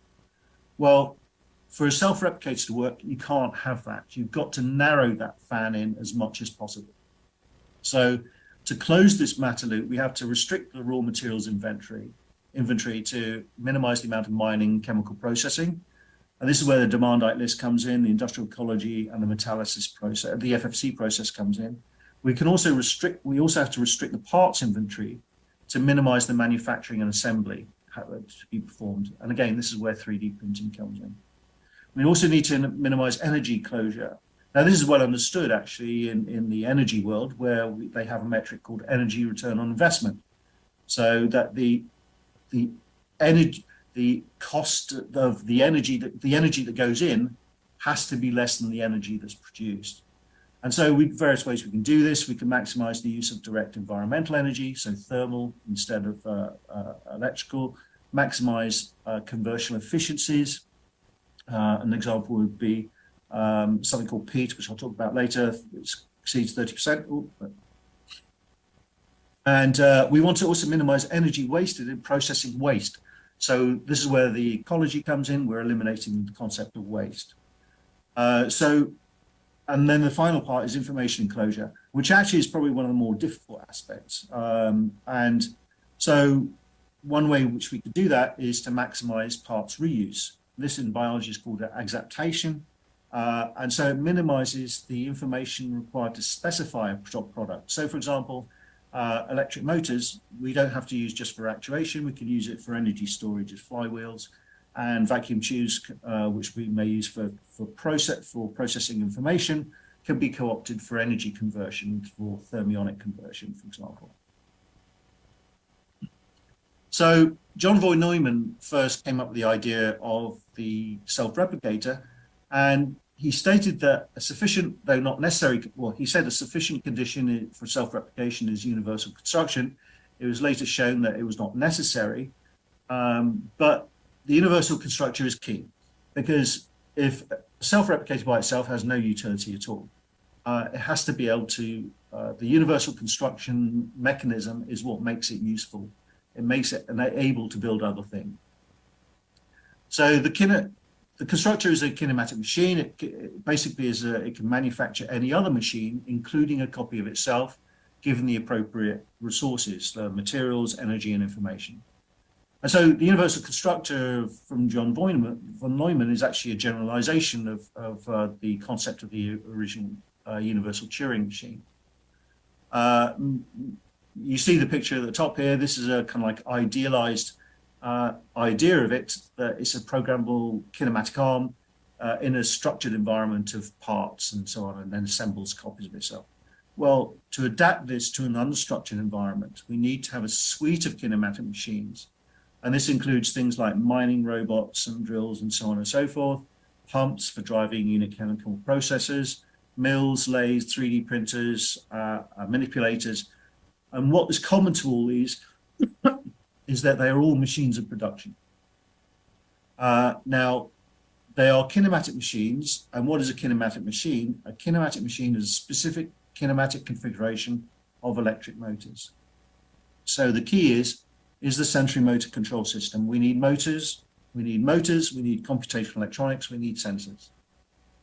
So I have a hypothesis that the 3D printer suite constitutes a universal constructor that can construct any other kinematic machine. So the corollary of this is that if we can 3D print the motor system, actuators, control electronics, and sensors as the core of the kinematic machines, then we have solved the problem of universal construction. Now, I'm not going to go into the details about what type of kinematic machines we can do. I'll pick one. Jaw crushers are basically motorized systems. Grinders are motorized systems. ball mills and motorized systems. Presses are, manipulators are, mobility systems are. These are all kinematic machines, which are specific specific configurations of motors. So going back to the 3D printer, many of you may be familiar with the RepRap, which can print many of its own plastic parts, particularly the white bits here. This is it in action. Now, if we want to extend Adrian Bowyer's RepRap to a full self-replicating machine, we have to go beyond we have to go beyond that. So we have to also deal with metals for the structural bars and so on. We have to deal with joinery. Well, I'm not really going to talk about that so much, but we have to be able to 3D print electric motor drives. We have to be able to think electronics boards. We have to think 3D print computer hardware and software. And these are things I want to talk about. Now, if we can print those, we can also self-assemble and self-power. And I've already considered material processing into feedstock. So from the 3D printed electric motors and electronics, all else follows. So we'll look at the first of this. These are the actuators. We've been building 3D printed motors for quite a while. These are various different examples of them. I'm not going to go into them in detail. I've listed the materials here.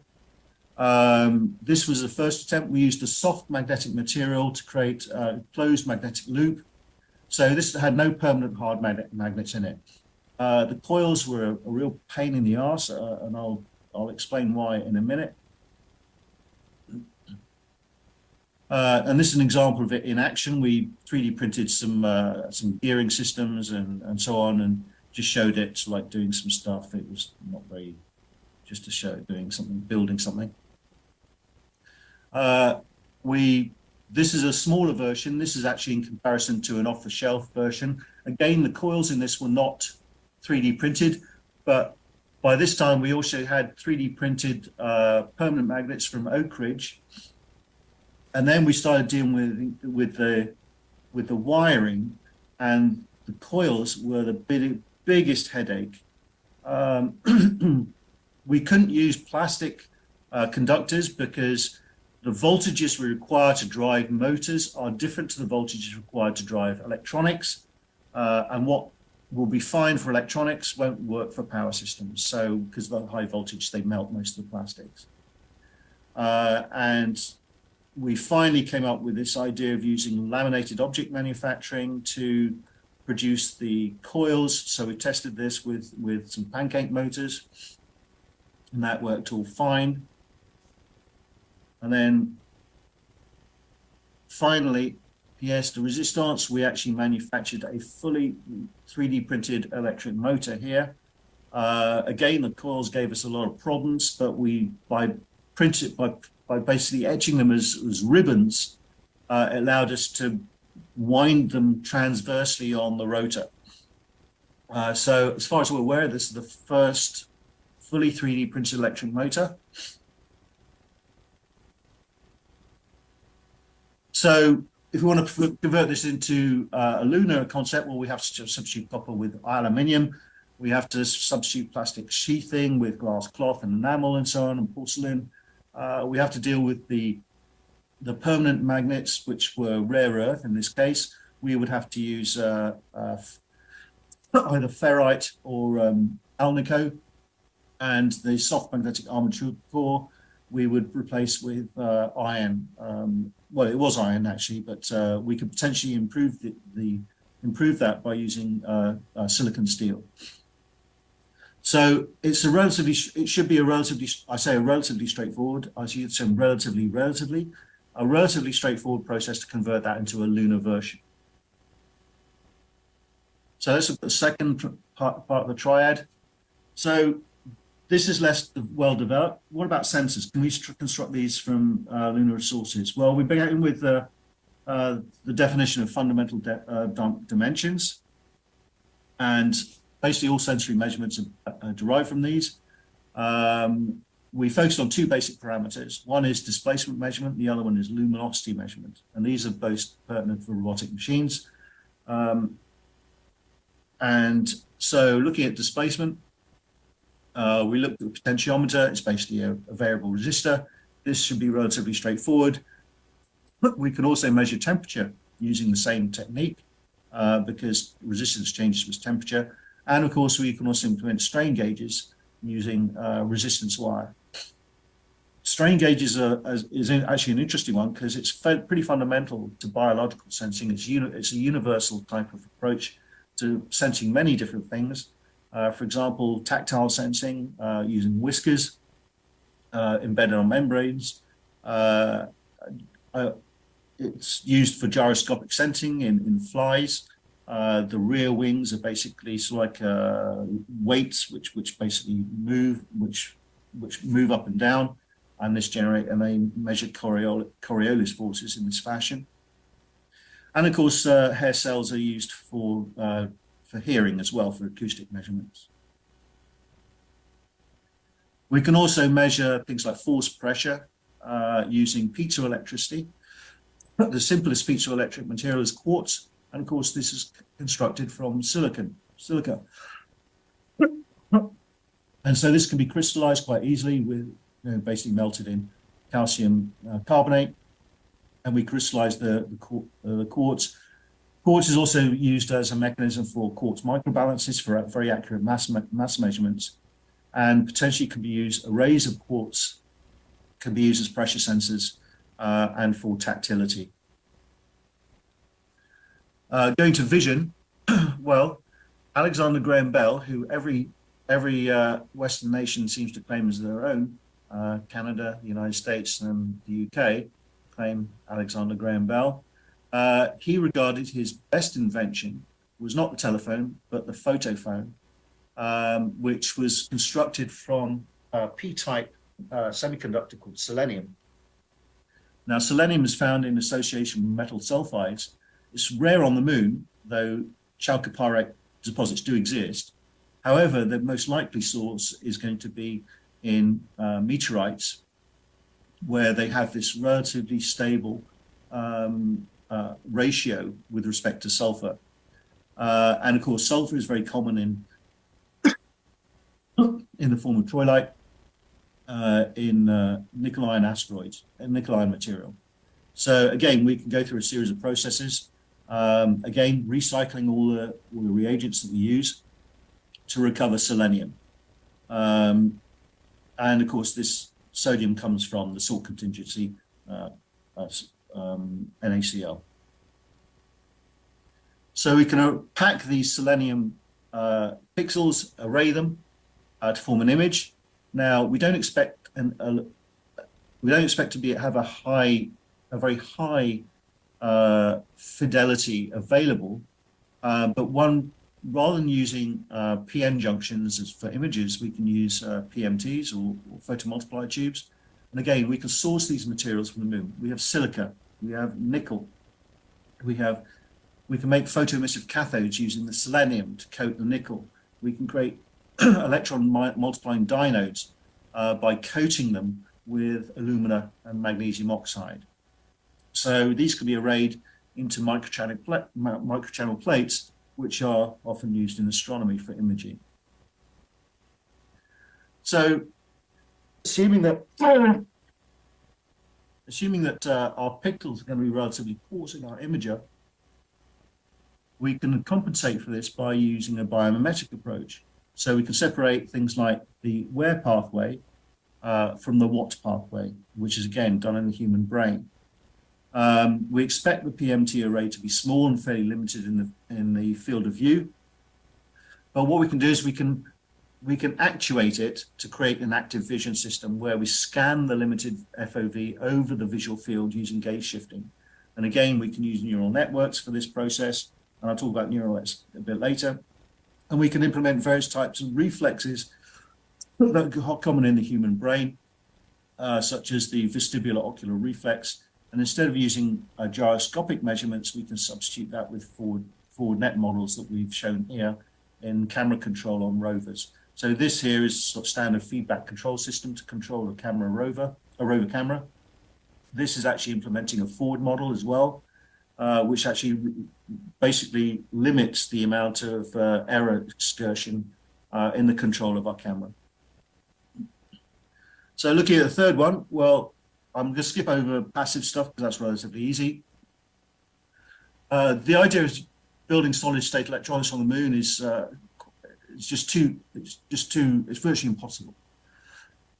So what other alternatives are there? Well, we can look at electromagnetic relays. They're not very good, but vacuum tubes do offer a solution. They give you good performance, they're less susceptible to radiation than solid state, and they're highly reliable if they're operated correctly. And in fact, the operational amplifiers were based on vacuum tubes for about 20 years.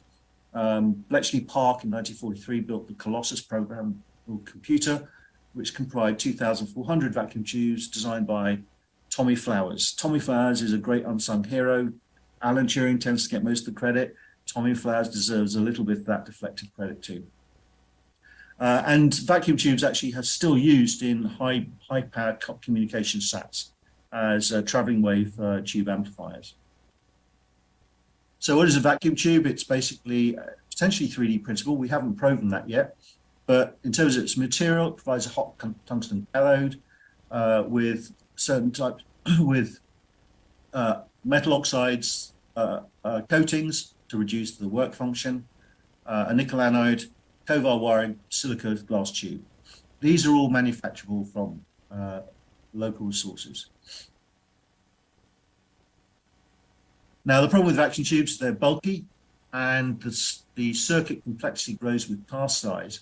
So if you look at ENIAC, 17,000 vacuum tubes occupy the size of a large room. A CPU-based architecture will grow exponentially. So if we look at the 8086 architecture, that will probably be the size of a house, and more modern CPUs will probably be larger than a block of flats. So these cannot be implemented using vacuum tubes. So an alternative is to go for an alternative architecture, which is the neural network, the recurrent neural network in particular. These are Turing complete. There have been arguments that actually analog neural nets using real weights offer super Turing capabilities, whatever that is. So potentially they can offer greater capabilities than the Turing machine, apparently. We could talk about that later. Their physical footprint grows only logarithmically with task size, and that we can replace a general purpose computer architecture with a distributed architecture of specialized analog neural circuits. So what we're doing is we're implementing a direct model of the original Turing machine, where the input type comprises magnetic core memory. The output type comprises our printed analog neural net circuits, and the read-write head is the 3D printer. And we've been building these analog neural circuits. Here we've implemented a 2-neuron system to control this little rover here. And we've effectively implemented what they call the BV1 to BV3 Bradenberg control architecture using these 2 neurons. Anyway, I'll just... Now, beyond that, we need to go to learning. So one of the problems is that if we stamp out these circuits, they're going to be errors in the synaptic weight. So they're going to have to be adjusted and fine-tuned in reality. So for this, we need online learning. And so we're looking, one of the things we did was try to build some backpropagation circuitry to implement learning in the circuits. Now, we did some simulations. They actually failed. We had a problem with the voltage control regulators. Resistance, sorry. And then we constructed a analog neural net where we replaced the VCRs with potentiometers, and actually this worked quite successfully. And so we demonstrated actually learning a very simple function to stop in front of an obstacle. Fairly modest, but it still shows that we can potentially actually implement backpropagation as an algorithm in circuitry. Now, what this means is the weights can be updated, but the advantage is the topology cannot. So this imposes limits on learning. Now, I feel this is very important to impose limits on learning in order to control what the machine can learn. So going beyond this, we've gone into the world of simulation. We developed a multi-layer perceptron to learn a map, a variable map, using a fairly simple topology. Now, most neural networks are huge and enormous, not very practical for building physical circuitry, but we think we can keep the circuits at a relatively small number. Here, we used a 5444 topology to create this, essentially this SLAM-based system, a navigating system, which can go from A to B across a variable rock field. And that was sufficient. Alvin, which is another neural net from a number of years ago, used a more sophisticated system with a quite large visual system, but again, it still had a relatively modest size. What time am I at? How am I doing for time?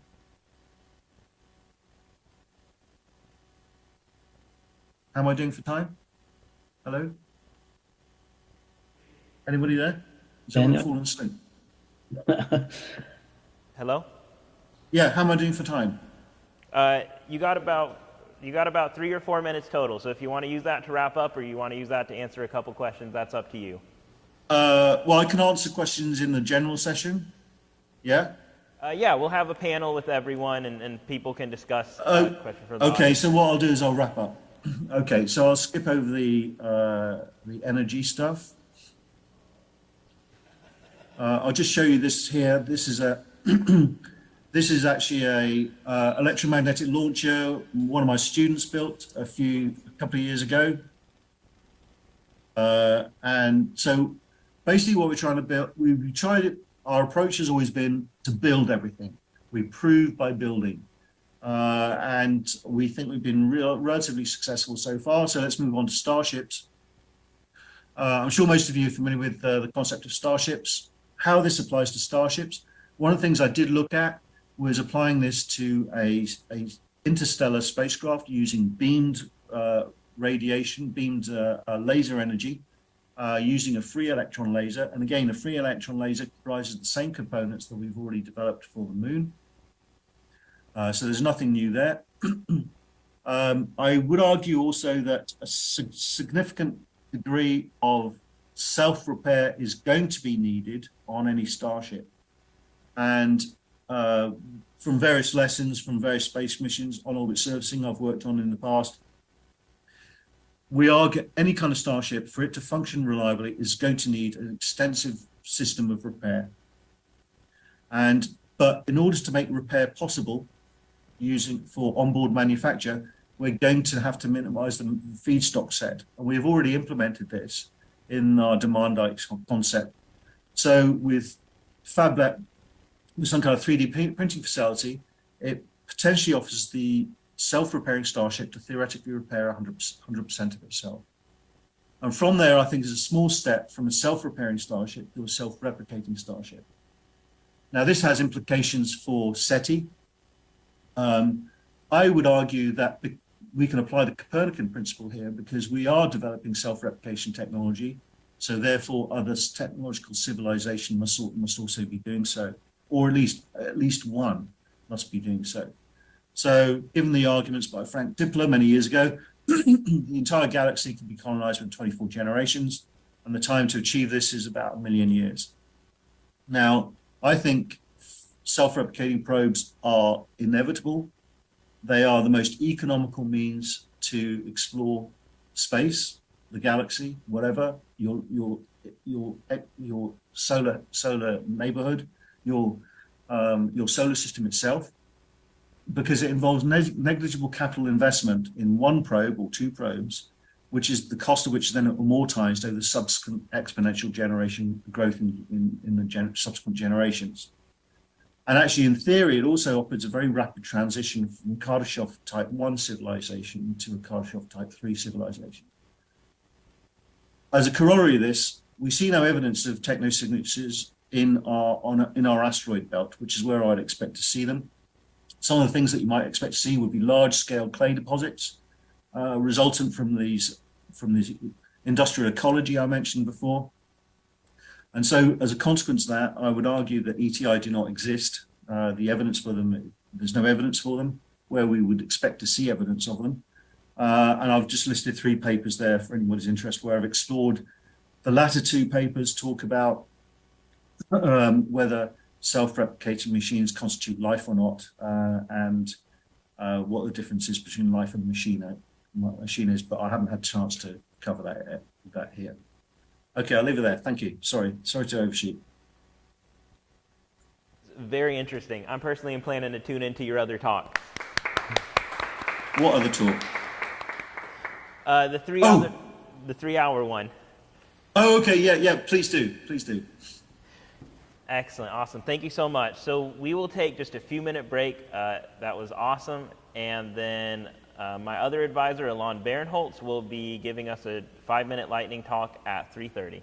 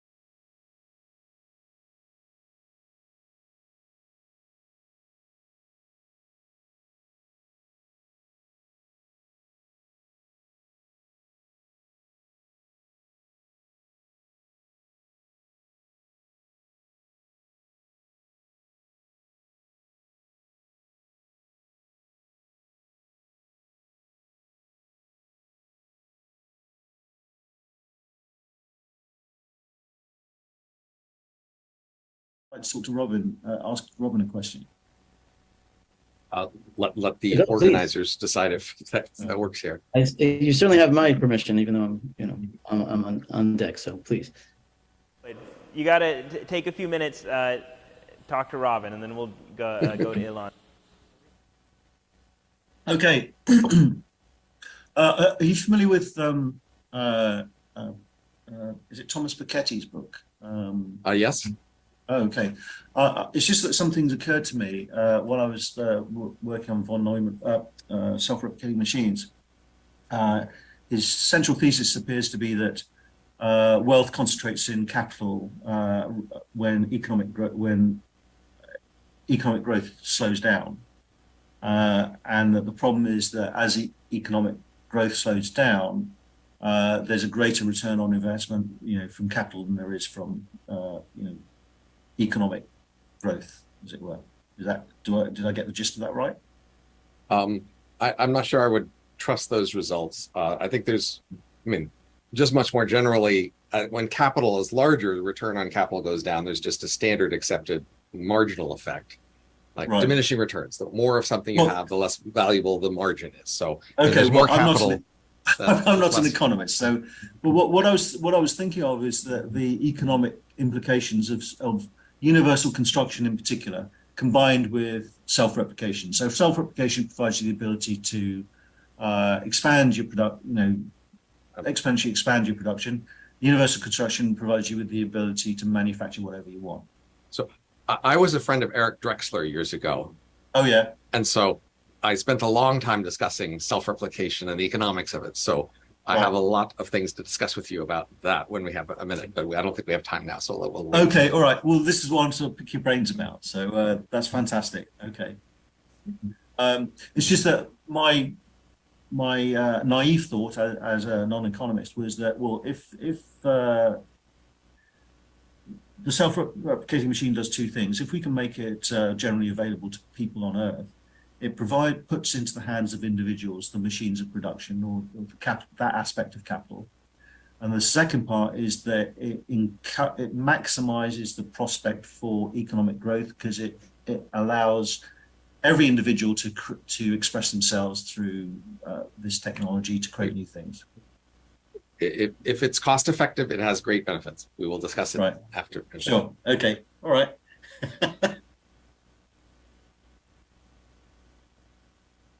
Discussion. Let's see here. Can everyone hear me? Yep.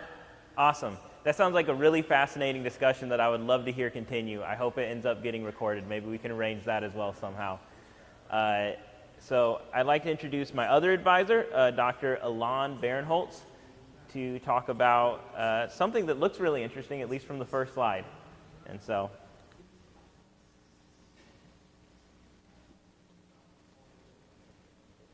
Well, yeah, there only is a first slide. Well, there's two slides, including the title slide. So I want to try to get to the heart of this question that this conference got me thinking about, which is, what does the existence of LLMs actually tell us about the probability of, I don't know if that's the term of our exointelligence. It's not intelligent life outside of our solar system or something like that, because it depends on your definition of life, right? So it's not biological necessarily, as has been brought up a couple of times already. It could certainly be, well, the word artificial isn't even, right? Non-biological. So, if you think life has to be biological, well, intelligence doesn't. So, so what do these LLMs tell us about it, about this probability? And I'm thinking now in sort of Dr. Hansen's frame of mind now, in the sense that things just probabilistically, what does this add? So the fact that these things now emerge and exist, how does that shift the odds, so to speak? And I think it clearly, in some sense, shifts the odds strongly in favor of the idea that intelligent life could exist outside of our solar system, outside of our system, because it could be non-biological, and that's a good thing. So we want intelligence to be substrate agnostic. We don't want it to have to only exist or I should say, it argues in favor of its existence elsewhere if it is not tethered specifically to biology. So if we're essentialist, which I think many people certainly have historically been, and I think many people still are essentialists, that intelligence can only live in biological systems, well, then it reduces the probability that it would exist elsewhere, because biological intelligence probably is going to last as long. It's not as durable. It also increases the probability, if it's not biological, that it can travel long distances. So both of these actually, in some ways, make the Fermi paradox worse. They actually increase the problem of the Fermi paradox, because it makes long durable intelligence and that can travel or long distances much more probable. So the existence of LLMs, which are a kind of intelligence, and I know I'm going to run out of time, but it's at least a certain kind of intelligence that until now we didn't know could exist outside of biological systems. Now we know. Okay, so that's what we can conclude. So that kind of intelligence is substrate agnostic. The question is, what kind of intelligence is it? Is it the kind that can build spaceships and travel?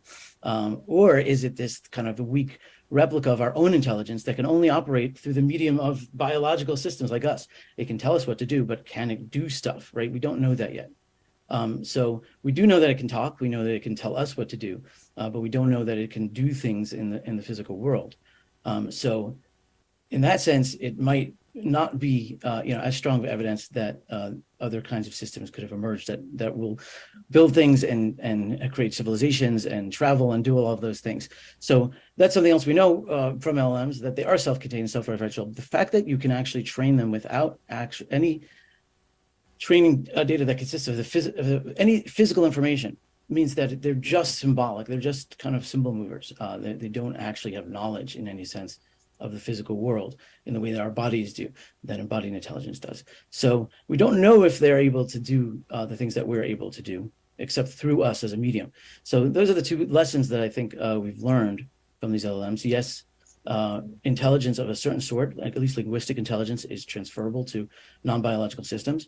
But what we don't know is what their limitations are, being that they're not actually embodied. That's all I got.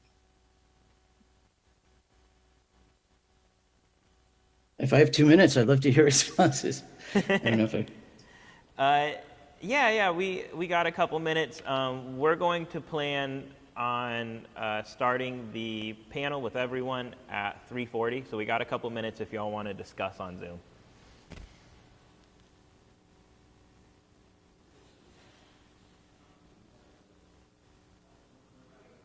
I might call on you if you don't ask a question.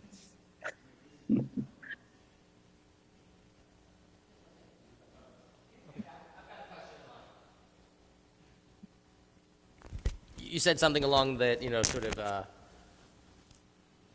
transferring ourselves into this non-biological substrate.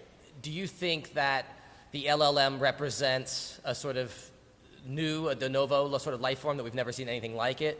Or, as we've been discussing, is this sort of a transmigration of humanity itself? I think that's sort of the essential question. It certainly is some portion of our intelligence, some portion of our this non-corporeal aspect of our minds has now been transferred to a different substrate. I don't know to what extent it represents the full consciousness, so to speak. And then this gets into very muddy waters, of course, but this gets into the consciousness questions and things along those lines. Are LLMs conscious? I would say, well, they're certainly not conscious like us because our consciousness is embodied. We see and hear. Even our inner thoughts are replications of seeing and hearing. So we don't know to what extent they can truly represent a sort of a transfer, so to speak, metempsychosis of a human intelligence. Exactly.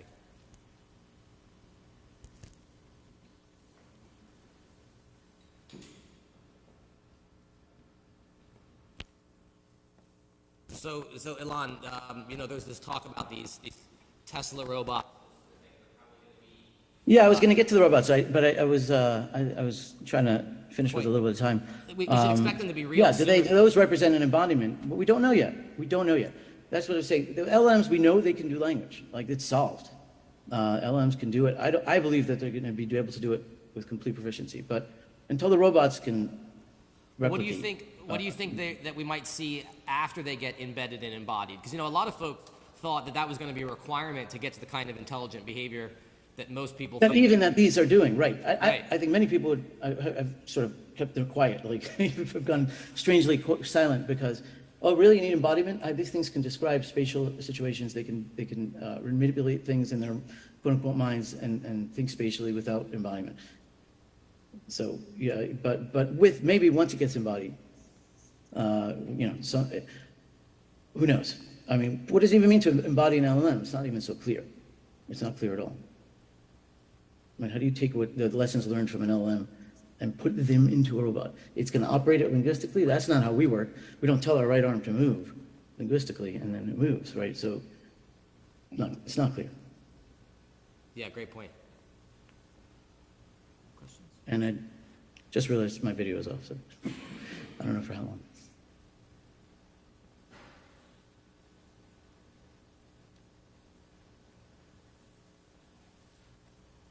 I guess everybody's convinced.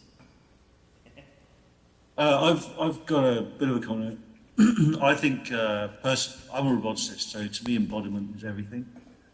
Everything derives from embodiment, at least in my opinion. We've done some interesting experiments in trying to control manipulators in space using simulators. We've been using forward models as a model of the cerebellum to try and make them more react quicker than using feedback control. And we found that when you train a neural net on an Earth-based system, and you try to transport it into space, do some kind of transfer learning, it's virtually impossible because it cannot transfer learn from an Earth environment to a space environment. The parameters are different, but the forms of the equations are the same, the dynamics are the same, it's just that the parameters change a little bit, and algorithmically we can do that quite easily. What's the problem with the neural net is that it learns by input-output data, and so it has to form this model of what it's achieving. And obviously the model that it forms when it's trained on Earth, and then you try and transport it to space, it just doesn't work. It just can't learn that. It doesn't learn generally enough, I think. The model it learns isn't general enough for it to transfer that into a space environment. Mm-hmm. So this is a problem we've encountered with trying to transfer learn robot algorithms, which have been forward models, which have been trained with neural nets, and transporting them into a space environment. Is there to me, that's a big deficiency. What does the robotics world think of the developments in the LLM world, and to what extent are there lessons learned about, because obviously it's not very easily translatable to what you achieve. No, that's right, and I think these large language models they're just basically looking at statistics of text, And okay, they do some interesting things and quite clever things, but they don't have any, they're not embedded in the world. They don't have any, I mean, they're potentially dangerous in terms of like what they can be used for, in terms of manipulating people and, you know, potentially, I don't know, doing something with programs with Stuxnets and that sort of thing. But as a model of intelligence, they're not it. I think it's a dead end. Interesting. Sticking out some territory. That's on the linguistics front. Do you think they'll achieve full linguistic mastery and not be able to do other things? One of the things we're looking at is going away from LLMs and trying to incorporate, basically use Bayesian nets as symbolic models to try and configure neural nets and then fine tune them. I mean, we're interested in doing this to control what the neural network can learn. One of the worries I have with the self-replicating machine is that I want to be able to control it. I don't want it to be able to run away. I don't want it to evolve. I don't want it to learn too far away from its original programming. So that's my goal and the way I approach it. The LLMs, I've read some of the literature. I understand how neural networks work. I'm surprised, I'm actually amazed with what they can do, quite stunned. And actually quite frightened by it, because I had no conception that this relatively simple process could do something, achieve something so sophisticated. That is worrisome, but I still think there's a limit to what they can achieve. And they're not, I don't think they're a model of intelligence. They're a different model of intelligence, I think. Right. Human intelligence is fallible, just as way, any other model of intelligence is, but perhaps in a different way. But my instinct tells me that if you want if you want to put an AI on a spacecraft, LLM isn't going to do it. It's not going to cut the ice because it's not going to have anything to learn from. It's going to be static, essentially. We have to go back to us like a more human-like, I think, model of intelligence. I read an interesting paper recently that basically said that if you look at neural networks, our neurons are for very, very simple switches. They don't really do very much else. It's the connectivity that creates the encapsulation of the knowledge, as it were. But this paper was suggesting that actually biological neurons are actually fully capable of logic processing individually, which suggests that the neural net models we're using are actually quite deficient compared to biological neurons. Why wouldn't artificial neurons can also do logic? Yes, but you have to array them into networks to do it. I see. Okay, you say you need a network of neurons. You can a single biological neuron can do an XOR. Yeah, it's just you just went down a unit in biological space, but then you can just say that. But except computationally, we'll call a group of nodes. Sure. Yeah, I don't know. It's like I think they are. I mean, the switching that we do is very, very simplified. And I'm just wondering if there's something else in there that we've missed. Right. Well, yes, exactly. Oh, so you're wondering if this gets to the analog digital kind of realm. Whether any wetware per se. Yeah, biology is necessary. It comes along with all kinds of stuff that you just need, and it's in order to do this kind of computation. Yeah, I read this paper, a couple of papers a while back by a guy called Seligman, I think, and he came up with this idea that analog circuitry actually is capable of super Turing capabilities. I didn't really understand what that meant, but it suggested that there is something beyond the Turing machine that maybe neurons can do, that biological systems can do. That maybe. I mentioned that. I hate to interrupt. Kind of essential to maybe it's really biology. Can you hear me? I'm sorry. Will, were you saying something? I was saying, I hate to interrupt. This is such a great discussion. I was telling Alon earlier today that I wish this could be a full 3-day conference because there's so much rich intellectual ground here. But if you guys wouldn't mind, I would love to get started with the panel with all 4 main speakers. So sorry. Excellent. So is everyone ready? Dr. Kaparapu, Dr. Hansen, Dr. Alex Ellery, and Dr. Mark Bailey. We have heard some really excellent speeches and some really excellent discussion, fascinating stuff from all four of you today. And so this is a general panel to get the chance to ask everyone some questions and sort of get everyone to respond. As far as how I like to run my panels, just so all of you know, my favorite part of panels is always the discussion between the main speakers. And so if you have something to add on to another person's point, or if you have a response or anything like that, please don't feel shy to bring that up if you're one of the main speakers. I would much rather hear discussion between these sort of great minds we've invited, potentially at the cost of missing out on a few questions. And so I had a short question as kind of a warm-up question, and then we can take more questions on Zoom and more questions in person. My warm-up question was, I would be interested in each speaker's probabilities if, you know, whatever, they had to make a bet and they get $1 million or something like that if they win. I would be interested in each speaker's probabilities that there is intelligent life, so life that's capable of creating artificial intelligence or artificial life currently in our universe, within the Milky Way galaxy, and within 200 light years, so sort of our detectable galactic neighborhood. And I'm interested in everyone's percentages based on their knowledge for all three of those. Is that excluding us?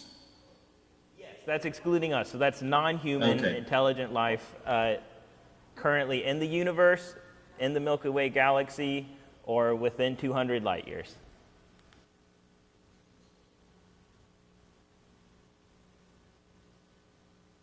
Are you including like non-biological entities in that as well? So like the AI offspring potentially of a biological entity? Yes, but I am excluding non-biological entities on Earth, so I'm not talking about ChatGPT. Basically, excluding anything on Earth, what do you think the probabilities are that there is intelligent life in our universe, in our galaxy, or within our little galactic neighborhood of 200 light years?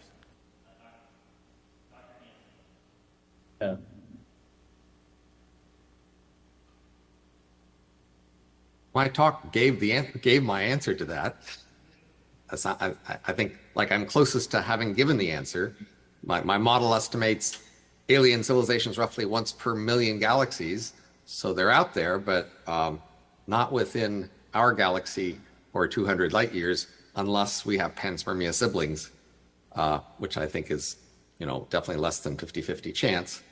But in that case, they would be a few closer. That's my answer. Excellent, thank you. And you're right, you sort of gave the closest answer to all of these already. Any of the other three speakers? Yeah, I'm sorry.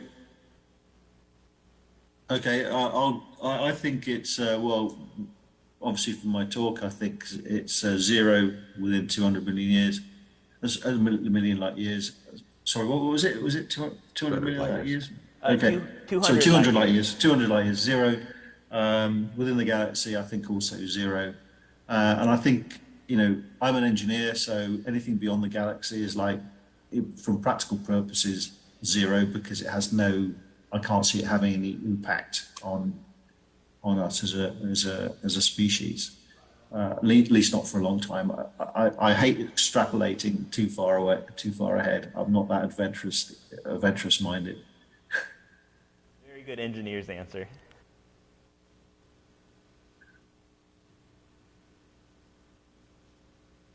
I think there is a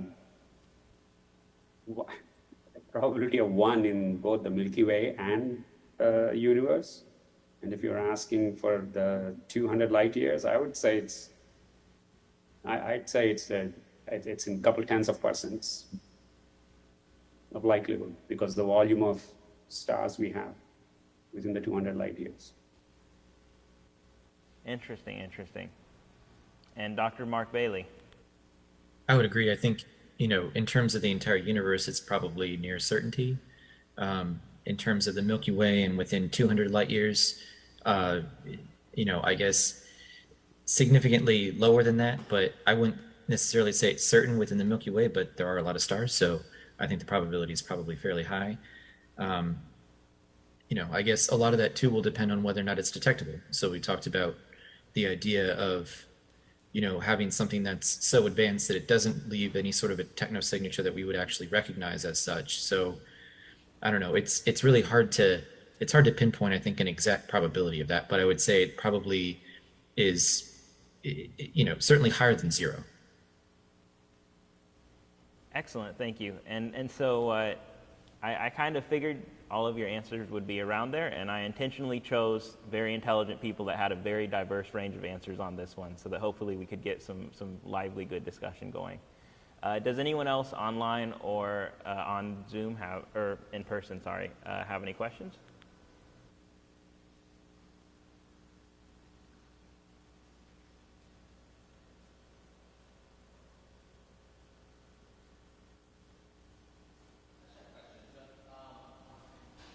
Here, give him 1 second to get you a microphone.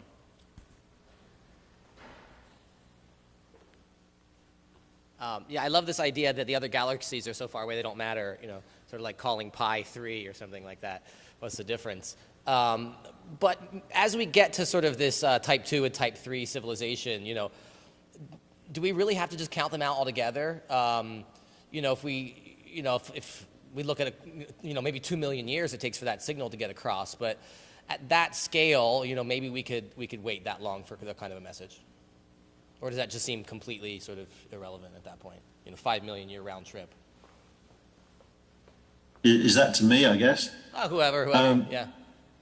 Well, I find it really hard to think of in terms, given that the human race is only, the human species, Homo sapiens sapiens, has only been around for what 150, 200,000 years.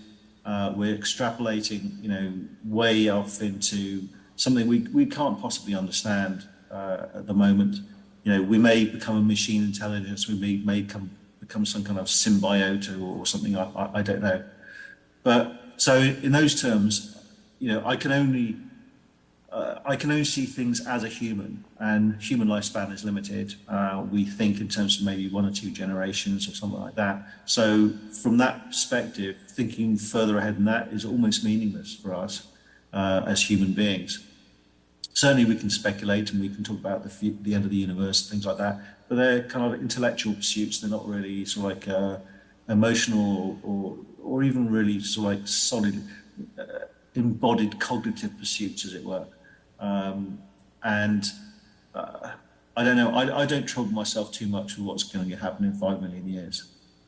It'd be interesting. Maybe we could define sort of a bubble of concern, and outside that bubble is just no bother. Yeah.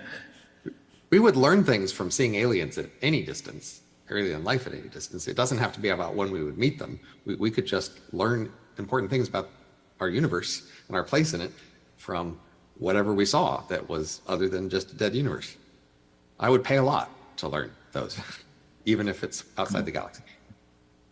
Would it say something about the extraterrestrial civilizations, depending upon how far they are away from us? Sure. I think the distance would be an important part of the evidence, absolutely.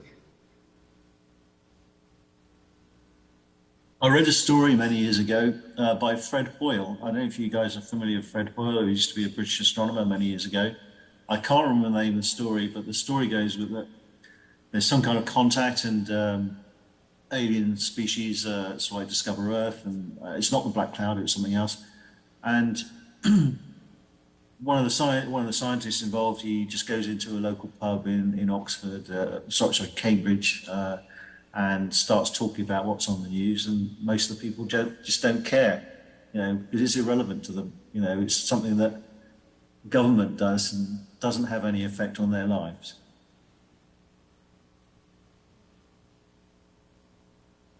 Very fascinating. Thank you so much. I really like the idea of establishing, I don't know if any of y'all have heard of Michael Levin's spatiotemporal cognitive light cone. But I like the idea of maybe in talks about Fermi Paradox, establishing something similar, where here's the range of things in terms of time and range in things in terms of space, where we might care if we saw extraterrestrial life there. And it sounds like that would sort of differ for each one of you. It looks like there's a really interesting discussion going on in the Zoom chat here on embodiment and extraterrestrial life, and whether extraterrestrial life might look like purely informational entities. Alon, would you kind of like to summarize the chat so far? It's like when your teacher is like, do you guys want to share what's so funny with the rest of the class? We're discussing this.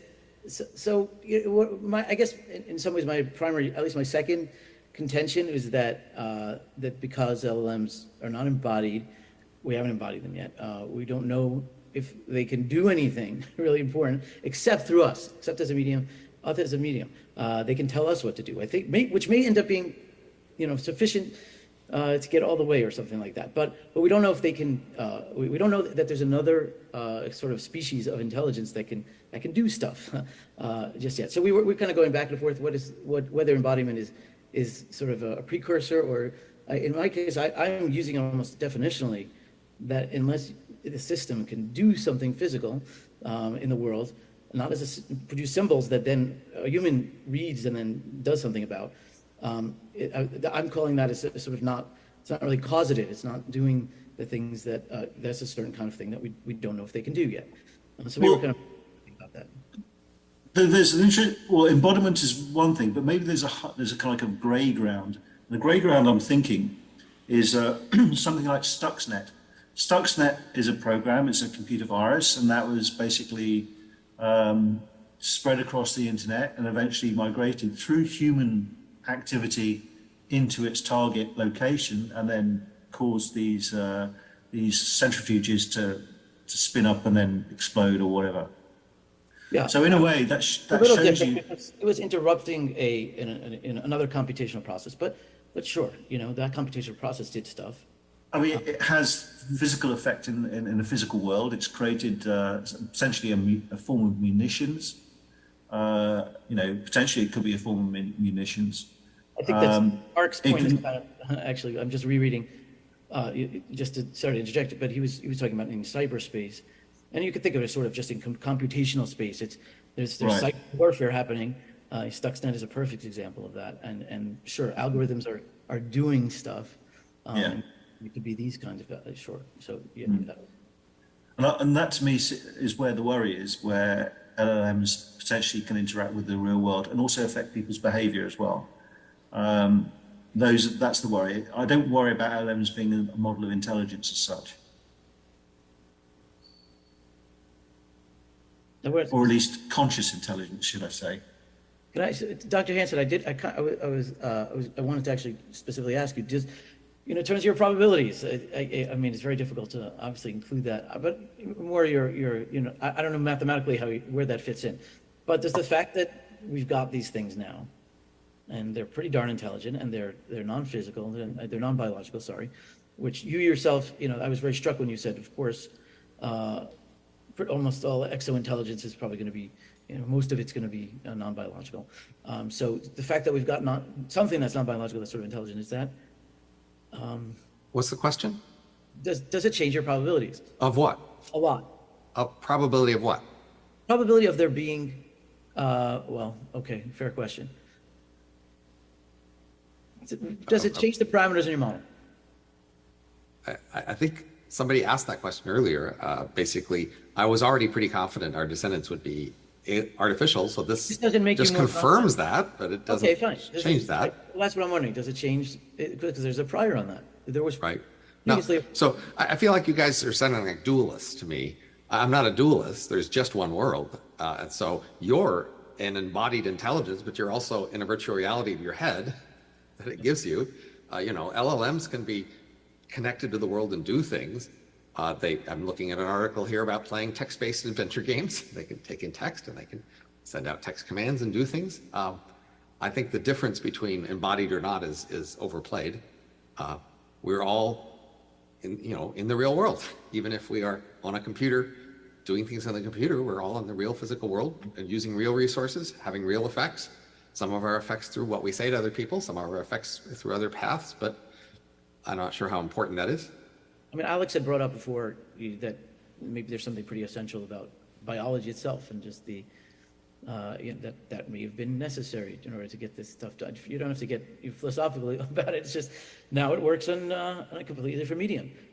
We didn't know that before. I mean, you may have taken that on, had a very high prior on that, but we didn't really know that this kind of stuff could run on non-biological machines. So maybe there's something pretty special about the biological machines, if you want to call them that. To a physicist, that never made sense. Biological machines are machines. We look at them, we see inside them, we see the little parts, see how they work. We see biological machines are machines made out of the same sort of physical stuff that all other machines are. It's okay, well, it's symbolic computing then that we could say. Symbolic computing achieves this, where biology is not symbolic computing, maybe if you want to put it that way. So I was an AI researcher back when they called it symbolic computing, and now they distinguish what they do today and call it non-symbolic computing. So in the AI world, neural nets are not symbolic because they're not explicit, simple tokens of symbols. So it'll confuse me if you. They're not running on physics in the traditional sense. The physics is instantiating numerical, which is symbolic. It's mathematical. That's of course they're symbolic. So they're not running on analog, hardware, so to speak, like natively, and so biology does. And so, biology. So, I mean, actually, to me, the interesting distinction with respect to artificial versus not is Alex's talk in terms of how large is the reproduction cycle. That is, biology has very local machines in factories that make very local copies without needing the rest of the ecosystem to be involved. Our economies are much larger loops. That is, there's much larger units that are all put together to do self-reproduction in the economy. And that's an advantage because we can be much more efficient when we include the entire economy in producing things. And that's why we want to be artificial.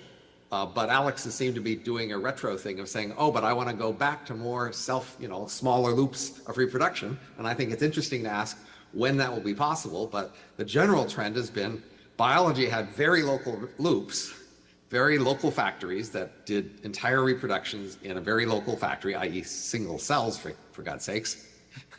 And our economy is based on the entire global economy reproducing together by sharing the tasks and spreading them across the entire world. So there's probably intermediate scales there, and I hope that works out, but that's really what artificial is about in my mind. Artificial is about taking advantage of the entire local economy that you can to be more efficient at doing things. An artificial creature is a creature that's made in a factory, you see, out of a design, because that's a more efficient way to make something than having cells reproduce. That's the key idea. Cell reproduction is not very efficient compared to factories. But if you want to build that on the moon, you have to do it step by step, and that means starting small with smaller things and smaller self-replicating loops. Maybe you can build up networks as time goes on with subsequent generations. But if you think you can do self-reproduction on the moon every 6 months, I say, if you could do that on Earth, that would beat out the current economy. You could make trillions of dollars.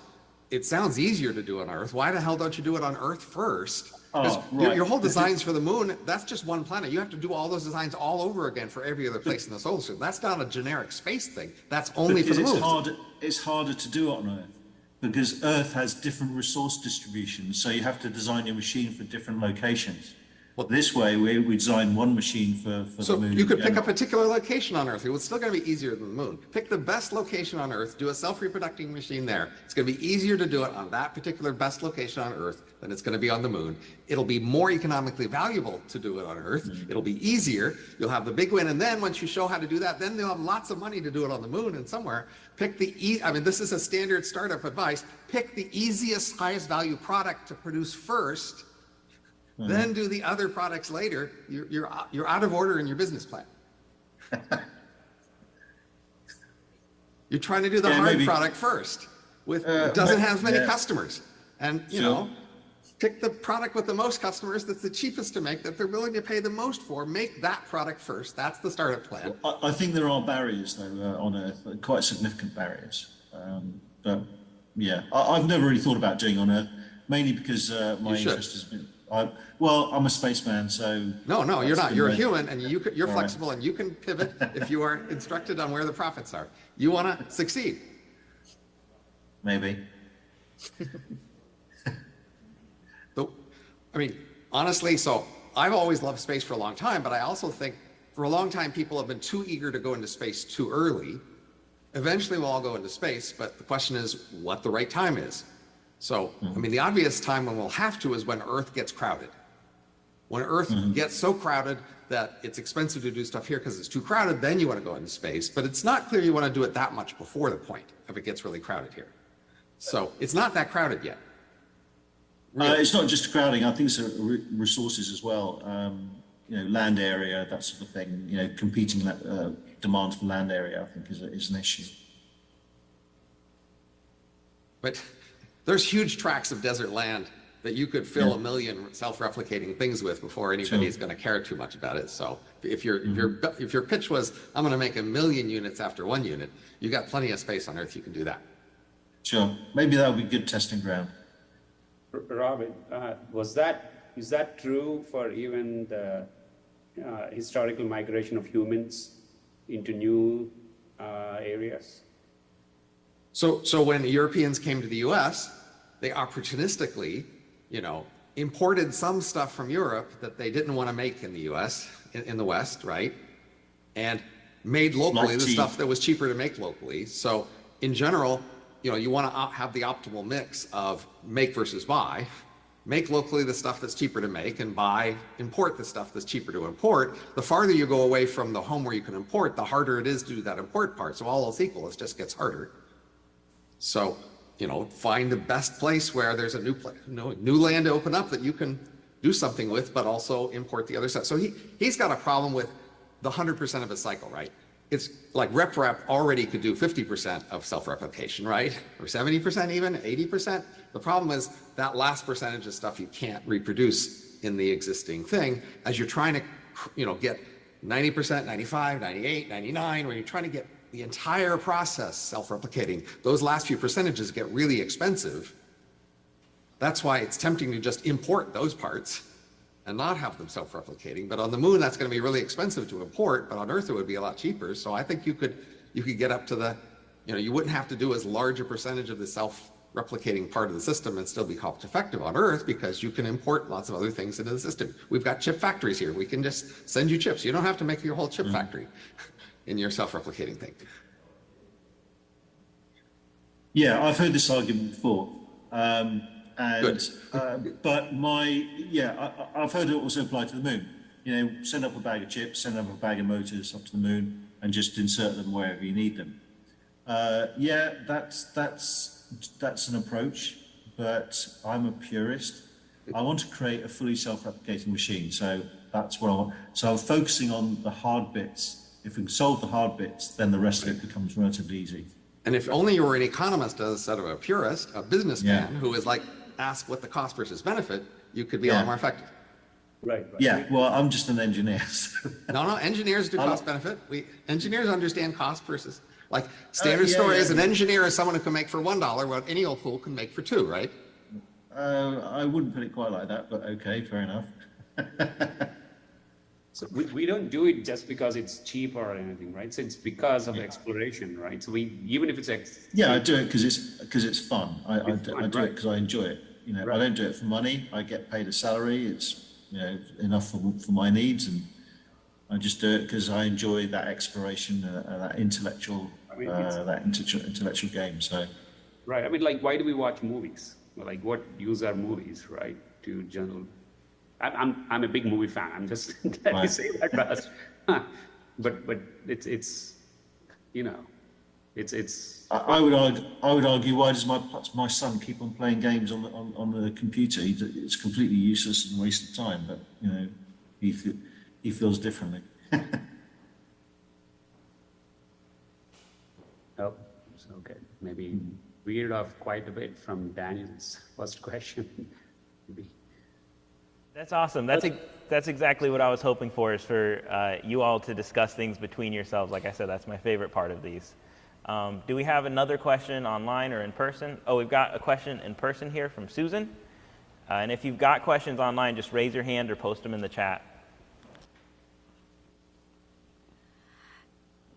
So this is kind of a question for everyone. In thinking about the Fermi Paradox and AI, I wonder, as usual, I guess, if we're just not looking in the right sort of ways. I mean, perhaps what we need to do is look for evidence of interplanetary distributed intelligence,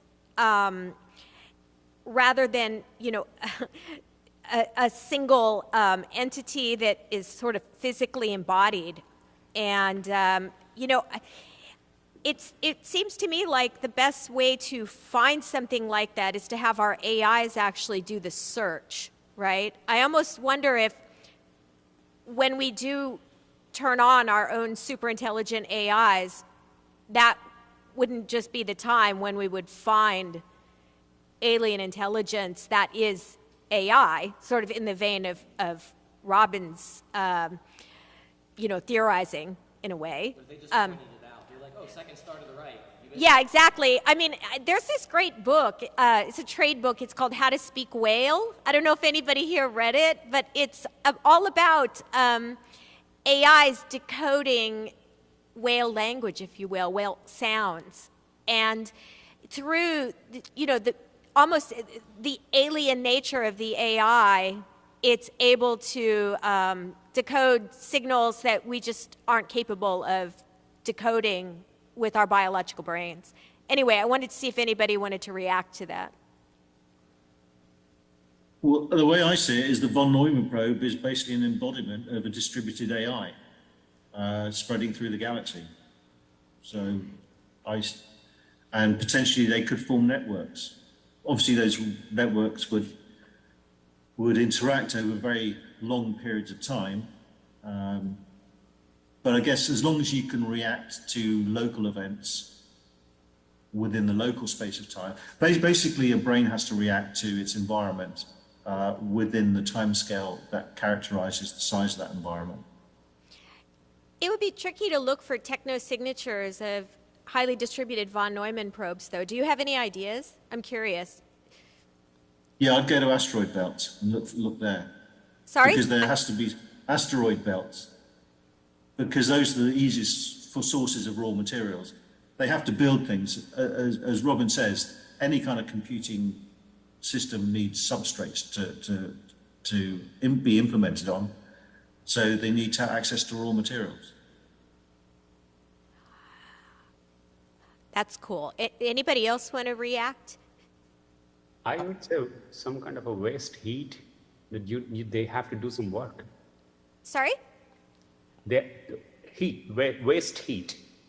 Because if they are doing something, some work, even an asteroid belt, for example, I mean, like Alex was saying, they have to emit heat. So that's one way to detect unusual heat signatures that we wouldn't expect. That's interesting. I think it's an interesting question. I'd like, you know, like you sort of implied, I think there's a chance that something like that would not be recognizable to us as being intelligent if it's so distributed, or if it reacts on a time scale that is, you know, sort of outside of how we usually react to things. But applying AI to it, like you said, it kind of thinks outside the box. It's an alien-like intelligence, so it may be able to find patterns that we don't see, and therefore could be a useful tool for trying to identify these unusual, you know, intelligences that don't really fit into any of the boxes that we have to define what is intelligent and what's not. As an economist might say, the simplest way to get the world to find something is to offer a prize. Put up $100 billion prize for finding aliens, and people will go lots of different directions and try lots of things. I'm more worried about how are you going to decide if you should hand out a prize? That is, how will you verify that something purporting to be alien actually is? Because people have actually already offered things to the world that they purport to be evidence of aliens. So, and we haven't rejected those so far. So, you know, you might more ask, how would you judge that prize? That's a great idea. Someone like Yuri Milner, for example, might put up prize money. You gave me ideas, Robin. Thank you. Thank you.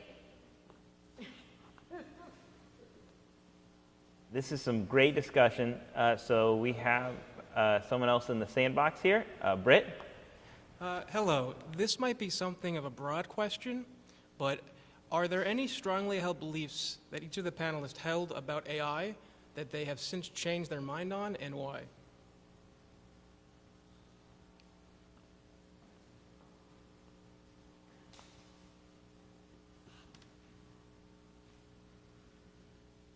Okay, I've not really changed my mind about it. I've always never thought it was not possible. I'm just surprised that the means of it, the mechanism of it, is so effective. The LLMs, which I'm just astounded about what they can achieve and what they can do. And horrified. So I was an AI researcher from 1984 to 1993, a long time ago. So, and I used to hang around futurists and science fiction fans talking about the future in science fiction. So the thing that's changed for me is initially we naively said, well, you know, robots, people would hate them. They would be terrified of them. And then, you know, there would be religious wars and just all sorts of just very simple emotional hate toward AI. That was the usual stance from 1980 science fiction world. Because once AI showed up, there'd be religious wars and riots in the streets, and people would just hate them. And then over time, I saw, you know, E.T. the movie and all sorts of other science fiction. And over time, people said, no, people wouldn't be that stupid or naive. You know, we would get it that, you know, this is a sophisticated technology and it's valuable and we'll want to, you know, build on it. And we would, you know, welcome AI, and people had, when AI milestones were passed, like being world champion at chess or Watson for Jeopardy, people were celebrating it, and they didn't seem very terrified or scared or hateful. And it seemed like, well, we were just wrong back in the 80s because people were going to accept this. And now, as soon as people saw something that looked like it might pass the Turing test, I see hate. Hate is back. People just, you know, fire in their eyes. Oh my God, they hate this thing. And so the thing I learned was we were right all along at the beginning. You just had to wait for something that was vivid enough to prompt the hate. When it's not actually a very vivid threat, then people are very forgiving and embracing. But when it's really there, they're scared. So think it the same way for aliens, probably. We've had all these movies about how we're kind to aliens and friendly with them and embrace them and help do things together with them. But okay, I'm guessing if you actually saw real aliens nearby, the hate would come out. I'm really surprised by how quickly we're seeing like emergent agental types of behavior in things like LLMs. That's something that I would not have expected until, you know, we'd achieved something maybe closer to AGI. So I thought that was pretty interesting and sometimes scary.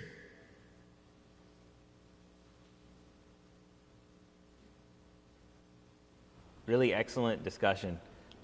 Do we have any more questions online or in the sandbox? Oh, we've got a question from Will over here.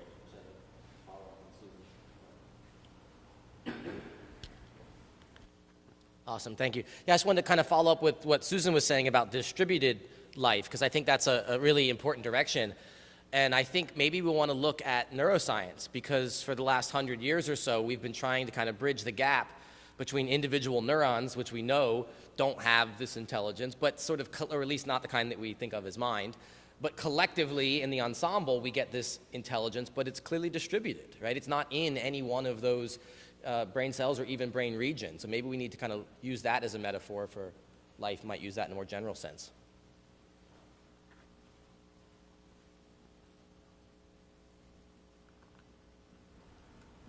Yeah, exactly. They have different cognition in each arm, Mark? Yeah, that's what I was referring to. Sort of like a totally, you know, in a sense, alien approach to how a brain could be organized. So imagine if like the arms weren't even co-located. Maybe they were drones with a Wi-Fi connection of some sort or something, right? Yeah, and not assuming consciousness, because what would it be to have a sort of singular place where everything comes together the way that humans have, when given that the distance between here and Alpha Centauri round trip for information travel at the speed of light is 8 years. There couldn't be a singular place where it all came together, so the system would have to have, at most, conscious pockets.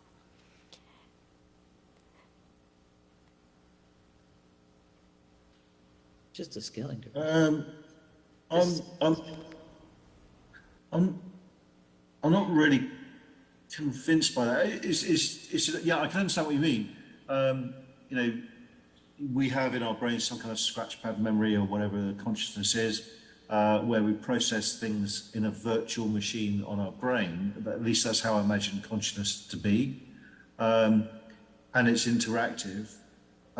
Is there any principle whereby you couldn't have a much slower level of consciousness, where still you get the interactions between, it's just that you have 8-year signals, which if we're talking about, it's like a galactic-sized intelligence, you know, is it totally impossible to have a very, you know, a very slow degree of, a slow processing system of intelligence? I don't know. What would it do if it couldn't act in real time on the ground? I mean, what would its evolutionary purpose be? Because, I mean, if it takes like... It may be to survive, I don't know, proton decay or something. I don't know. I'm not a physicist enough to understand a lot of this stuff way far in the future. But, you know, presumably a galactic-sized intelligence would operate on its own timescale. It may not be a timescale which we can understand, but the universe is it will survive for a long, long time. It may be able to achieve something over that timescale. I don't know. I mean, as far as I'm aware, the universe will exist for a long, long, long, long time.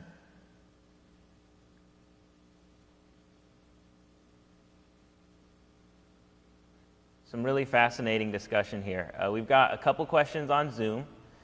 We've got Randall. I saw your hand raised.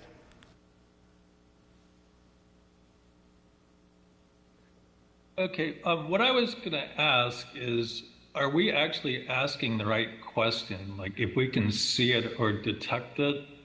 So if you believe in this, if we're in a simulation, or if you believe this ancient astronaut theory where all these ancient civilizations have some type of artwork with UFOs, or even with dark energy and dark matter. I mean, the question isn't, can we see it?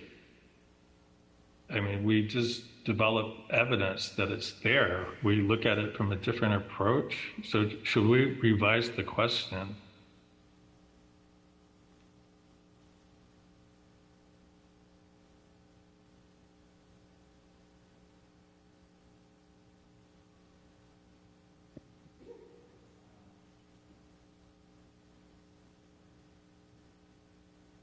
All right, trying to understand. Could you summarize the question again, just to make sure it's clear?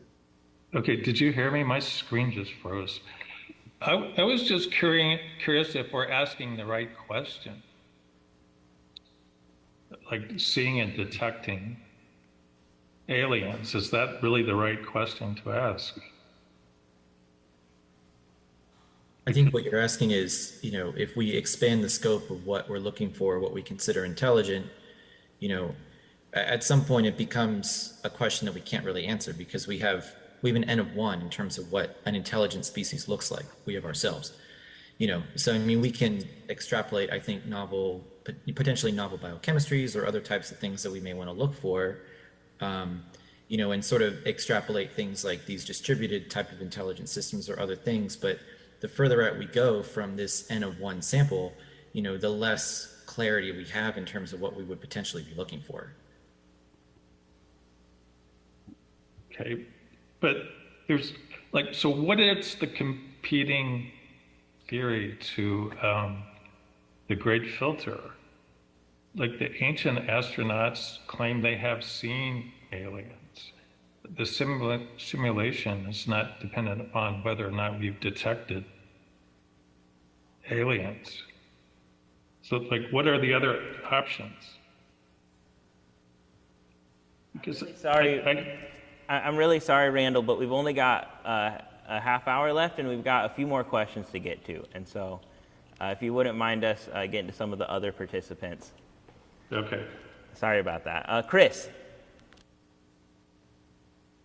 Yeah, can you hear me? Yes, we can hear you. Okay. Yeah, so a few weeks ago I was entertaining this strange idea. I was thinking maybe, you know, there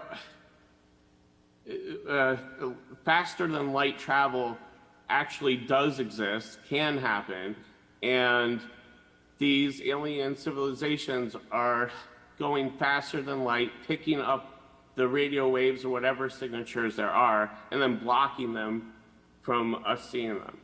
It's crazy as that sounds, but because, I mean, we have TV and radio waves, right, from decades ago going into space. What would we do if we wanted to block those from going into other areas of the universe? We would have to travel faster than light and block it and stop it. So I think I kind of mentioned this in my talk, that it doesn't matter if we are blocking radio waves or not, because we are emitting other kinds of signals that they can easily look at. Like, you know, if you just look at our Earth not in radio, in optical or infrared, we are easily detectable. So blocking radio waves wouldn't matter actually. Well, I mean anything that can travel millions of light years. Any kind of thing. I think it is kind of impossible to do that because we will be emitting something. It is natural. If we are going to follow the laws of physics, it is simply not possible not to emit or block anything. Yeah, even a Dyson sphere emits infrared radiation, and you can't block that. So, and that's an theoretically enclosed environment, I believe. There is just no place to hide. Yeah.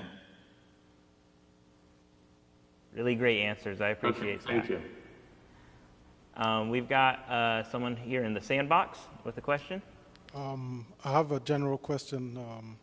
In terms of the idea of AI decoding whales, the communication between whales, and our limitation in terms of perception, what are the possibilities where the alien life tries to communicate with the intelligent life here on Earth and determines that AI is superior in terms of intelligence and decides to communicate with AI rather than humans? And is there any consideration in that sense? If we're on good terms with the AIs, it's not a problem. If we're on bad terms with the AIs, we already have a big problem. Like, what if they call, South America?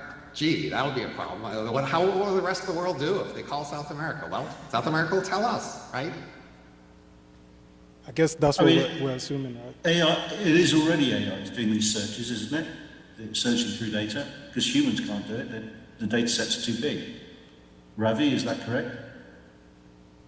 Which data set? Most of this extrasolar planet data, presumably most of it is not combed through by humans, but by algorithms and AIs. That's right, the one that, at least the ones we are looking for, yeah. Yeah.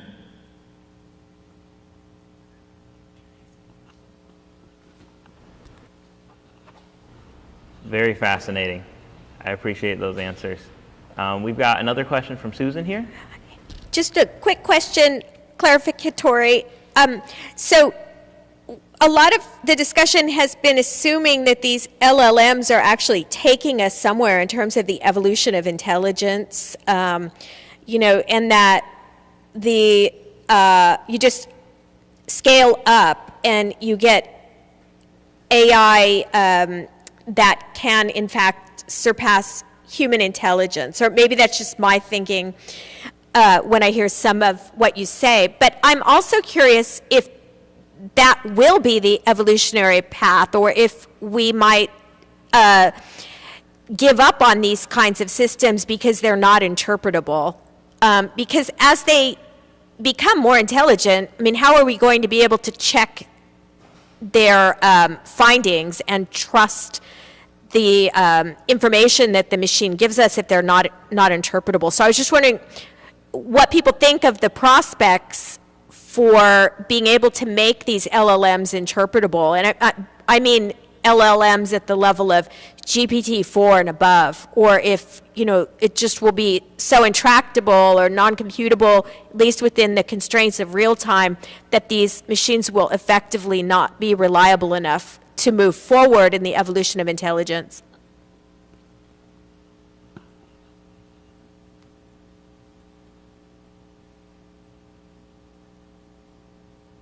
I kind of think that market forces will not allow that to happen, right? I mean, people have already found use for these types of systems, so I think they're going to continue to be developed. I feel like, you know, broadly speaking, we're probably not going to abandon them. We may find other, you know, other potential architectures for these types of systems that may be more interpretable and eventually may replace these LLMs. But, you know, I think overall it's not going to change the overall trajectory of these things generally improving. My understanding is that there are already limits being reached, and that is actually in terms of their energy consumption. They're consuming an ever greater amount of energy, and sooner or later there's going to be a ceiling.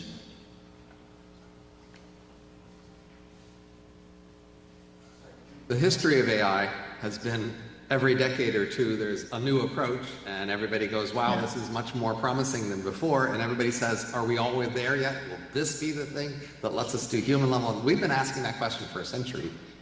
And here we are asking it again, and I'm going to bet yet again, no, we're not here yet. This is an impressive, great improvement, but this is not what lets them do everything humans do. I agree. I think it's going to be a dead end. I think there's something else that's going to come along to replace them. I mean, the previous things that weren't good enough weren't dead ends.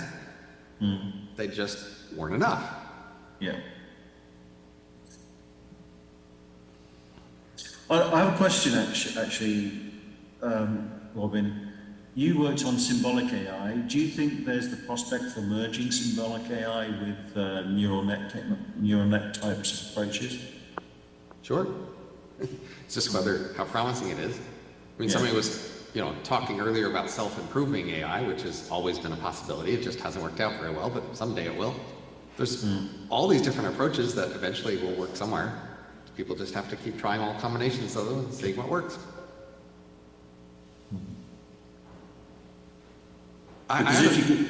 Sorry, carry on. I had an observation from thinking about the questions here.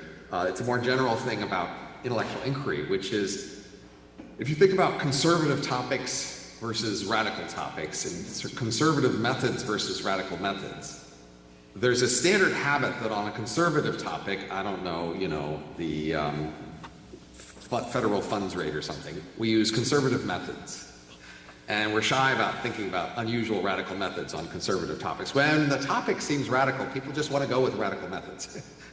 And they just want to say, well, this radical topic, let's try all sorts of radical methods. And I think you're missing the other combinations of radical methods on conservative topics and conservative methods on radical topics. And that last thing is what I tend to do. I'm interested in unusual topics, but I tend to use very simple standard methods on them. And, you know, see how far you can go with that. I think that's neglected and worth doing. So just ask, what would all your usual methods and assumptions tell you about this particular topic, even if it's an unusual topic? I think that's a really fascinating approach, and I like that idea of using radical methods on conservative topics and conservative methods on radical ones. Do we have any more questions here or online? Let's see here. We got another question from Britt, it looks like. So what would be a radical solution to the federal funds rate?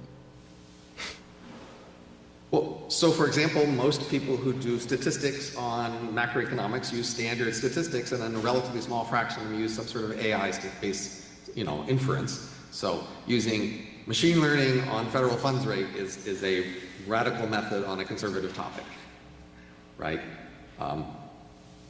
But a simple statistical model on aliens is my approach. Like, I take the grand topic of aliens and give you a simple standard statistical model and fit it to data, and I go, that's the answer.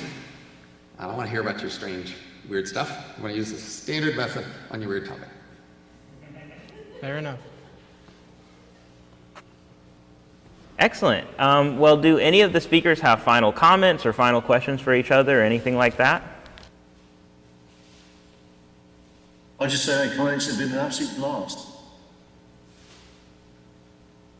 We're so glad to hear that. We've had a great time here as well. Thank you so much, all of you, for giving your time. This has been You all fascinating. down here. It's great to be here and hear from all these brilliant people in their respective fields. It's really been a pleasure.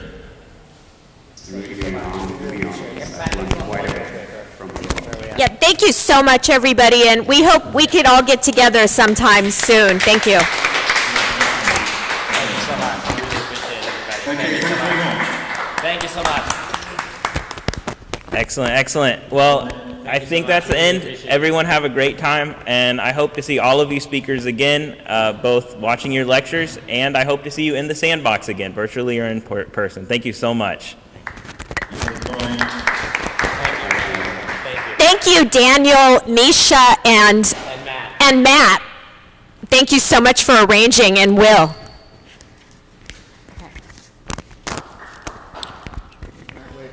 Thank you for everyone. Okay. All right, close it out. There we go. All right. It's really interesting. Great success. Listen to them again. Yeah, I think. Some of them all. I think Alex was genuine with the data right now.